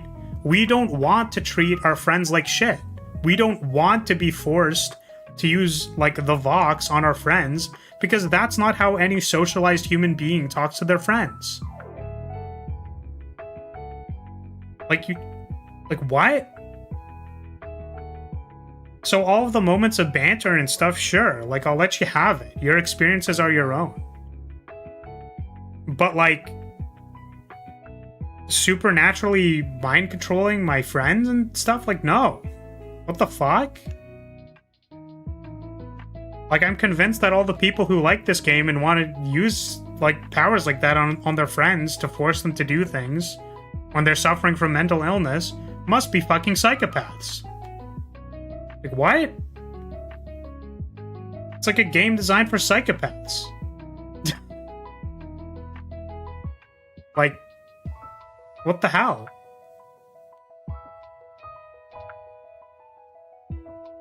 So we can keep going. Oh goodness, I made it. Well, Kraos, unfortunately, you made it in time to come to the stream. Unfortunately, we already,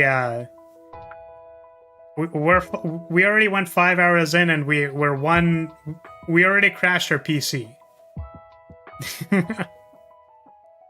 So, I mean, hey, we can, like, review the document, I guess. Let me see.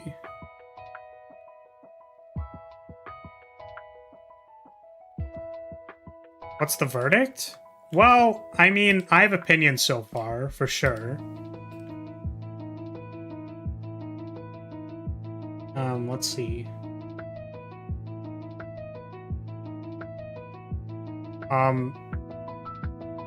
Like, let's run through what we found. Okay. We can at least talk about that before we close it off. Okay, so if I do this, all right. So again, we are writing a document. My purpose of formalizing this into writing was so that we can just like literally look at the stuff. It's because the game has memory leak issues. Yeah, so like we probably should have reset the game so that we could have like compensated for the memory leak issues. But yeah, so like we tried to look at, okay, if we just made up some shit about what the executive overview would be, like what would it be? We tried to look at the studio goals. Like this is all shit written on their website. Of like, hey, we care about games that have soul. Soul means to us depth. There's a lot of story to dig into with complicated ideas that are worth thinking about. Right? It's like, is it supposed to be a complicated idea that you labeled someone as a gaslighter that like invalidates people's feelings and like gets them to basically not feel things? Is that a complicated thought that like a complicated thought or idea that you think is valuable? Like, is this truly outlining multiple perspectives from different backgrounds? You know, like was the thing that you were outlining and you did research into that like you gaslight your friends or yell at them to shut the fuck up? Is it immersive? Is this like what is immersive about this? To like this game, you'd need to be a newborn. I mean airborne. I mean newborn. So it's like, do we really feel like we're using the unique strengths of games as a storytelling medium when you force people to do things? Is that really abiding by well-known frameworks that are considered good design, like self-determination theory? Which, to be fair, is a bias. That's my bias. Assuming, well, like, hear me out, guys. Like, are you telling me that if I give them interesting systems that they can express mastery in and make their own decisions and that the characters feel relatable? Guys, get groundbreaking stuff, am I right? Completely groundbreaking. Like, who did you put this in front of that you're like, wow, I really feel like I'm masterfully executing the narrative system. And I'm really making decisions that I feel like, you know, I'm making those decisions. When you force them to do stuff. Right? Like, this shit's not complicated. Right? They just, like, fucked it up so bad in the first, like, 1 hour of gameplay. Like, obviously we stopped to talk about stuff, but it's like, what are you doing? A self-aware psychopath simulator would be interesting.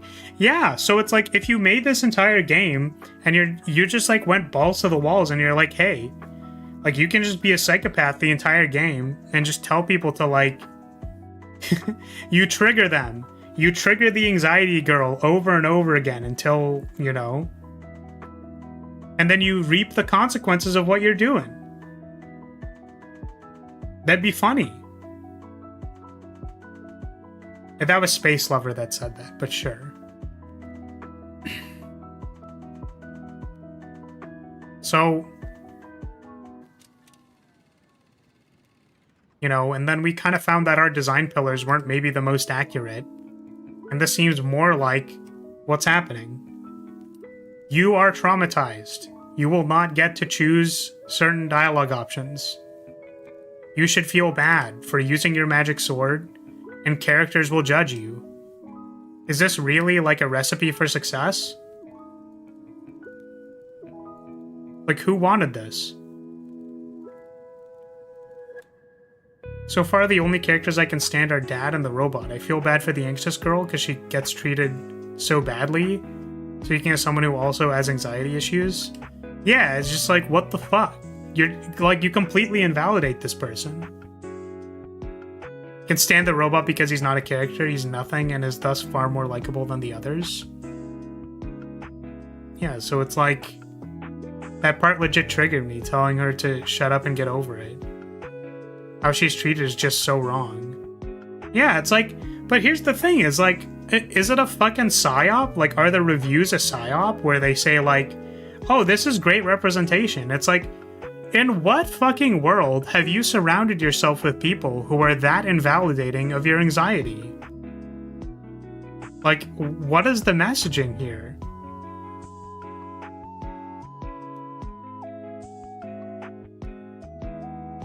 So like, okay, choosing narrative options allows players to investigate. The first time it's presented, it's a timed event with no urgency. I felt like that was inaccurate. Like, this is just bad. Like, don't do that. It's actually so inaccurate that I've kept forgetting to investigate my options. Usually when there's timed options, it's due to urgency and that the answer should be kind of obvious.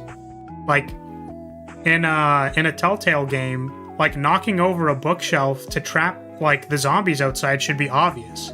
So in a timed event, you, like, know to choose that option.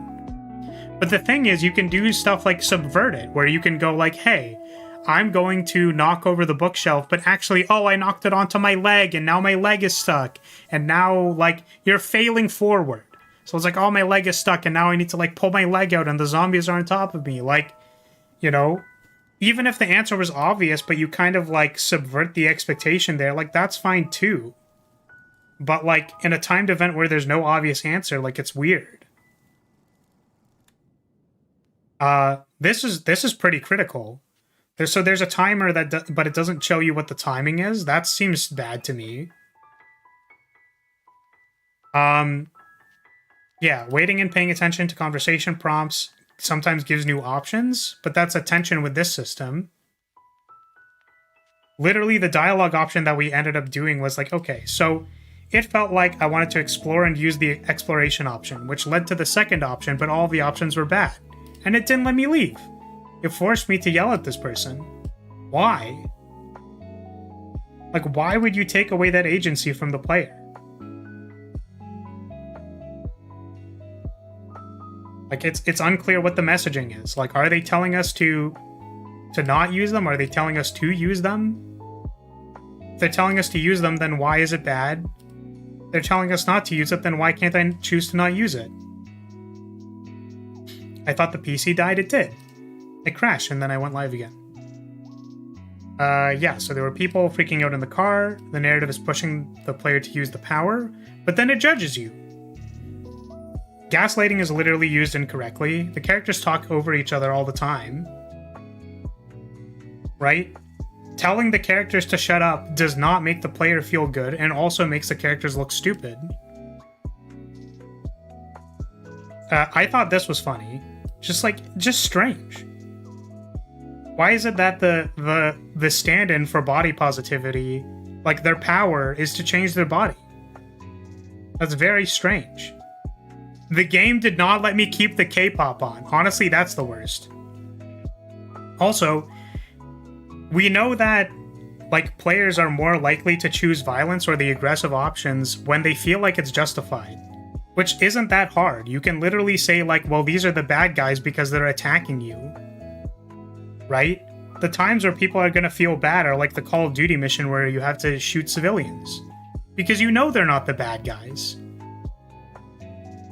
Right? There's no justification for doing it. Whereas in this case, it's like the cops are the bad guys. Let me yell at them. Let me use my magical sword on them. Aren't words supposed to be powerful? Let me use my powerful words on them. And they say you're fucking stupid, don't do that. The only time you're actively punished or scolded for using your powers against the enemy. Yeah, it's like, you could use it on your friends. Just tell your friends to shut the fuck up, but then, like, you can't use it on the bad guys. And then there was the moment where, like, we just, like, literally don't get to choose. Right? Are we really using the unique strength of games as a medium? when, like, you just don't get to choose. Right? Like, having this character be too defined, or, like, not giving the player the option to choose things while having a defined character. Like, you could still do that. You can still do that. You just, like, didn't do it. So you gave yourself a design constraint, and then you didn't fucking work with it. Like, you're just bad at your job.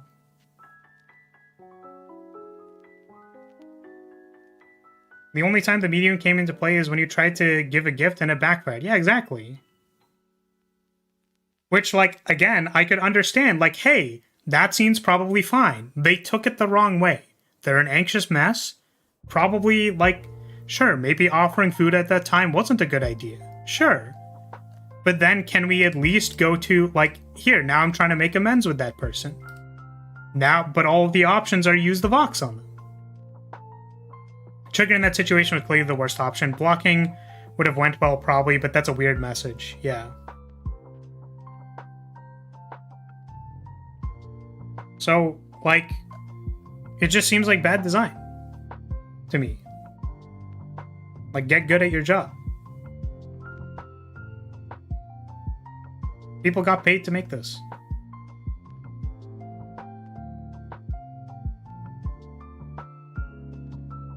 So, I mean, if people are interested, we can keep going next week on Monday. I would not mind. Like, there are some redeeming moments, and hey, we can look for charity in the things that they're saying. But, like, it's going to be a lot more of this, where I go like, hey, I mean, why are we forced to do this in this scenario? Why is everybody mean to each other? Why are we yelling at Theo? Like, does it not seem strange that you are yelling at the only male in the party? Like, you know? That seems strange. We have to finish it now? Yeah, like, you know, I'm willing to take it a week at a time. If you guys are interested, I'll keep playing it and we can keep doing this. But it's just, it's very frustrating to me. Like, the reason this is frustrating to me is for two reasons. Like, the first reason is that, hey, there are people who care about these themes.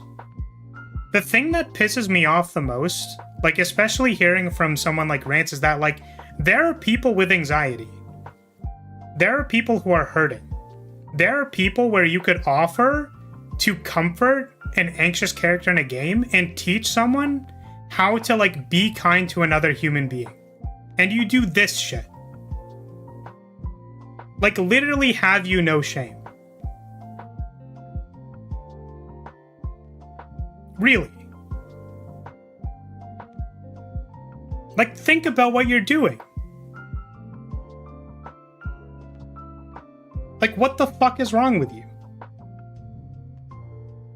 It's upsetting.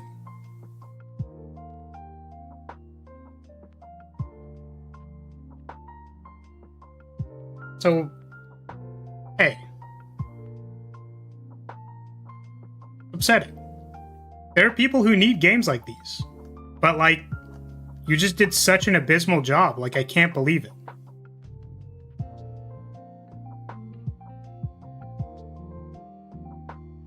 Yeah.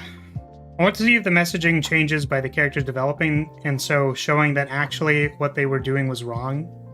Have Sai blow up at them for using their powers on her. Yeah. Not a fan of being mean even in fiction. And have them understand they were wrong even if it felt right in the moment and she was fine with it then. Yeah, so like, hey, maybe they pull a thing like with the robot. So like, that was a pretty good scene where like, again, the context of it is very strange that you have a mystical power literally removing your emotions. But what it kind of represents is like, hey, give it a second, think it over, and like, you know, have some grit. But like, it's like, even if, let's say you save it by chapter 1 or 2, like, this entire opener is shit.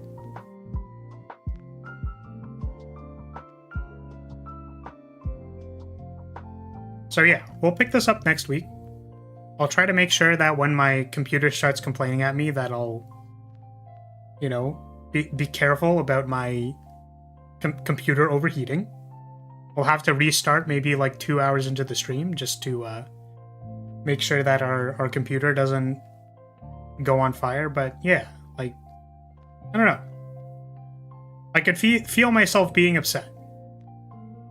So, yeah. Alrighty. Well, if that sounds good to everybody, I'll say, hey, thanks for being here and watching this dumpster fire. It memory leaks to force you to take that hourly break. No, boy, I know what it is. The reason that they said to take a break every hour was so that it didn't memory leak. It's not that the memory leak forces you to take a break. It's that they told people to take a break every hour because they were scared of the memory leaks. Oh, man. Oh, man. That's crazy. I hope your life is happier than this game is making you. Yeah, it's okay. It's fine. I will continue looking at it next week. This definitely is a bad first impression. Make sure to close the game while you're on a break. Oh man, could you imagine taking a break and then it memory leak crashes? That'd be hilarious. Okay. Alright. That's gonna be it. If you're still here, hey. Thank you so much for watching. Thank you for being here. I appreciate your support. Did you know that this game was funded by forcing me to get married in Fire Emblem? Did you know? The more you know. Alright. Thank you so much for your support, everybody, and I will see you all next time. Take care. Bye-bye. Slay the Spire on Wednesday. Bye.